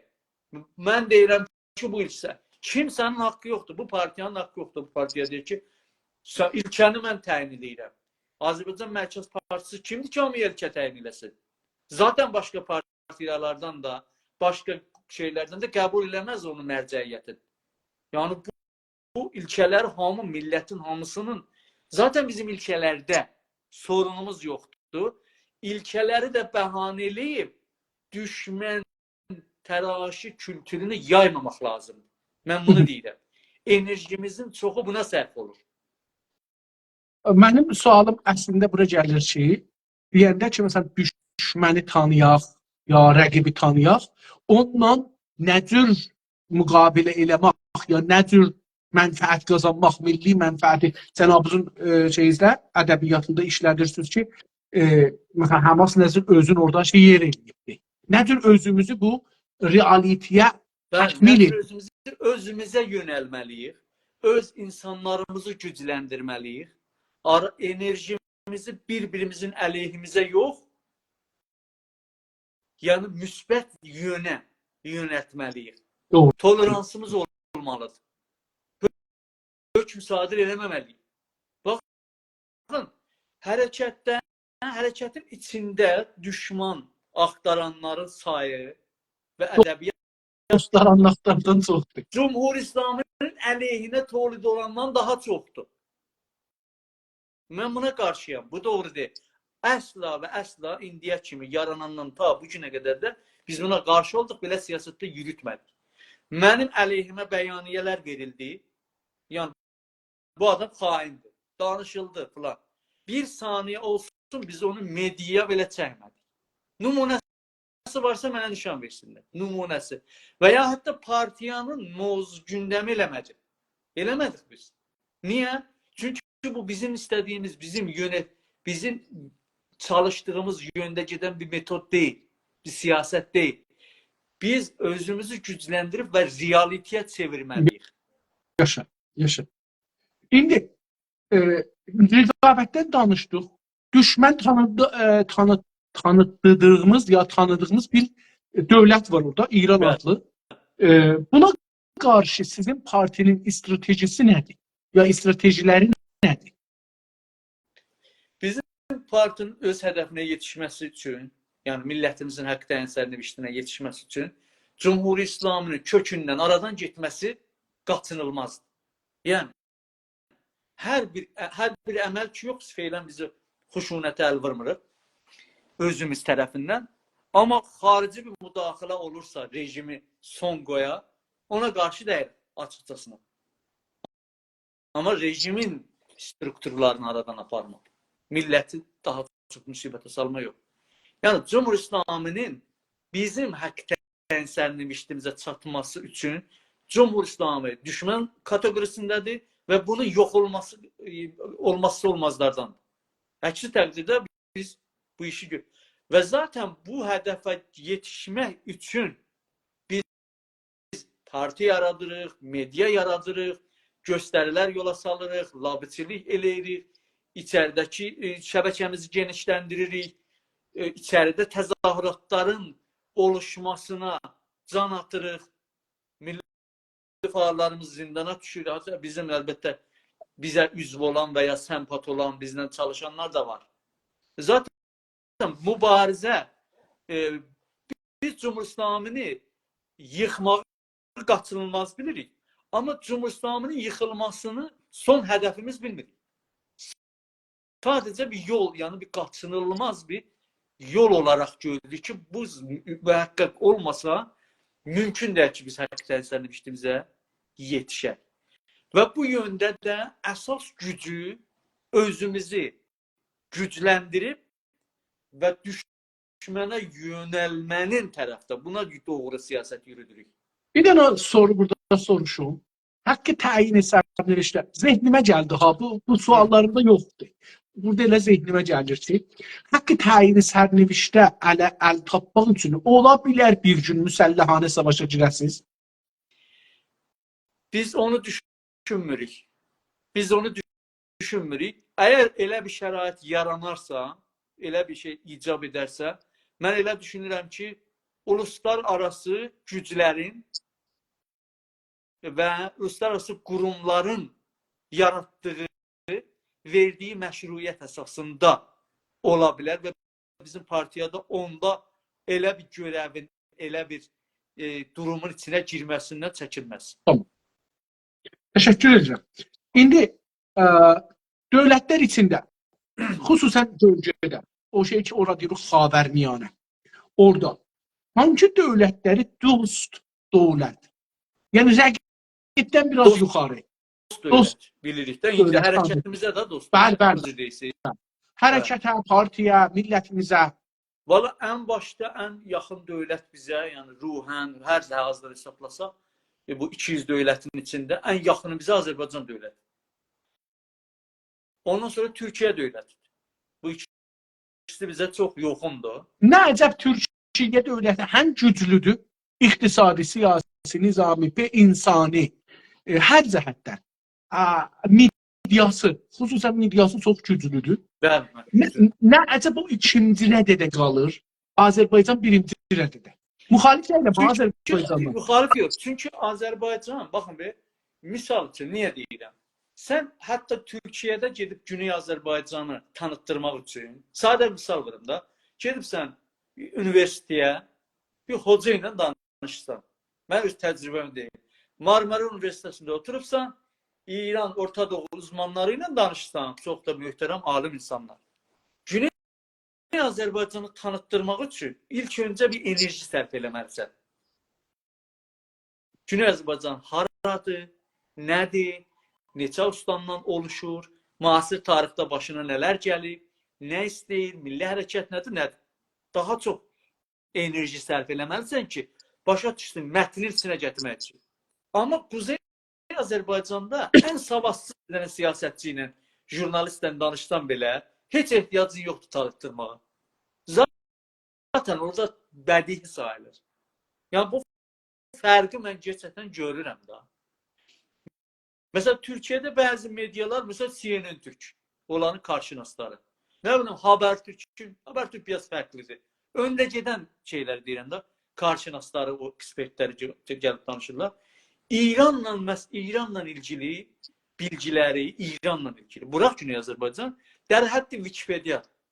Yəni, mən çəkinmədən deyirəm. Wikipedia həddində. Əslən, İranı çox doğru düzgün tanımırlar. Səncə hələ bunun içində Güney Azərbaycanı ona tanıtdır. Yəni, Azərbaycan, Güney, Kuzeydə məsələ. Amma bunun mənisi bu deyil ki, bu iki dövlətdə bizim bu qədər sorunlarımız var. Media sorunumuz var, labetilik sorunumuz var, təşkilatlanmada, siyasi dəstək, mənəvi dəstək. Bir sürü bizim sorunumuz var. Bu iki dövlət bizim sorunlarımızı qarşılayır və bizə yardımlar toxunur. Mən açıq deyirəm, yox, belə bir şey yoxdur. Yoxdur belə bir şey. Mən bu fəaliyyətlərimin içində təəssüflə belə bir dəstəyi hiss eləmədim arxamda. Doğrudur. Doğrudur. Hangi özellikle dövlətlərdən mən ümumiyyətlə ondan sonra İslam dünyasında bir sıra dövlətləri Güney Azərbaycana dost dövlət bilirəm. Bir sıralarda Güney Azərbaycanın zaten düşmənləri olmasa da, amma təəssüflə düşmənlik xəttindədirlər. Məsələn, Suriyə. İndi hangi milli cürət eləyə bilər gedib Deməşqə? Lübnan. Zaten Hizbullahın əlində. İraq. Yemen. Yəni, İslam dünyasında bu ölkələr ki, İranla uğraşırlar. Məsələn da İndoneziyini, Maleziyini falanı bunları misal bilməm. Zaten uğraşmırlar İranla. O qədər iç məsələləri ilə. Elə petrolu ilə, ticarəti ilə baxırlar. Japonda falan. Amma ondan sonra bir sıra aktorlar var da. Yəni, mühüm dövlətlər var ki, İran məsələsinə onlara mühümdür. Onların bir sıra güclüləri Güney Azərbaycanın dostlarıdır. Məsələn, Səudi Ərəbistanı mən nə tür Güney Azərbaycanın düşmanı və ya rəqibi sayım? Bizə nə düşmançılıq olub? Hətta Azərbaycanın sonra 2 ay bundan qabağı yadınızda olsa, Azərbaycandan bir türlü nəzakətə icazə aldı ki, artıq sizin məsələləriniz də həll olmağa doğru gedir. Biz orada Ermənistanda səfirliyi açmaq istəyirik. Rəsmiyyətə belə tanımamışdı. Ya məsələn, İslam ölkələrinin içində Pakistan. Pakistan bizə dost ölkə. Güney Azərbaycanın dostudur. Ancaq bunun mənası bu deyil ki, bunlar bizə yardımları da toxum, amma bizim dostumuzdur. Daha dostumuz ola bilərlər. Mısır bizim nə dostumuzdur, nə düşmanımızdır. Böyük ölkələr deyirəm da. İsrail daha çox dostumuzdur. Daha çox dostumuz. Yəni, Pakistan həddində yox, amma dostluq dərəcəsi biraz Pakistana yaxın saya bilir.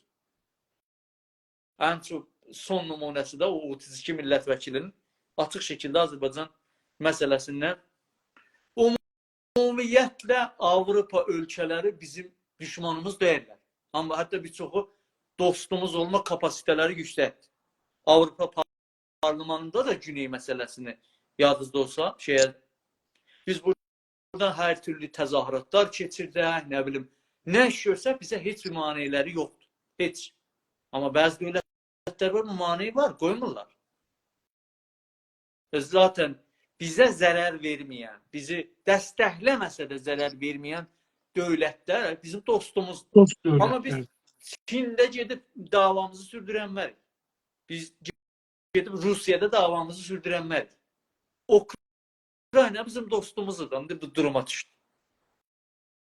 Hətta hazırlanırdılar ki, o İsrailin Knesetindən sonra onların da parlamenı Güney məsələsi ilə ilgili bir işlər görə təəssüfən onlar da çox belə giriftardılar. Çox giriftardılar.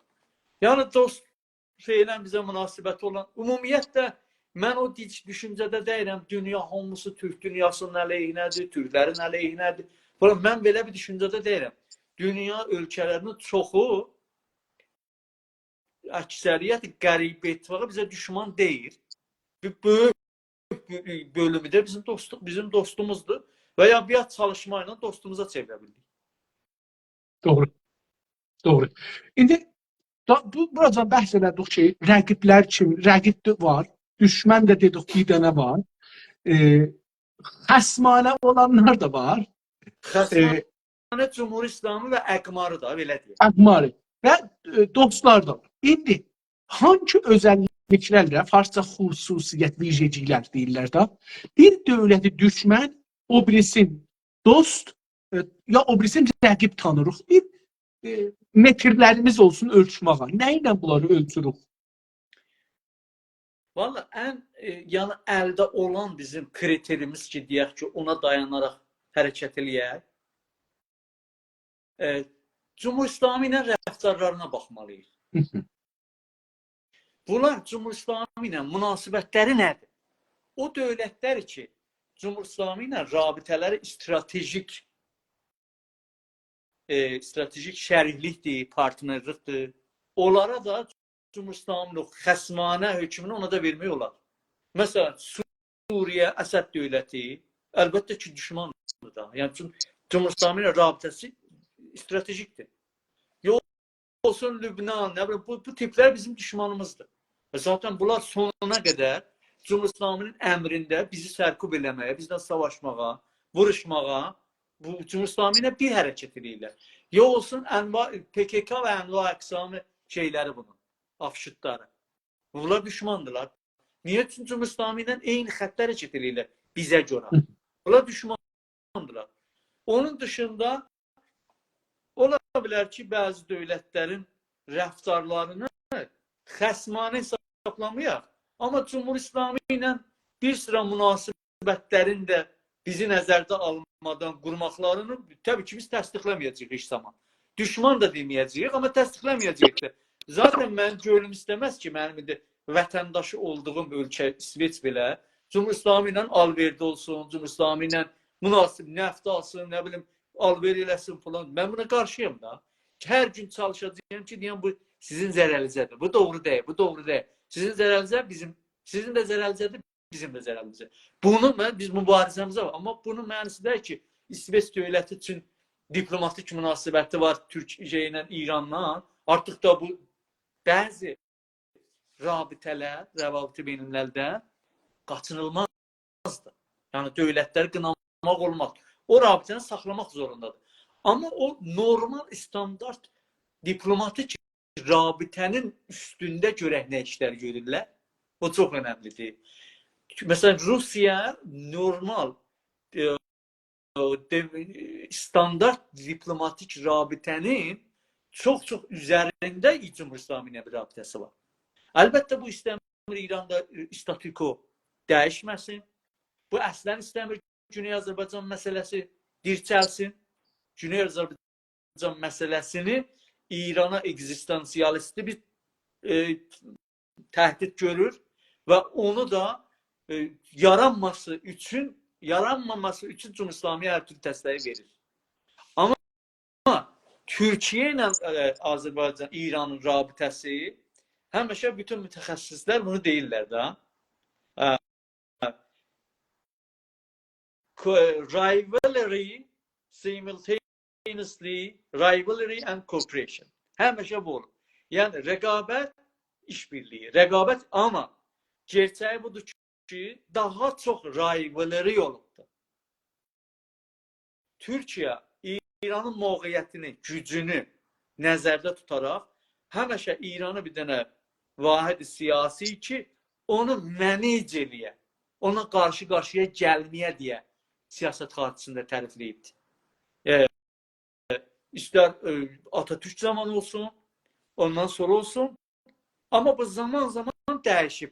Mesela Atatürk zamanı görürsən ki, Atatürk'ün özünün, rəhmətliyin, Rıza Şah ömründə bir dənə xaricə gedib, o da gedib Türkiyəyə gedib.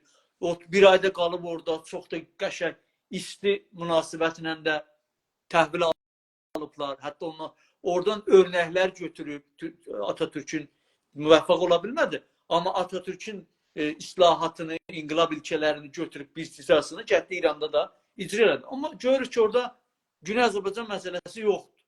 Zaten Güney Azərbaycan davası da yox idi. Sonra gəlirik bunların Türkiyə ilə İranın arasında ideolojik siyasi düşüncə təzadlı olduqları üçün rabitə həmişə təzadlıdır. Volatiledir, belə deyək də. Ən son rəhmətlik adı nədir? Bülent Ecevit dedi, biz mürtəci bir sistemi qəbul eləmək zorunda deyil. Hətta İranın inqilab yaranandan sonra, inqilab olandan sonra başlayır orada Hizbullahı yaradır. O aydınları bəhsini terör eləyir. Ondan PKK-yə hər zaman dəstək veriblər. Amma bütün bunlara baxmayaraq, geografik, ekonomik zərurətlər həmişə Türkiyəni İranla korporasiyona zorlayıb. Həmişə. Enerji bağımlılığı. Hər zaman PKK-nı bir xətər kartı kimi, bir kart kimi Türkiyənin əleyhinə istifadə eləməsi hər zaman Türkiyəni İranla işbirliyi eləməyə zorlayıb. Və Türkiyə də açıqcasına çalışıb ki, heç zaman Güney Azərbaycan məsələsi İranla rabitəsində bir maddə, bir şey kimi oturmasın. Bura kimi vəziyyət budur. Qarabağ Savaşından sonra biraz bəzi şeylər eyni olaraq dəyişibdir, amma yenə rəsmi siyasət düzeyinə gəlməyib. Amma Türkiyənin bu bağlarının, İranın bəzi bağlılıqları var İran-Türkiyə, Türkiyənin də bəzi bağlılıqları var İrana. Məsələn, enerji məsələsində böyük ölçüdə də İrana bağlılığını azaldıb. Ayrı alternativlər tapıb. Koridor oluşum baxımından bağlılıq var. Türkiyə məsələn Türk dünyasına, Qafqaza falana getməyə, İrandan getməlidir coğrafi olaraq. Bu koridor açılsa bir çox məsələ yenə Türkiyənin ləhinə dəyişir. Qalır PKK məsələsi. PKK məsələsini də çözə bilsə, o uluslararası münasibətlərə hakim olan teorilər əsasındakı o neo-klasik realitini nəzərdə tuturlar. Bu icab eləyir ki, Türkiyə ilə Azərbaycan istəsə də, istəməsə də İranın üzərinə gəlmək zorundadırlar. Bizim təqaz eləməyimizə də dəyməz, minnət bizə görə də eləməyəcəklər. Bu qudrətin iqtizası budur. Amma bağlar öncə qırılmalıdır. Doğru. Siz indi 3 dənə... Nə qədər vaxtımız var? Mən bilim onu. Bizim hələf elən bir 50 dəqiqə vaxtımız var. Hə, mən şarjı düşünürəm. İkinci mobaylı getdim. Buna şarjı azalıb. Yine arada bir şey ola bilər. Tamam, tamam. Ərz edeyim xidmət sizə ki, 3 dənə kəlməni istəyirəm tərif eləyəsiniz qısa. Düşmən, dost, rəqib. Bu düşməni də çox şey eləməsi, amma da sual da verirsən. Tərif. Mən fikrim bayaqları bir tərifini verdim. Düşmən mənim aləmimdə, yəni düşmən odur ki, sənin vücud fəlsəfəndən müşkil olan, integritini qəbul eləməyək. Məsələn, bizim millətdə hərəkət olaraq deyirik, biz türkük, özümüzə özəl tariximiz, kültürümüz var və ona binaən haqqımız var. Amma bir dövlətin münasibəti və ya şəxsin, hizbin, hər kim deyir, yox, sən o cür deyilsən, qəbul eləmirəm mən. Əgər dövlətdirsə və o müxalifətini də zorla eləyir, bir də bir cürmü mürtəkib olur, əlbəttə ki, düşmandır. Yox, biri var qəbul eləmir, şəxsidir, fikir, yəni əmələ keçmədən deyir, qəbul eləmirəm. Yəni, onunla düşman münasibəti bağlamaq doğru deyil, onunla eynən o cür rəftar eləmək doğrudur. Yəni rabitə qurmaq olmaz, münasibət qurmaq olmaz, dost kateqorisinə qoymaq olmaz. Amma düşmən kimi tərifləyib gecə-gündüz ondan uğraşmağa da dəyməz. Yox, məncə çox bu cür detayla getməyib. Tərif verin, bir dənə tərif. Düşmən Valla nədir? mən düşmana nədir deyim axı? Düşman nədir? Düşman dedim də sənin fəlsəfi vücudu ilə hər kim, hangi dövlət ki, müxalifət eləyir və o müxalifətini göstərmək üçün sənə rəvani və fiziki də zərər ziyan vurur, o düşman. Fiziki şamil iqtisadda olur ya yox? Bəli. Məsələn, millət bazasında da sənin qaynaqlarını sömürür, mühit-zistini təxrib edir. Ondan sonra. Anladım, anladım. Düşman da, Cumhurbaşqanlığı olur düşman da. Və ya rəqib nə olur? Şiraz kimi, məsələn, PKK kimi, PJAK kimi. Deyir, ora mənim torpağımdır və sənin torpağında gözü var. Onu əldə eləmək üçün gəlir orada adam da öldürür, terror yaradır, qorxu yaradır. Əlbəttə ki, düşmandır. Düşmanın boynuz olmaz ki. Təbii. Rəqib nədir onda? Tərif. Hə, rəqib odur ki, sənin vücudunu qəbul eləyir, hüququnu da qəbul eləyir. Ancaq münasibətini səni çalışır ki, səni idarə eləsin. Yəni, bir ikili münasibətdə o daha çox mənfəət qazansın, daha çox öndə olsun. O rəqib olur. Tamam. İndi dost nədir? Dost da odur ki, dostdur, yəni siyasi rabitədə dost odur ki, sənlə rəqabətə girmir, müştərək planları var, müştərək proqramları var. Məsələn, bir təzahürat qurursan, oturursunuz bərabər planı tökürsünüz. O da adamların gətirir gücü qədər, sən də gətirirsən, gedirsiniz müştərək bir planı icra edirsiniz. Bu dostdur. Gözəl, gözəl. Təşəkkür. Qısa olanda mən rahat oluram ona görə.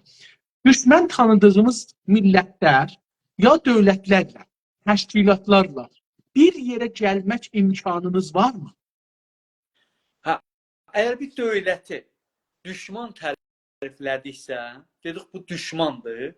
İki dövlət görürsən ki, bir-biri ilə düşmandılar. Amma diyaloq bir metoddur. Diyaloq, sən bir dənə tərəfinə, bir dövlətinə, cərəyanla, eyni halda ki, vuruşarsan, eyni halda, bir tərəfdə silahla vuruşarsan, o birisi bir yerdə də gedərsən, masada oturub danışarsan. Nə üçün? Ateşbəs üçün, ara vermək üçün, nə bilim, əsirləri, ölüləri almaq üçün. Bu, dünyada görünmüş bir şeydir da. Amma düşmənlə işbirliyi eləyə bilməzsə. Düşmən Amma görüşmək imkanı var. Görüşmək imkanı var, danışmaq imkanı. Diyalog dediyim kimi, diyalog düşmanlar arasında da olur. Diyalog ayrı məsələ. Bir sıra məsələləri həll eləmək üçün diyalog olur. Təbii ki.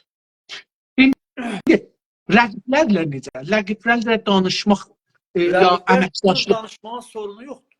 Rəqib əgər əməkdaşlıq yox, əməkdaşlıq. Əməkdaşlıq da, yəni moridə əməkdaşlıq eləmək olar. Moridi. Hətta dövlətlər də gəlirlər öz aralarında, gəlirlər sorunları kompartment eləyirlər. Yəni, bütün məsələləri, yəni, bir məsələdə vuruşurlar, bir məsələdə oturub müzakirə eləyirlər. İşbirliyi eləyirlər belə.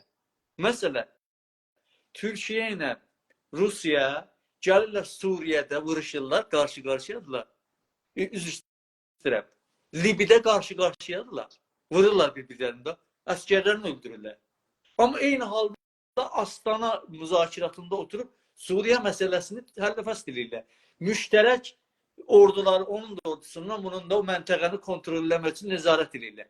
Yəni, düzdür biz dövlətdəyirik. Amma bizim gördüyümüz işlər də private sektorun gördüyü işlər deyil.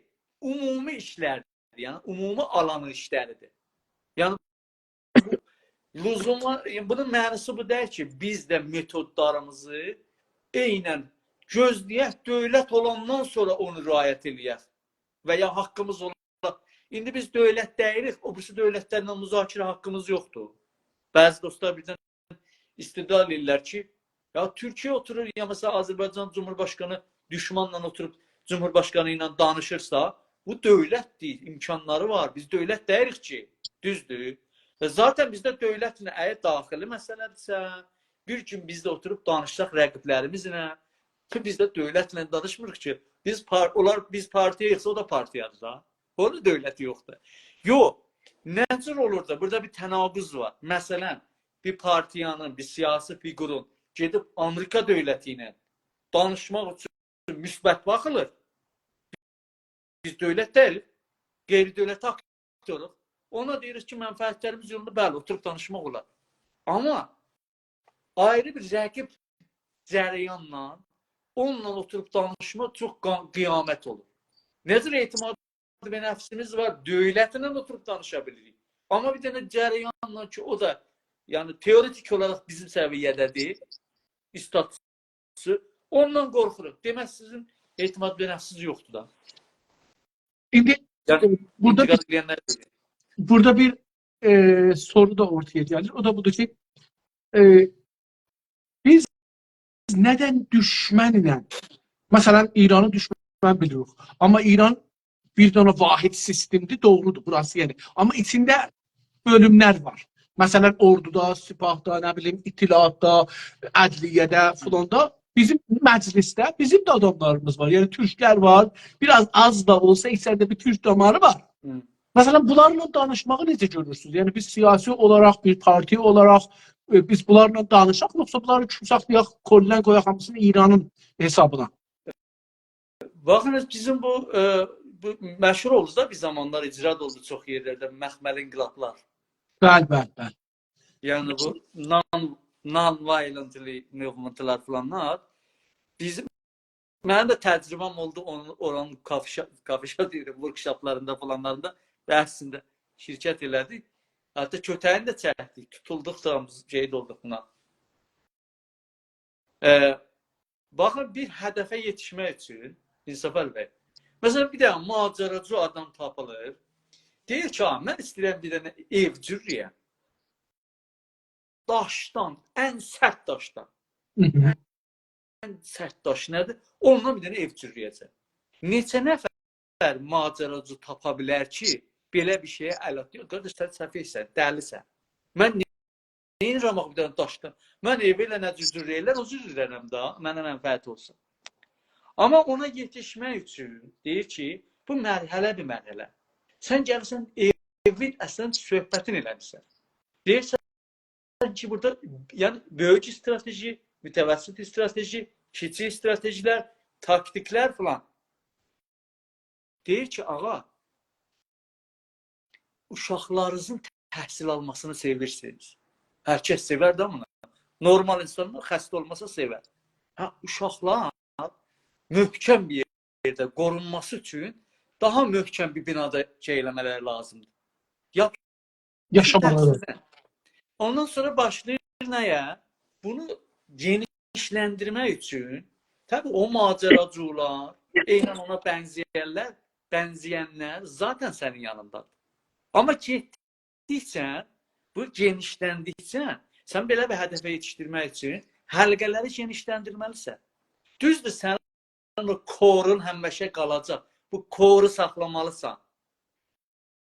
O birisi adamları qazandığında da onu heç mövqe stratejik olaraq deyək ki, məsələn, Cumhurbaşqanının içində bir dənə standarmış, bakanmış. Təbii ki, sən bunu o həlqədən qırıb özüvə gətirməyin vacibdir. Amma qırdığın üçün tüm məşhurdur, tüm Təbrizin millət vəkili olubdur. Onu gətirib təpənə çıxardıb kor həlqəyə qoymayacaqsan. Bizim iştibahlarımız burada ya ifrat ya təfritdir da. Sonra getdikcə o mesaj cürrəyirsən, deyir o daş duvarı hörmək üçün bir dənə mesaj. Bəzi yerdə bir dənə mesaj, bir sut çalmaq olur. Bəzi yerdə bir əlamət olur. Simbollar yaradırsan və o birləşdirici simbollar. Ondan sonra toplumu bölür müxtəlif layihələrə, məzhəbi, çox məzhəbilər, biraz az məzhəbilər, qarimətdə, rejimin koruna getdikcə də bu həlqələr fərqlidir da. Vizarət İttilaatında strateji təhlil eləyənlə bağlılıq dərəcəsi, bankda bir kariməndə bağlılığı eyni deyil ki, dəlilləri eyni deyil ki. Sən bunları seçəcəksən və hər kəsənin də özünə uyğun adamları ona yönəldəcəksən ki, o mesajı qəbul eləsin də. Təbii burada treynlər lazımdır, necə yanaşmalar lazımdır. Hətta nizamilərə, əskərlərə o zaman sən qazanacaqsan ki, 70% sənin cibindədir. Mən biraz bu məsələləri biraz çiğ görürəm. Görsən ki, bizim atırlar qabağa. Əslində bizim hərəkətdə bu potansiyel var, elmi də var, təcrübəsi olan insanlarımız da var bu işlərdə. Bir həddə də gedib qabağa. Mən belə baxıram məsələyə. Yəni, bir kəlmə ilə ki, mənfi, mən müsbət, onda yanlış anlaşılır da. Bu tozlu ilə ki, adlı tozlu verdim. Təşəkkür edirəm. Siz təşkilatda Güney Azərbaycanın siyasi təşkilatları, yəni sizin təşkilatda necə baxırsınız bunlara? İstiqlalçılar, federalçılar, İrançılar, qanun əsasçılar, 15-çilər, bu cür. Bunları dost görürsünüz, düşmən görürsünüz, rəqib görürsünüz, nə görürsünüz? Valla Azərbaycan Milli Hərəkətində ümumiyyətlə 2 cərəyan var da. 2 demiyorlar ki. Yəni bir müsamihə ilə 3 cərəyan deyək. Partiyalar da, cərəyanlar da o cür şəkillənir. Ya tam açıq-açıq deyir, mən istiqlalçıyam. Bir sırası da açıq deyir, mən fəqət federalçıyam. Yəni bir sırası deyir, mən yalnız fəqət federalçıyam. Bir sırası deyir, yalnız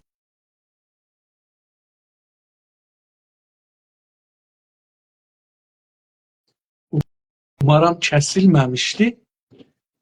Donubdu feylən. Bilmirəm ki, haradan donub, amma əziz və hörmətli dostlar, mən biraz danışım ta Salih bəyin görək ki, bu problem internetdəndir, o tərəfdəndir, bu tərəfdəndir. Hər halda donubdur.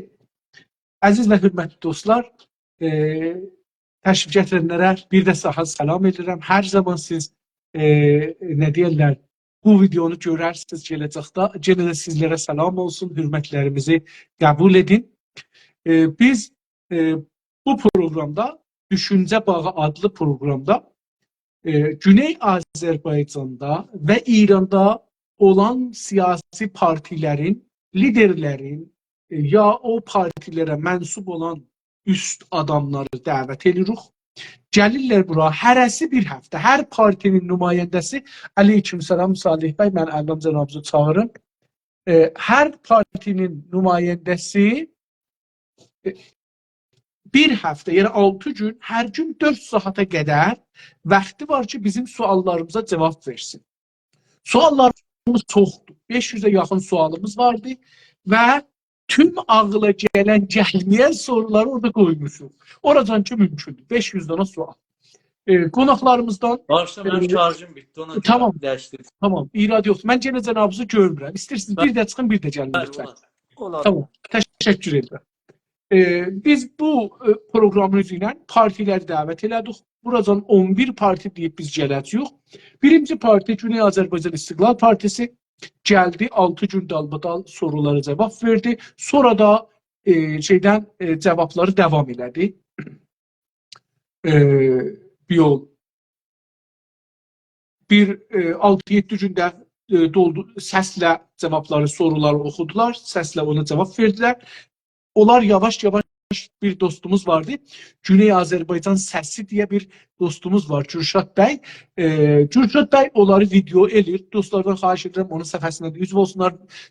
Yaxşı bir gözəl edit elir bunları, düzəldir. Məsələn, burada mənlə Salih bəy belə görünür, üst-üstə görünür. Amma orada bunları kəsir qoyur yan-yana, YouTube'a yüklür və biz də onu yayırıq. Bir də televizyondan da yayılır. Yəni, Az News TV'də yayılır 2 dəfə gecə günüzdə.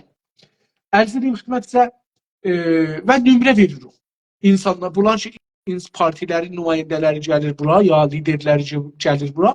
Salih bəy, əgər təşrif gətirsəz, bir dana Tazaşdan salam yazın. Çünki mən qabaqçı salamı görürəm. Ondan bu üzə, əgər gəlsəz, daha bir şey yazası fərqli ki, baş tapan təşrif gətirdiniz. Nömrə veririk. Salih bəy Yıldırım cənabları 5 dana ən üstün unvanı məndən aldı. Milli ərdəmli deyə və bir dana da ən ərdəmli deyə. Mənfi nömrə əslini almadılar. Hətta o müsbət nömrənin əşyasını da almadılar. Sonra Güney Azərbaycan Demokratik Türk Birliği Təşkilatı Başkanı və yardımcılarından qərar idi gəlsin Sayın Əjdər bəy Təğizadə cənabları gəlmədilər 6 günü 6 dana hər gün 10 mənfi verdik mütəəssifanə 60 mənfi ilə qaldılar. Son günündə bu günləri ki mən indi əlan bu proqramı aparırıq. Sağ olun, təşəkkür edirəm. Mən Salih bəyi gördüm, təşrif gətirdilər. Çağırın. Onlara 60 nömrə mənfi verdik, amma bu gün və çalışıram ki, bu 60 nömrə mənfi geçsin. Çünki böyük bir siyasi parti və liderdirlər. Xoş gəldiniz. Təşəkkür edirəm. İcazənizlə bunu deyim, yarımçılıq qalmasın, gəlib xidmətsə. Dəvət eləmiş o tızışdan gəlsinlər. Bu günləri eşitdim ki, qərarda apararlar şura, mərkəzi şurada bəhs eləyərlər. Bəlkə bizə sonra cavab verərlər ki, gəlirlər bura. Ondan sonra da Azərbaycan Demokrat Partisi, federal bir parti. Yunus bəy Şamili cənabları o parti tərəfindən gəldilər. Onlar da 6 günü çox gözəl huzurları oldu. Qərarlı sorularımızın da qalanlarına cavab versinlər. Səsli videolu hangisi ola bilsə, onlara əlverişli olsa. Onlar da 5 gün 5 gün milli ərdəmli və bir gün ən ərdəmli unvanını aldılar. Salih bəy Ildırımla müsabiqədə bir gəliblər buracaq. İnanıram ki, buradan da bu yüzə gedəcəklər və 3-cü parti ki, 4-cü parti ki, huzurları vardı. Azərbaycan Mərkəz Partisi Salih bəy Şamirani'nin liderliği ilə, başkanlığı ilə o partinin huzuru var və bu günlərdə biz Salih bəy Şamirani'nin xidmətindəyik. Telefonlarının şarjı bitdiyinə görə 2 dəfə kəsilibdi, amma proqram davam edibdi, durmayıbdı. Çox sağ olsunlar, təşəkkür edirəm, təşrif gətiriblər. Salih bəy, siz deyirdiniz, təşkilatlara görə, Güney Azərbaycanda olan təşkilatları rəqib görürsünüz, dost görürsünüz, düşmən görürsünüz, bunun haqqında danışırdınız. Buyurun. Bəli. Yəni mən 3 bölümə böldüm Azərbaycan Milli Hərəkətini. Açıq şəkildə, yəni açıq siyasətlərin istiqlal elan edənlər, açıq şəkildə siyasətlərin yalnız federal elan edənlər, bir də o partiyalar ki, haqqı təyin sərnişdi siyasətlərində açıq şəkildə elan eləyiblər. Yəni, haradasa 2 parti, mən bildiyim qədər 2 partiya yalnız və yalnız federal seçənəyini açıq şəkildə müdafiə eləyirlər və 3 ya 4 partiyada 3 partiya ya 4 partiyada fəqət istiqlalı açıq deyirlər ki, biz istiqlalçıyıq. 5 dənədə 5-i də haqqı təyin sərnişdi siyasətini yürüdür. Haqqı təyin sərnişdinin əsasında heç birisinin müşkülü yoxdur. Niyə? Çünki teorik olaraq və siyasət biçimi olaraq haqqı təyin sərnişd hər ikisini də qapsayır. Ona görə ən azı teorik baxımından nə rəqabət, nə falan təzad görmür. Yəni, hər ikisi ilə də çalışma imkanı görür özündə. Amma əməli siyasət baxımından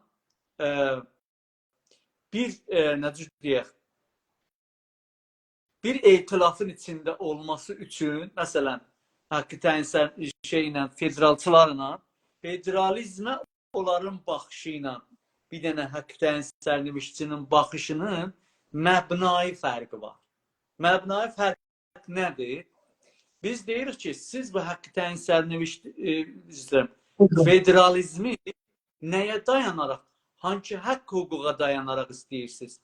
Yoxsa nəhayətdə federalizm bir dənə metoddur da ölkəni idarə eləmək üçün. Yəni, bunun yaxçı. Deyir ki, yəni federalizmin əsas fəlsəfəsi budur ki, mərkəziyyəti sındıra, yəni desantral eləyə ki, ölkə doğru düzgün idarə ola. Fəlsəfəsi budur. Yəni, çox idarə bir fəlsəfəsi var. Tamam. Sonra biz bunlara sualımız budur. Sabahları bir federal dövlətdə mərkəzi sistem, mərkəzi dövlət, indiyə kimi hakim olan millət gəldi, dedi ki, İranın hər yerində gərək fars dili rəsmiyyət ola. Onun yanında o birisi dillər, o bir iyalət dövlətlərində də fars dilinin yanında rəsmiyyətlər ola bilər. Sən ki, federalçısan, cavabı nədir ona? Yəni, federal düşüncəsinə dayanaraq fəqət haqq tənsərnevişdə əsas tutmadan sən öz dilinin rəsmiyyətini olmasını hüquqi istidlal olaraq, məbna olaraq necür qəbul etdirəcəksən? Və fərqimiz buradadır. Amma biz deyirik ki, haqqı təyin sərnəviş bir dənə haqqdır ki, bir millət bütün haqlarını özü icra eləyir. İstərsə müstəqil şəklində elər, external self-determination, istərsə internal self-determination elər. Əgər bu eləyə bilir, özünə dövlət qursunsa bu haqq əsasında, zaten bunun yalnız öz dilinə rəsmiyyət vermək zatı haqqıdır. Zaten təzadlı var başqa dilin onun dilinin yanında gətirib hakimiyyət verməsi. Haqq hakimiyyətinə toxanır. Amma sırf federaldan difa elədiyində belə bir bizim, yəni bu integritini qoruyacaq sənin elə bir haqqın yoxdur. Bizim təzadlığımız bunlarla budur.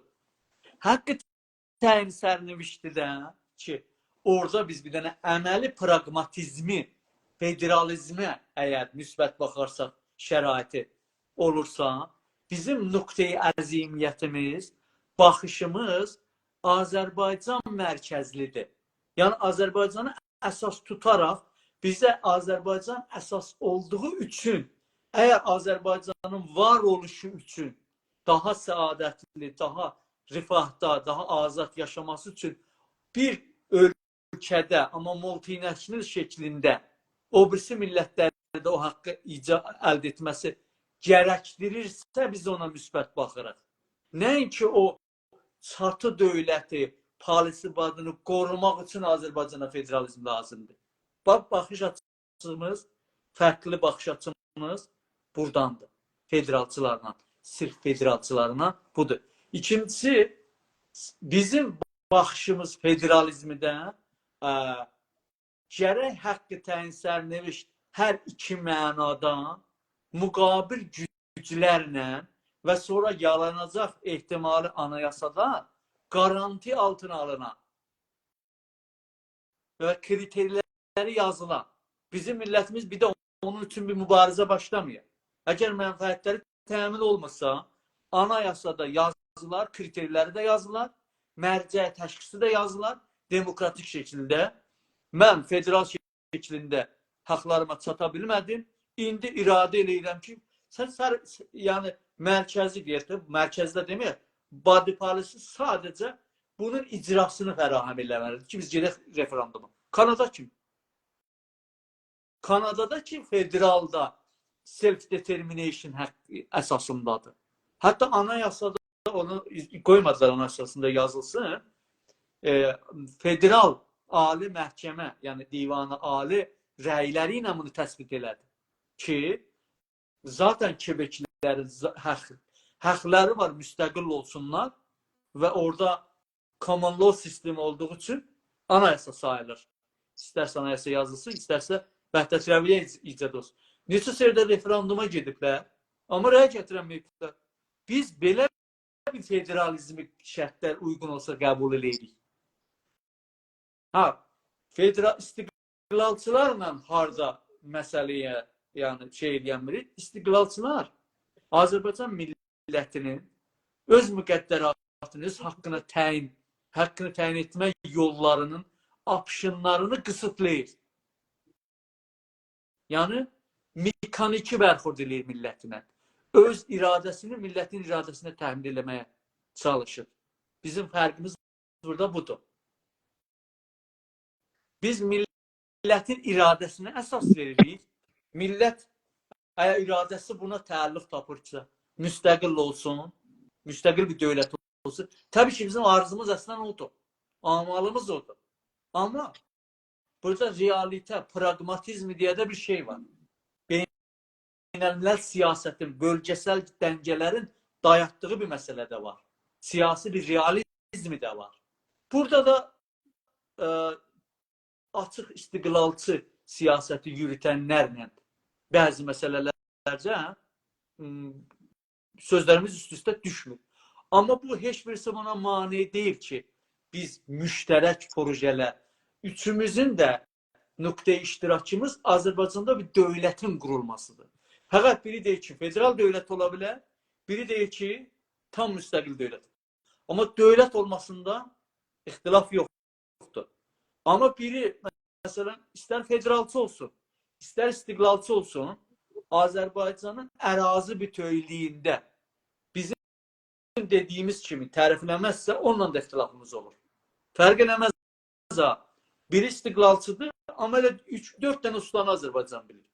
Bu olsun, Azərbaycan partiyaları olsun və hətta bir dövlət olsun. Biz onu qəbul edəmirik. Bizim tərifimizdə Azərbaycan hududları bəllidir. Yəni bu sənin hansı qrupda qərar tapmağın önəmlidir. Fikir edirəm ki, yəni biz amma müştərək iş görməklərə çox ciddi zəminələr var. Yəni əməli müştərək iş görməyə. Amma bir şərtinə ki, təkfiri siyasətdən əl çəkər. Məsələn, biri deməyək ki, sən üçün mənim istiqlalçı deyirsən, sən də kafərsən. Sən xainsən. O ki, federalçıdır, özünü əqli kullu qoyub, hamını ifrati, ağılsız, siyasəti düşünməyən, yəni belə rəftarlar da doğru deyil. Zaten mən üçünün də olmasını da lazım bilirəm. Hər üçü də bizə lazım. Ancaq biz bir stratejiyə doğru getməliyik. Bir güclər bir tərəfə, onu bir dənə misalla istəsəm açıqlayacağım ki, nə cür gedə biləcək. Məsələn, bir dənə yürüyüş istəyirik keçirdək Avropada, Amerikada, hər yerdə. Nə işgalı var bu işçilərin hamısı gücünü qoyur. Müştərək şüarlarına daha çox adamlar. Bu alanın genişlənməsi bizim hər üçümüzün də apardığımız siyasətin alanını genişləndirir də. Yaxşı. Birisi bir iş görəndə o birisi o eyni o xəttdə olmayan niyə başlayır? Yəni belə deyək də mən onlar üçün bilmirəm, amma misalı budur da. İndi Cumhurbaşqanı bilirsiniz də məntəqədə normal bir rəqabət istəmir. Niyə? Normal rəqabət üçün olanağı istedadı yoxdur. Elmi qoyacaq ora, nə mənə qoyacaq?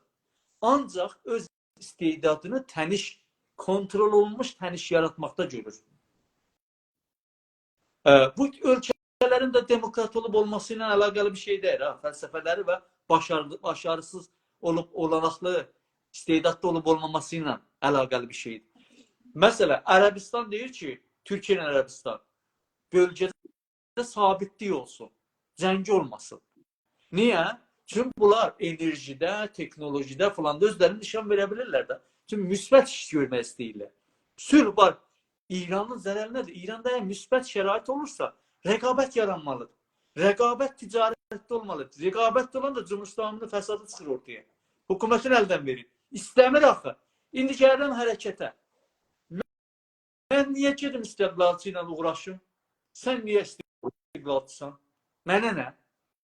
Mən işimi görürəm də, o da işini görsün də. Üst-üstə düşən yerdə üst-üstə düşərik. Düşməzsə, ya sən qalxarsan birin istiqlalçı olmadığı üçün xain adlandırarsan, o da deyərsən Cumhurbaşqanı nə danışsan da, deyər də buna. Bunun nəticəsi hakimiyyət bir dənə irtidadi literator nəhayətdə Cumhurbaşqanının nəfinə tamam olur. Bu üç cərəyan bərabər çalışa bilər, amma bu şərtindən ki, şərt də deyər, yəni zaten belə olmalıdır. İndi üzr istəyirəm, ya uzanladı. Berlində bir toplantı keçdi. Biz orada dəvətli dəyirdik. Orada da dəyirdik. Amma biz qalxıb demədik, bunlar xaindilər. Çünki fars dilində getdi. İntiqad elədik. Dedik, fars dilində getməlidir. Baxmadılar. Hər halda elə təşxis verdilər. Amma demədik çünki bizim intiqadlarımıza diqqət eləmədilər, bunlar xaindilər. Bu rəvişinə mən müxalifən kökündən və ya oralardan birisi qalxır, fars dilində aparmanız səlahdır. Bu iş fars dilində geçsəydi yaxşı olardı. Qalxıb ona deməməlidir, Cumhurbaşqanının ağzı ilə danışırsınız. Bilirsiniz nə deyirəm? Bəzi intiqadlar variddir, qəbul eləmək lazımdır. Kim olur olsun. Geçənki yürüşlərdə məsələn bir ay bir cərəyan, bir median 3 ay təbliğ elədi ki, orada PKK bayrağı gələcək. Nə bilim, mücahidlər olan yola salıb, rəsmən PKK bayrağı gələcək. Hətta məhkəmə qurmuşdular. Biz məhkəmə eləyəcək, belə eləyəcək, ifşa eləyəcək bu xainləri. Ya qardaşım, Cumhur İslami kimi nəyə təniş yaradırsa, gəl bir iş orada, bəyənmirsən, ged ondan güclüsünü ortaya çıxar. Mən çox üzr istəyirəm. 25 saniyədən sonra videomuz kəsilir. Əziz və hörmətli dostlar, qonağımız bu günləri Salih bəy Kamranidir və bu günləri məndən ən üstün medalı və unvanı alır. Milli ərdəmli əxlaq sahibi oldu. Sabahları saat 9-da Təbriz saatı ilə görüşərik.